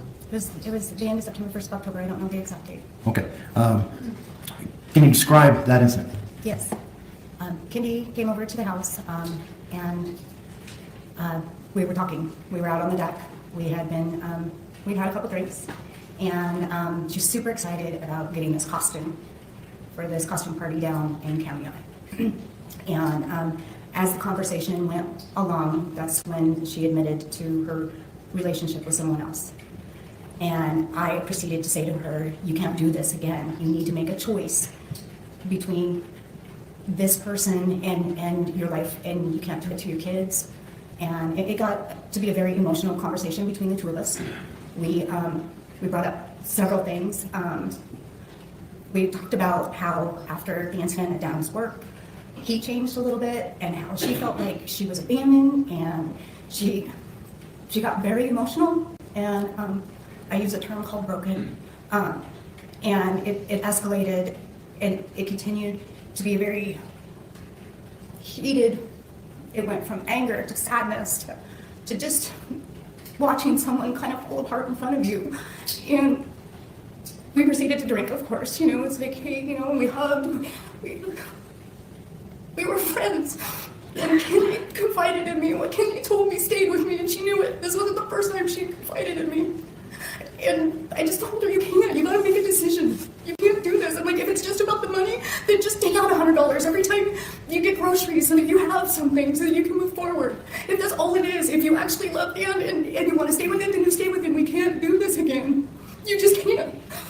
And it proceeded that way, and she was very upset. And like I said, she went high, angry, low, and finally it was like, Kendy, I gotta take you home. You're shitty drunk. We're not getting anywhere here, and I knew she had to work. So I took her home. And when I took her home, I was afraid for her. I was seriously freaking afraid for her. I'm sorry. And I told her, I said, Kendy, where's your gun? I looked through all the drawers in the room, and she says it's in the safe. And I said, okay, I'm gonna lay with you. And I laid there, and I held her, and until she fell asleep. I went downstairs, I took all the kitchen knives and stuffed them in a Tupperware and threw them in the garage. I did not sleep that night. I went to her house every hour on the hour until it was time for her to get up and go to work. I begged her, please talk to someone. And she said she would. And my biggest regret is I never told anyone. That's our offer of proof. Okay. Is there Well, Judge, I'd move to exclude the entirety of this testimony. It has nothing to do with the prior attempt in terms of suicide from Kendy. It has to do with her speculative opinion that she was going to kill herself. And it's a very emotional opinion. It has no place being in front of the jury. The proper way in order to impeach the testimony of Dr. Hanger would be to ask whether or not this witness has an opinion in terms of her personal experience with her, whether she was depressed back then. And that would be set forth in IRE 608. 608 allows for this type of evidence to come in terms of an opinion from a witness that has some experience with the person that she's talking about.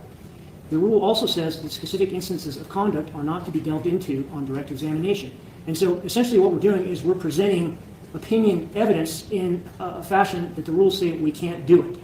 And we're doing so based upon the speculative nature of this witness's feelings about what Kendy may or may not have been thinking. We're also doing this in an emotional fashion, and we're also bringing up the incident that occurred back in 2013. So, number one, this evidence is not being admitted pursuant to the rule. It's not being admitted properly to impeach Dr. Hanger's evidence. It's impermissibly emotional, and it's based on speculation from this witness about what Kendy thought she might do. Moreover, if the court were to review the testimony of her account of this in terms of the grand jury, it's completely different. That's on page 455. It goes forward from there. I don't know that that's really the point. Nonetheless, Judge, this type of evidence is impermissible pursuant to the rules. Thank you. any response, Mr. Johnson? Well, first, on the grand jury, she tried to give other answers to the grand jury, and obviously was non-responsive because it wasn't an answer to a direct question. Secondly, again, law enforcement has never talked to this witness in the 3 years since her passing. Third, Dr. Hanger specifically said that prior acts of suicidation can increase one's susceptibility to suicide. We already have the foundation for one. It's not subject to this right here.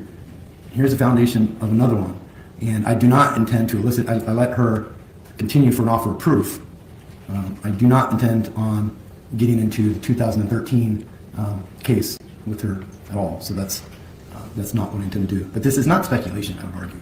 This is someone who's known her for 20 years, watched her kids grow up basically together, has an intimate relationship with her, very personal relationship, and lives across the street, sees her all the time. It's more than just speculation, and it is an isolated incident that is, I think, should be allowed. All right, well, having listened to the testimony, there was nothing from this witness that said Ms. Howard sort of suicide ideation. I'm concerned about a couple things. One is she repeatedly said what she told Kendy, which is can't do this again, which suggests and puts up on a jury that this has happened before, which is not admissible as a subject of motion living. Both parties agree that's not admissible. There's reference to what happened with Dan's work, which again, I don't think defense wants to get into. Both parties have agreed that's not admissible. What I do find admissible is, counsel for the state's correct, as a general rule, specific instances of conduct aren't necessarily admissible, but it's unique in this case because specific instances of conduct have been completely admissible for the state to prove conduct inconsistent with suicide. That's how the state has been able to talk about so many things of specific conduct, but buying a home, but the various things that she did inconsistent with suicide. And the flip side of that coin is that defense is to present specific instances of conduct that they believe is consistent with suicide. And so, if the defense has a particular time, close enough in time to be relevant, and I find that it is, where this witness observed Ms. Howard's demeanor to be consistent with being depressed and potentially harming herself, I find the defense is allowed to present that. But that's more limited than what this witness testified to. This witness's personal opinion of, I was afraid for her, and so I took all the knives, I stayed up all night, and so forth. That's just this witness's speculative opinion of fear for Ms. Howard. That's not relevant. How Ms. Howard behaved, however, is relevant, if you're following me on the distinction there. So I'll allow you to question about this incident, but the witness needs to understand she's not to refer to telling Ms. Howard we can't do this again. She's not to refer to Mr. Howard's work situation and he lost his job and all those things. She's not to refer to that, and then just her own personal opinions of being worried for her. That I don't find that that's appropriate. Look at this foundation for that. But as to, as the state point out, she could ask if she thought she was depressed at that time, and she can ask about her demeanor and her emotional state, and to the extent it's relevant to showing that there may have been some intent to harm herself, that she was or just in a very emotionally depressed state. That's fair. Okay, so who wanted the divorce? Kendy wanted the divorce because Daniel was very controlling, and it sounds like he abused her at times. So she wanted the divorce. He didn't let her have it, and he killed her, is what the theory is. Defense evidence. So if you want to take a minute and talk to your witness, I'll let you talk to her, because I don't want you to open doors in front of this jury that we've already determined should not. With the court's permission, and I'll talk to the witness for a minute, but with the court's permission, it might be helpful to be allowed some leniency in leading a little bit. Read this just to avoid, not leading like suggesting, but just controlling a little bit. Yeah, I would expect you to control the questioning quite tightly. Yes, I heard about that. If you have to lead a little, that's okay, as long as it's not inappropriate leading. Okay. Let's just take like 3 minutes, and I'll let you talk with your witness privately. Okay.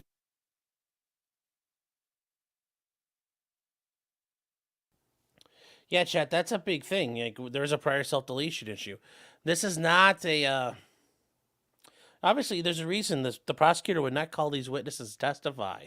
So, yeah, not a surprise. Not a surprise they wouldn't call these witnesses. These witnesses don't help them at all and are very detrimental. Especially this lady. She is just dropping all the tea in this case.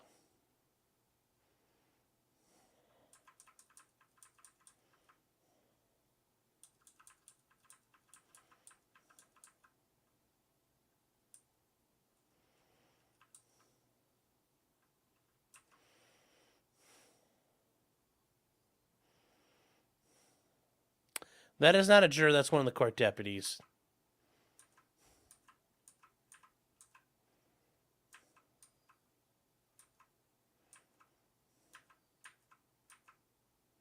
All right, here we go.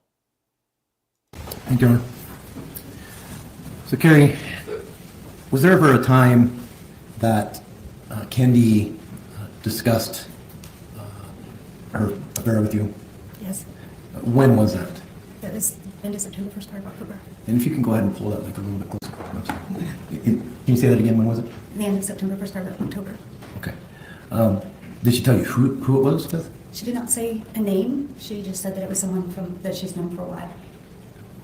And where did this conversation take place? On my back deck. What were you guys doing?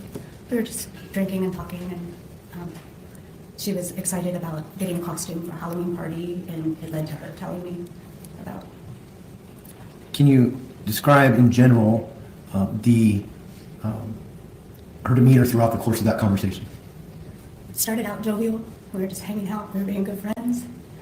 And then as the conversation proceeded, she became inconsolable. She got angry.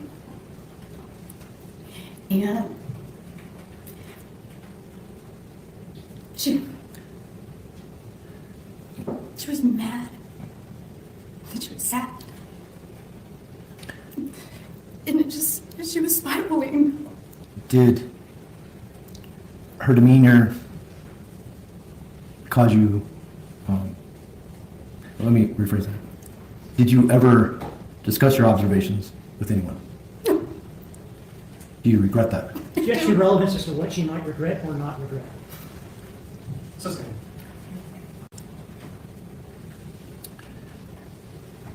And Carrie, how did you learn of Kendy's passing? Brett had an appointment at the DMV, and we were leaving, and there was police cars. Objection to the narrative form of the answer. You can continue. And the coroner's truck was there, and so I messaged her on Messenger. Are you okay? I'm worried about you, and I didn't get any response. Brett also tried to contact Dan, and it was later. Same objection. I can ask another question. All right. If you direct that question. Overruled. Did you have an opportunity to talk to Dan after Kendy's passing? I did. Can you describe his demeanor? He was very solemn and withdrawn.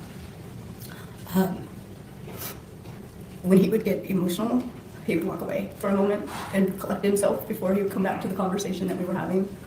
I had organized the dinners for him and Wyatt during that time with all the other neighbors. And he was gracious about that, but he was grieving. I have no further questions. Thank you. Cross-examination. So this incident that you described at the end of September, early October, you didn't get us to a year. Was that 2018 that happened? No, sir, that was 2020. Did you ever tell anybody it was 2018? No, sir. Okay. You sure about that? Yeah, I'm sure of that. Okay, so it was 2020, September, October. Yes. Okay. So 5 months before she died, That's 5, 6 months, yes, sir. and she got drunk, Yes, and she got upset. yes. And I'll bet that's happened to you, hasn't it? Did in November, yes, sir. That you've gotten drunk and you've gotten upset. Yes, I did. I bet that's happened to most people, hasn't it? Objection to speculation. Sustained.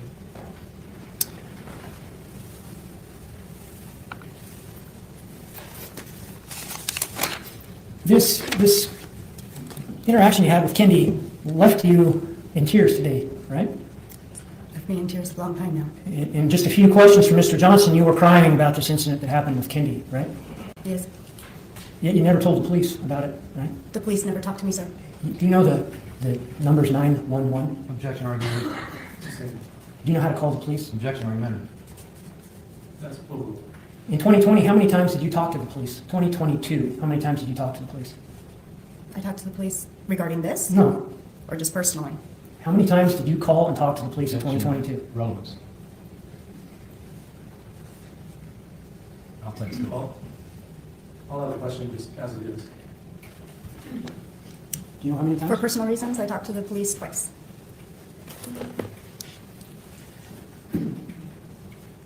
You talked to the police on August 29th of 2022, right? Objection relevance. Sustained. When you talked to the police, you didn't tell them about this incident that left you in tears in front of this jury, did you? In 2022? No, sir, I Right. did not. Okay. On August 29th, 2022, you didn't tell the police that? No, I did not tell the police that. You had the opportunity to, though, right? 2 years later, yes, sir, I guess I did. Okay. But you chose not to tell them? It was irrelevant to what the situation was, sir. 4 months later, in December, you called the police again, right? Yes, sir. And you had the opportunity then to tell them about this thing that left you in tears here this afternoon, right? Yes, sir. But you didn't do that, did you? No, sir, because it had nothing to do with the situation that the call was about. So back in September, October of 2020, you knew how to get a hold of the police, didn't you? I did. After Kendy died and this investigation was launched, you knew how to get a hold of the police, didn't you? Yes, sir. But you chose not to do that, right? Yeah, I And you- suppose I did. And you chose to do that today in front of this jury in tears, right? Yes, sir. Did you plan that out, ma'am? No, sir. Sustained. In terms of this incident where you say you saw Kendy fall, Yes, sir. you remember what year that was? 2020. I think you told us this. Told you what?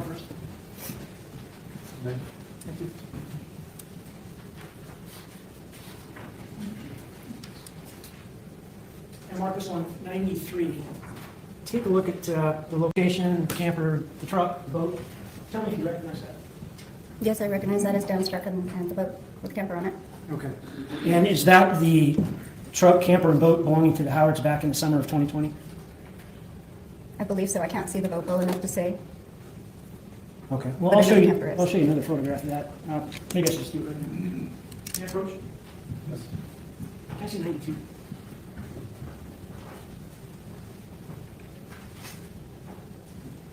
All right. So I realize you can't see the boat very well, 93. But what about in 92? Close up there. Does that appear to be the boat?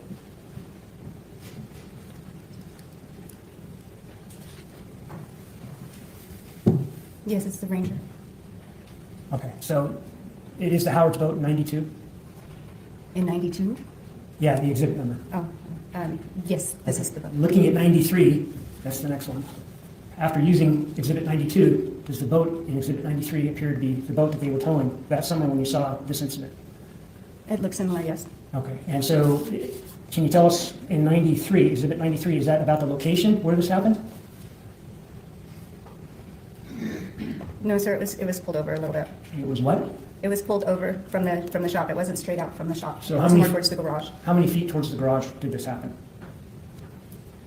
Feet from the garage itself? I couldn't tell you that, sir. Okay. Does the time frame look accurate? I mean, it's summertime. No, they're- I mean, What's the time frame on Exhibit 93, ma'am? The time frame says 7/15, 2020? 2020. Does that appear to be an accurate timestamp for that photograph and this incident that you told us about? I assume so, yes.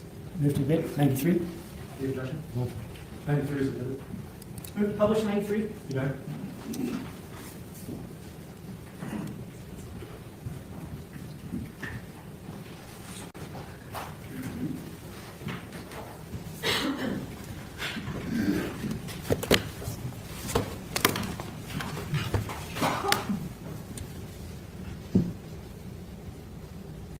Okay, so we're looking at the truck, the camper, and the boat all hooked up. Now, if it helps you, if you need to step out to see the picture, you're welcome to, or I you can see it. yeah, I can see it. Thank you. Is that right? Yes, Okay, and are we looking at their shop? yes, we're looking at And the would the garage be more that way? The garage is more south of there, yes. Okay. But is that generally how it was hooked up that particular day when you saw what happened? I do not remember if the truck was hooked up to the boat or not, because Kendy was up in the camper when we arrived. But you said something about her getting something out of the camper and then putting it in the boat, right? No, I did not, sir. Okay. Where did she get whatever she put into the boat from? From the ground. I think they were cleaning stuff, because she put the basket into the camper, shut the door, came over, grabbed, it was I don't even know what was in it, to be honest. I don't know if it was towels or what was in it. It wasn't heavy. The thing wasn't heavy. Okay, so she did put something in the camper. She did put something in the camper, shut the door. But you don't remember if the camper and truck were hooked up to the boat? I don't remember if they were hooked up or not, because she came out of the camper, hey, and she was grumpy that day, and I was like, hey, what's going on? And so then we just proceeded on over. I didn't pay any attention. That to me meant nothing, whether it was hooked up or not. But the rest of it did mean something? Pardon? But the rest of it did mean something? The rest of what, sir? What happened that day? Her falling? Actually, you know, after she said she was okay, it didn't really, you know, she said she was okay. I didn't ask her to show me the bruise. I didn't ask her to, you know, let me see if you're okay. You know, she was, I'm fine. And that was the end of it. We'll talk a little bit more about that in a moment. But I wanted to ask you about when it was that you went over to the house and saw this happen. Was it in the morning hours? It was midday. Okay, so we've got a time there of 7:43 a.m. on that. Yes, sir. Does that appear accurate or not? I couldn't tell you what the day looked like at 7 o'clock in the morning 2-3 years ago. I'm sorry, sir. Okay, but you're sure about the date, July 15th, or no? That's what it says on there, yes. What about your memory? Does July 15th of 2020 seem right to you? I'm not understanding what you mean by Well, that. the summer consists of several months, right? Objection. There's an objection. Your Honor, counsel's trying to, may we approach? Yes.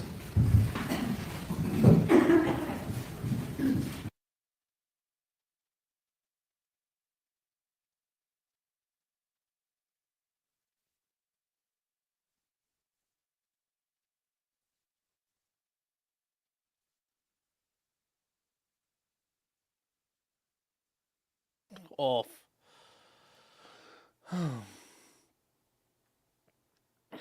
So, I mean, the attempts do, like, the prior attempts can be somewhat probative, but there's only so much. I mean, given what they were going through and that forensic evidence on her, those bruisings and things are, I think that's some of the biggest stuff for Dan. There's no way to explain that right now.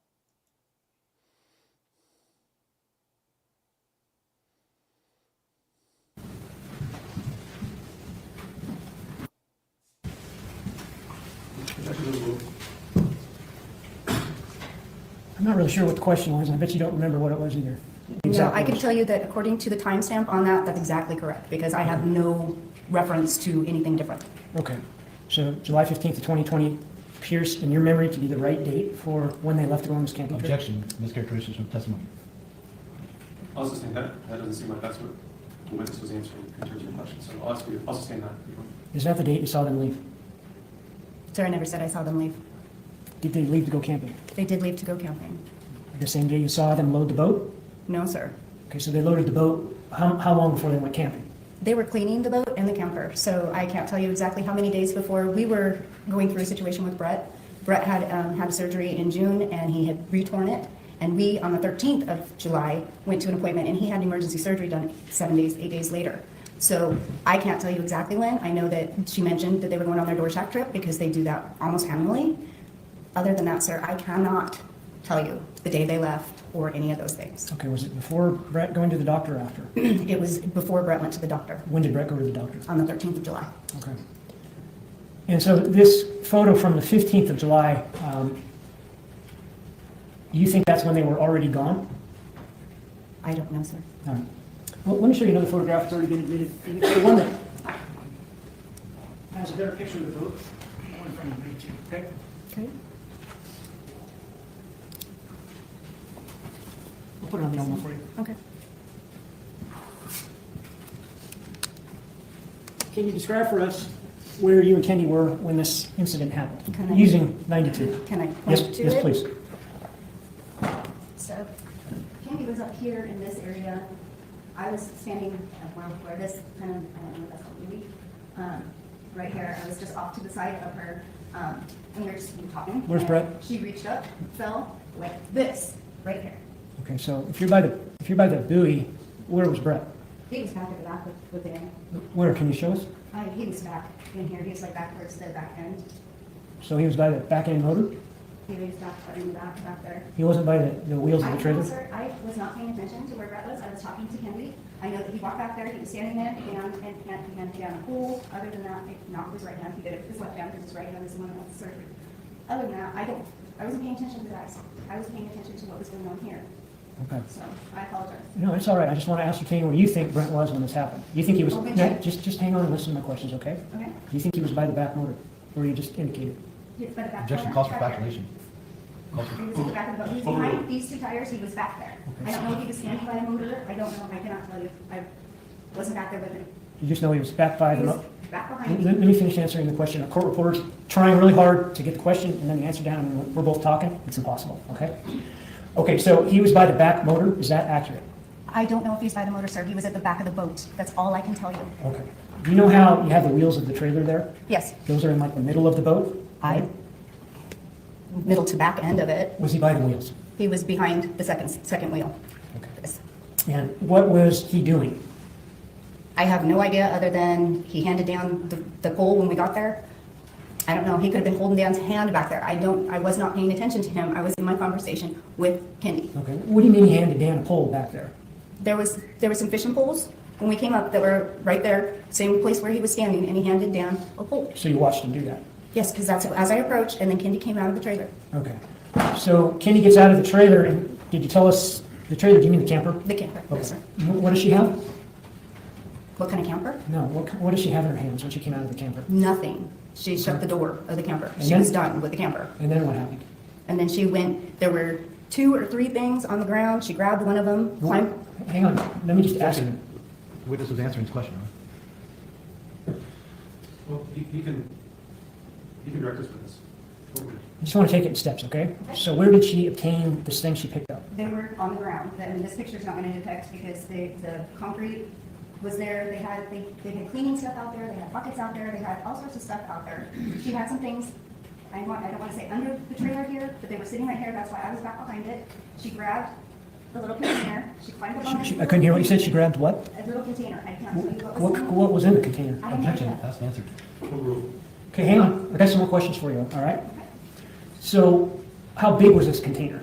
It was, well, for me, and he's a little bigger than I am. For me, it would have been like, you would have been holding it like this. And for the record, your hands are a couple feet apart? Yeah. Okay. Cut in half, maybe. It was a little square container. Was it open? Did you have it There was open? no, yeah, there was no lid. Okay, but you couldn't see what was inside it? I didn't pay attention to what was All right. And so where did you pick this up from? right down the ground, On the ground? from the ground. Okay, and then what happened?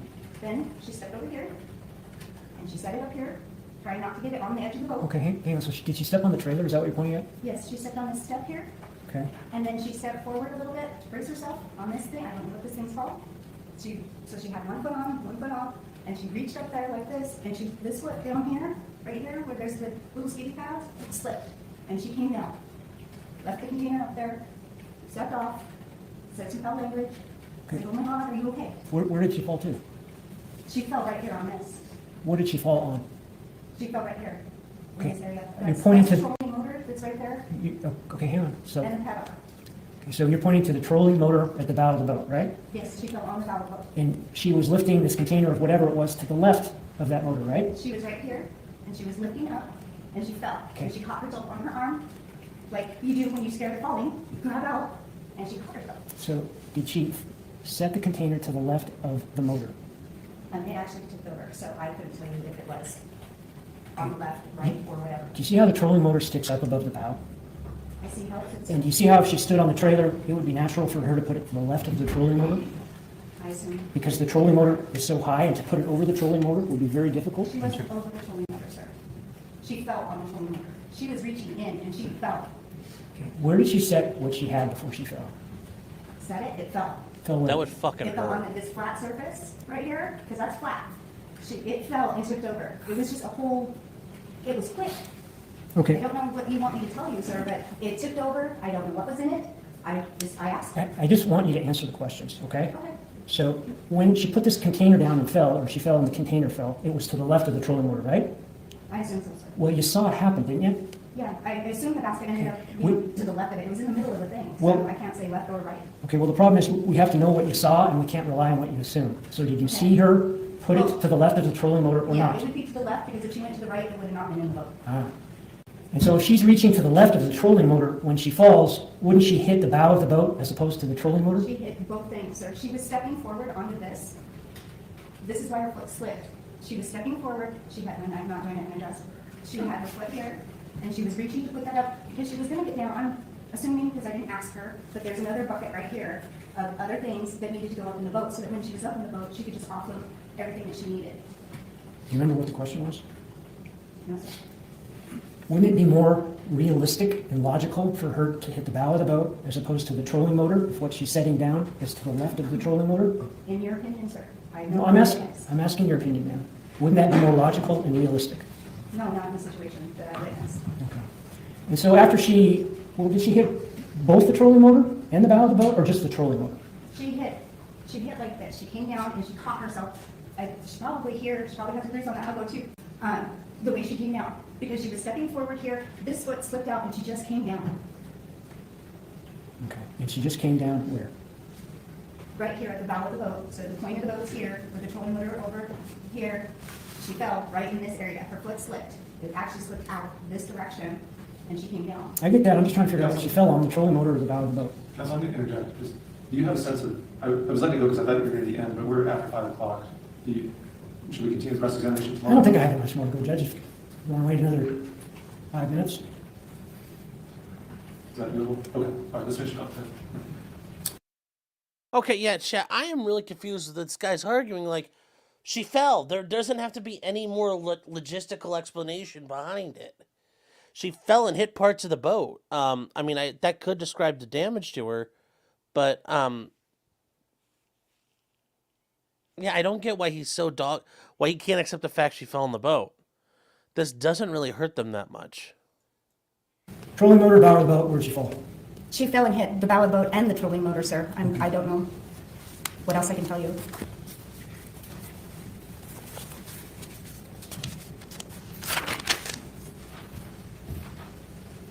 Now, you've talked to us that you were closer to Kendy than Dan. Do you remember that?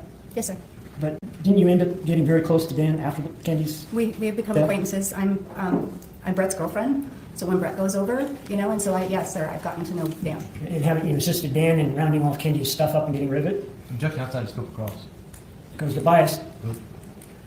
Who's the bias on that? I didn't round up her stuff. Chris had brought me things downstairs, and I helped organize the pants and things that went to a consignment. So you helped sell Kendy's possessions. I didn't sell them, sir, but yes, I did help organize them. Did you help get rid of her chickens as well? No, sir. You didn't have any part in that? No, sir. Did you have any part in making sure Brooke didn't get any of Kendy's possessions? I had nothing to do with what the family did. You mean Dan? Is that what you mean? Yes, sir. Dan had a part in that. Is that Yes, correct? sir. You have to say what you mean out loud because a court reporter is taking down your speech. I had no relevance to what Brooke was given or not given, I sir. get that. And my next question was, that was up to Dan Howard, wasn't it? Yes, it was.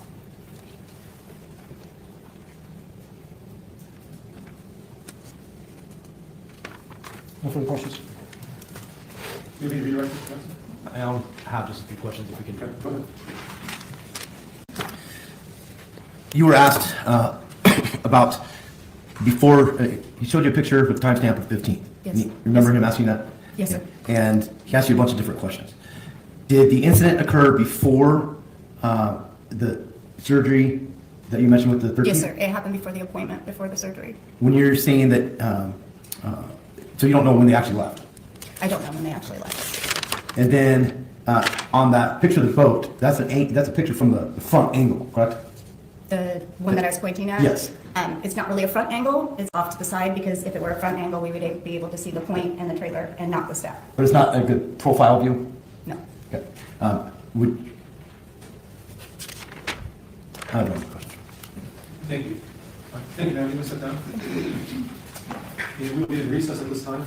Thank you for your patience and your adjournment. I'll excuse you and remind you, of course, not to discuss the case among yourselves, but anyone else. We'll be back tomorrow at 9 o'clock. All rise and adjourn.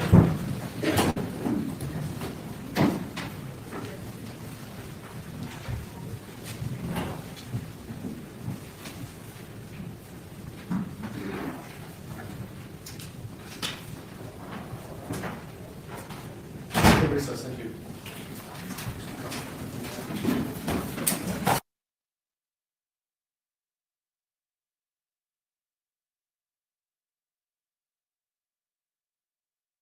Why he didn't object. I don't know why he didn't object there. I don't know. I don't get it.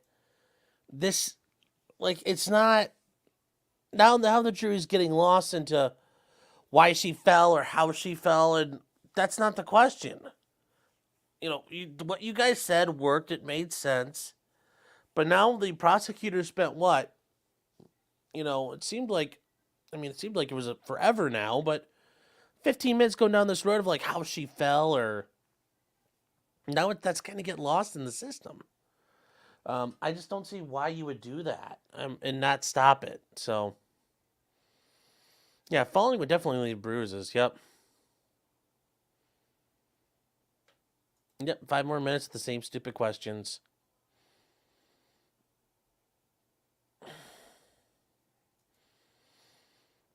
Yeah, I think that's part of their, well, I mean they're trying to do whatever they can there, but yes. Yeah, this was not very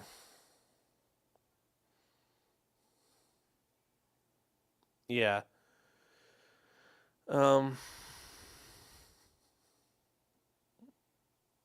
Yes, why did she fall? Why? Did she want to fall? Was she trying to test gravity? She would have hit everything. She would have hit the front of the boat. She would hit the trolling motor. She probably would have also slid off and hit part of the trailer. I mean, she would have hit a lot of things. So, and guys, real quick, I'll be right back. Hold on.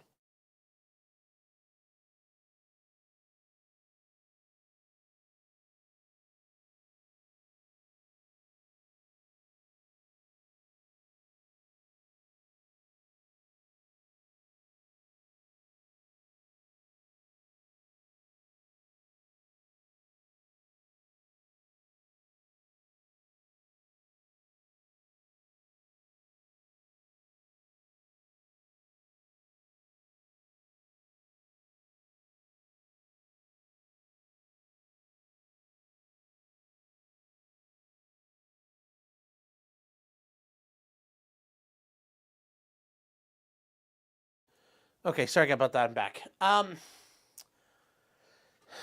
Yeah, there's all.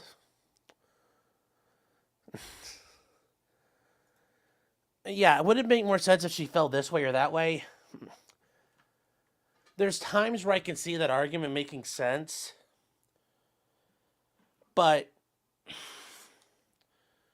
when it comes to this boat thing, I just don't see the argument why we did that. I don't know. I mean, it kind of sounds like they were just really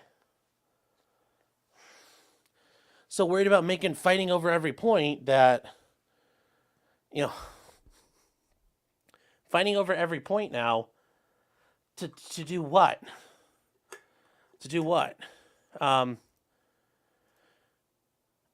Answering Ag's question of hold on, did I miss that? I thought I answered. Well, I thought I started it. You're stalling just a little wrestling. What? Which one did I miss here? Yeah, she got out there quick, but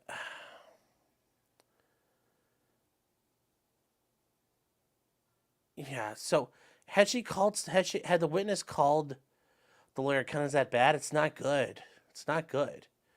I mean, is the lawyer directly responsible for that? Not usually, no. If it happens a lot, you're going to get in trouble because you can't control your client or your witness.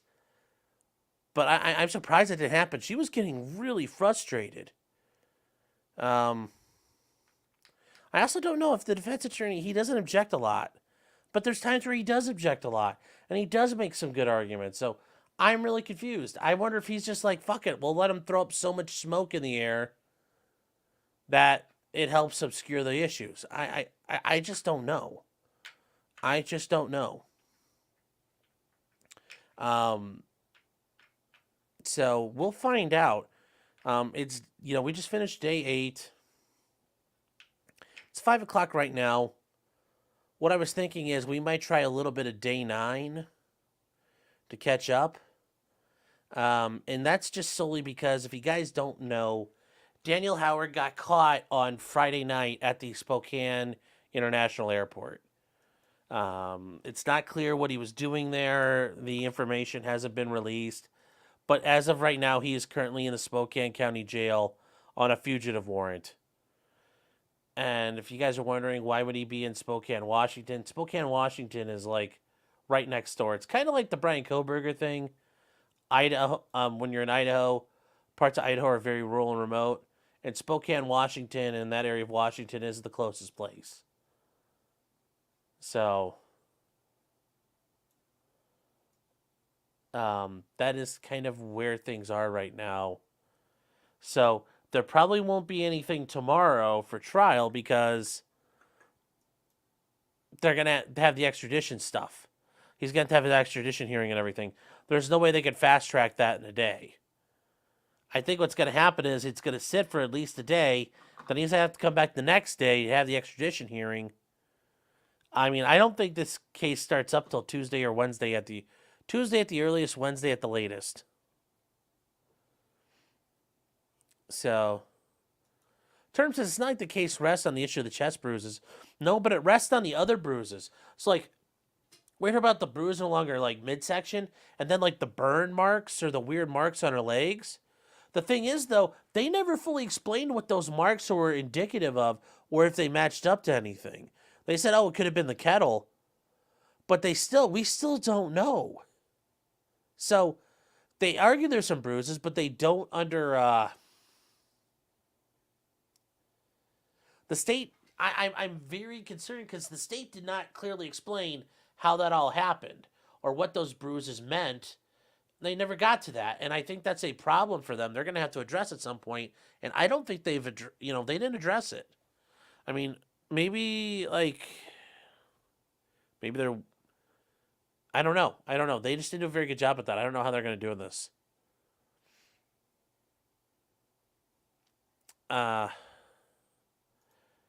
That's a shame since it's absolutely clear what he was doing from there, what he's doing there. No, I meant why was the defense attorney, not objecting to it? Like, he's just like, screw it, I'll let them make all the noise they can and just leave it alone.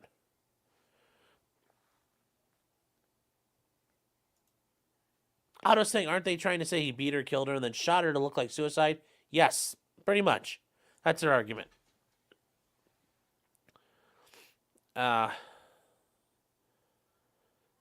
Maybe he just wants to pay way too much for magazines of fast food. That's why he went to the airport. Yeah, but he was forbidden from being within 2 miles of an airport is the problem. That's the issue he was suffering from. He was told, you cannot be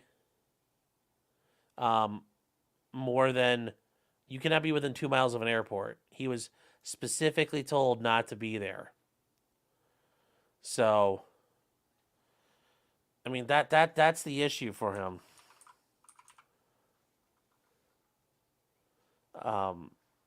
That's a very big problem. I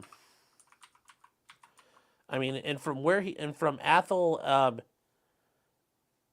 Indiana, or Athol, Idaho to the Spokane airport is just under an hour drive, guys. And that's the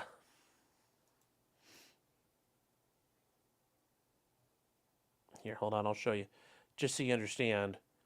And he didn't live in Athol, I get it. He lived outside of it. But, Athol, Idaho, and then they're down here in Coeur d'Alene is where they're trying the case. But they are down, and, this is Idaho, guys. Idaho, not Idaho. This is the state line. Like, oh my gosh, he crosses state line. But that's not the problem. He was at the airport, which who knows what he was doing, because notice he's like all this way over here. So what's he doing all the way over here?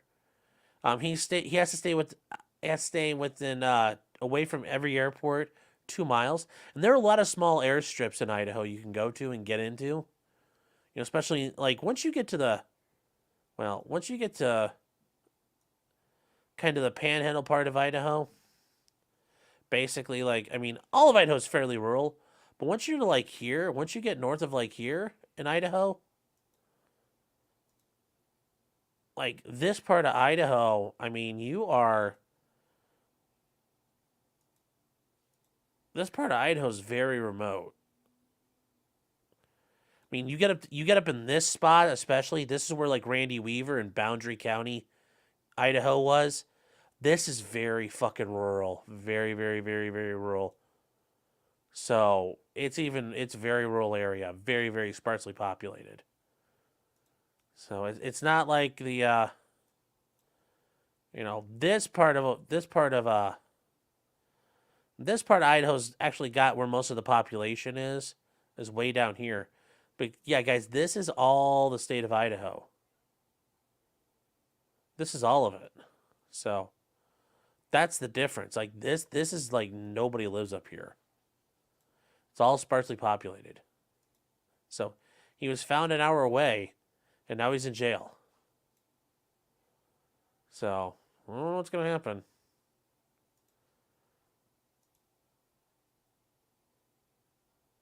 Athol. Yeah, I forgot how they say that.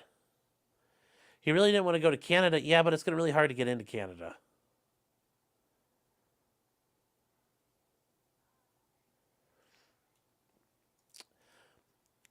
Did Francis, did he park in the Allery satellite? Yeah. I don't know. I think so far the state's done a compelling job. Especially, the only thing I think they have problems with are, like, the way the blood came out or how the blood did this or that. I mean, the lady was sitting in a bathtub for hours on end, and she did have a lot of blood on her, but a lot of it was stuck in her hair. And the fact the bullet it wasn't up like this when she shot herself. They said it wasn't like this. Like, people normally, when they shoot themselves and they've got a gun, it's a fake gun, they go like this, upward angled. They said for her, she went like this. Like, kind of like at a flatter downward angle. And it went through her tongue and into the back of her neck. I don't know if that's necessarily a problem, because we keep hearing Kendy didn't really like guns. Kendy didn't like guns. She didn't really understand guns. So she wouldn't know necessarily, I need to go like this. She might go, okay, fine. Bang. Who knows? Who really knows? It doesn't make it clear. So I think I think it's not been, I think they left a lot out there they didn't prove right. Byfront says he knew he was being tracked. Certainly, he had to have an electronic monitor on him, because if he's prohibited from being within 2 miles of an airport, there's no way you would know that unless you have a GPS unit with exclusion zones. So, yeah, I did want to comment on that thing, because the swinger thing makes sense. Like, I thought I heard something about the swinging, but I was like, I left that alone. I wasn't sure if I misunderstood that. But are they swingers? I kind of thought I heard that for a second, but I didn't. Did Day 9 go that bad for him? I don't know. Yes, the prosecutor's not winning jury points, but yeah. If you fall down on a fiberglass vote, you'll get gym-type floor burns. Yeah, but that's not only... That's a better quality fiberglass boat, not like some shitty John boat. That's like probably a good, setup in there. What kind of bond did he have? No, he was out on a personal bond. He was just on GPS monitoring and stuff. Ultimately.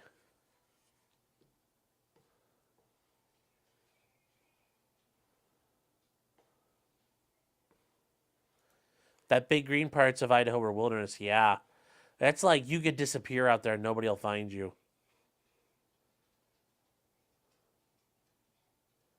Garrett says, I could see me. Yes, there's parts of the U.S. border where there's no surveillance, just traversable woods. Yeah. Lying in a tub, your head would be tilted forward. Not necessarily. I mean, if she's up in the back of the tub, like, think about it. You're in the tub, you're leaning back. You're not stuck forward. You're leaning back. Because you put your head at the top of the tub and you're just like, ah. That's how you'd be in a tub. You wouldn't be like this. Ah. They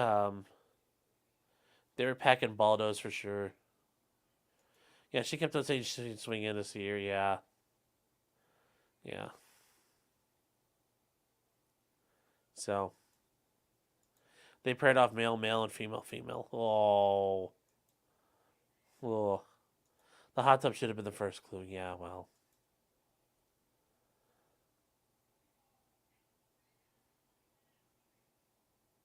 So, yes, the Grantham interview with Uncle Paul is up. Yes, yes. So yes, I had read a news story where there was an allegation Kendy had tried self harm previously, and it looks like that's interesting that got in. So I'm surprised the state didn't try to keep that out. You think they would know? Do we have pics of the tub? No, because I don't think we haven't been able to see it. They've been censoring all the pictures, which I think is wrong, and they should be allowed to do. But whatever. But yes, the self-harm issue I do think is helpful because that blows the state's theory of, she had this joie de vie and she was so full of life and a spark of life. But it's like, she did try to kill herself. When? Within the last couple of years. I mean, it wasn't like it was like 2 months beforehand, but in the middle of all this stuff going on, yes, she had tried self-harm in the very, very recent past.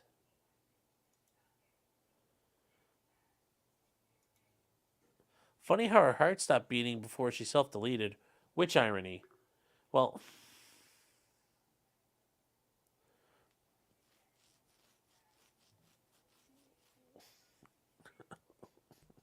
so, are there certain people being invited to the bridge wedding? No, I'm not this. No, maybe there are. If you know, you know.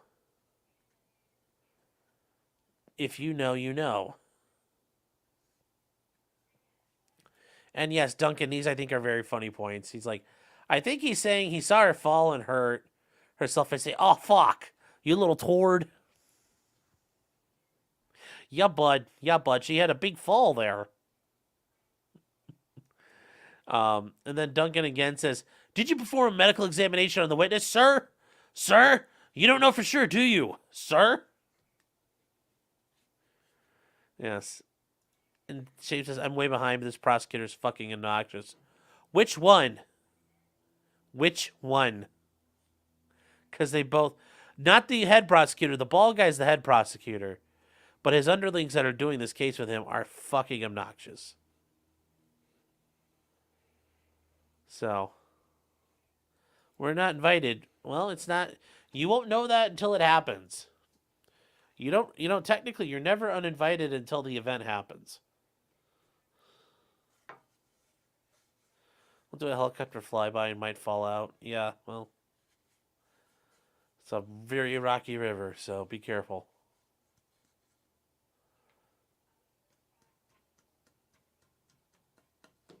Guys, it is 5:30 right now. A little bit later tonight, we'll go and start going through it, is the Alec Baldwin complaint. An invite must have gotten lost in the mail. Well, maybe. I was thinking probably around 7 o'clock we'd fire that up. And just because it's 60 pages long, it's a lot to go through there. I think that there's a lot going on that he actually has a very good argument to make about why this case should be dismissed against him. And his attorneys put a lot together. So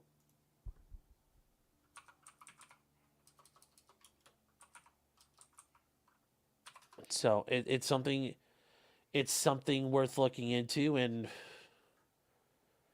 whether or not he's got enough to defeat this, and he might. So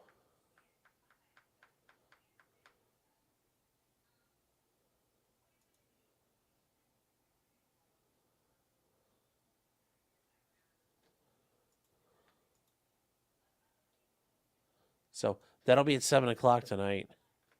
See if Bronco will come on for that. Yeah, that one. Tom, how you doing? Good. Hope you're doing well, Tom. See if Bronco will come on for that. Well, most of the arguments they make are not even arguments about like the actual causality and causation. It's like they weren't given the opportunity to be heard in front of the grand jury, and then the way the prosecution has gone about doing this case. So, yeah. He says, "Let me do the jail at midnight. That's when I get out." Oh. Jumbo Dunn says he really could not have shot 2 people. Well, I think his argument's going to be a little more than that, but we are going to look at that argument tonight. And Garrett says, I forgot to mention this one too. Could that dude couldn't find any gear glasses? Like, well, give him a break. He's trying. He's trying real hard. I mean, like, maybe his kids really like the glasses. Or his wife really likes the glasses. I don't know. Something happened where you're like, Daddy, we got you the glasses. Can you wear them? And he's like, all right, fuck. So. But guys, that'll be tonight at 7. I will put out the access. Well, Baldwin was avoiding service. Yeah, well, that's. We'll see what the state says in response.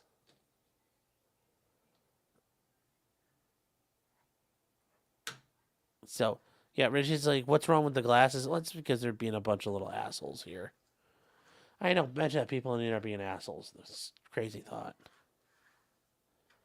Kimbo says, can you just wear anything to court? Well, that's not really outside the realm of, like, things you can wear glasses. But, yeah, I mean, you could wear a shirt and tie, and it could be, like, the most obnoxious colors ever. It could be, like, a lime green tie and, like, a fluorescent pink jacket. And, judge, I mean, you're wearing proper courtroom attire. Judge might say, for the record, you look like a fucking dipshit, but that's you're dressed up. I would never recommend that, but you could do it. So, I mean, like I said, you could do it. You could do it. So,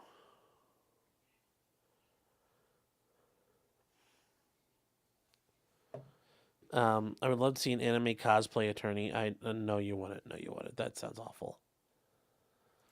Do the HF agents even wear their furry outfits to court? Well, we notice they haven't done it in some of these trials, so no, not normally. Not normally, do they? So, all right, guys. So 7 p.m. we'll be going ahead and doing that. You were clan lured to court. Pff, Jesus, no, we're not talking about that. So, guys, I will see you back on here about 7 o'clock. We'll get started. And, yeah, things aren't looking good for Daniel Howard because that escape, certainly the state's going to seek the opportunity to introduce that evidence of, well, he got caught running away and only guilty people run. So, yeah, that is, we're going to do a deep dive in Waco, yes, but I know we're not to the point of the Waco, ending of the Waco siege yet, the anniversary. I mean, we've got a whole month for that, and that'll be, that's part of the dive, but there's a whole lot to that one. It's a very, very in-depth thing there. So you guys are saying, have a great day. Well, thank you. Do things. Yes, please like, guys. Please like. I'm currently being bullied on Shannon Sharp's YouTube page and need assistance. You say that as a joke, but it sounds almost plausible enough to be real. So, good luck out there, though. So, guys, I will see you in a little while. Take care, and we'll work on what Alec Baldwin's got cooking. So, see you guys. Good night, or good afternoon. Bye.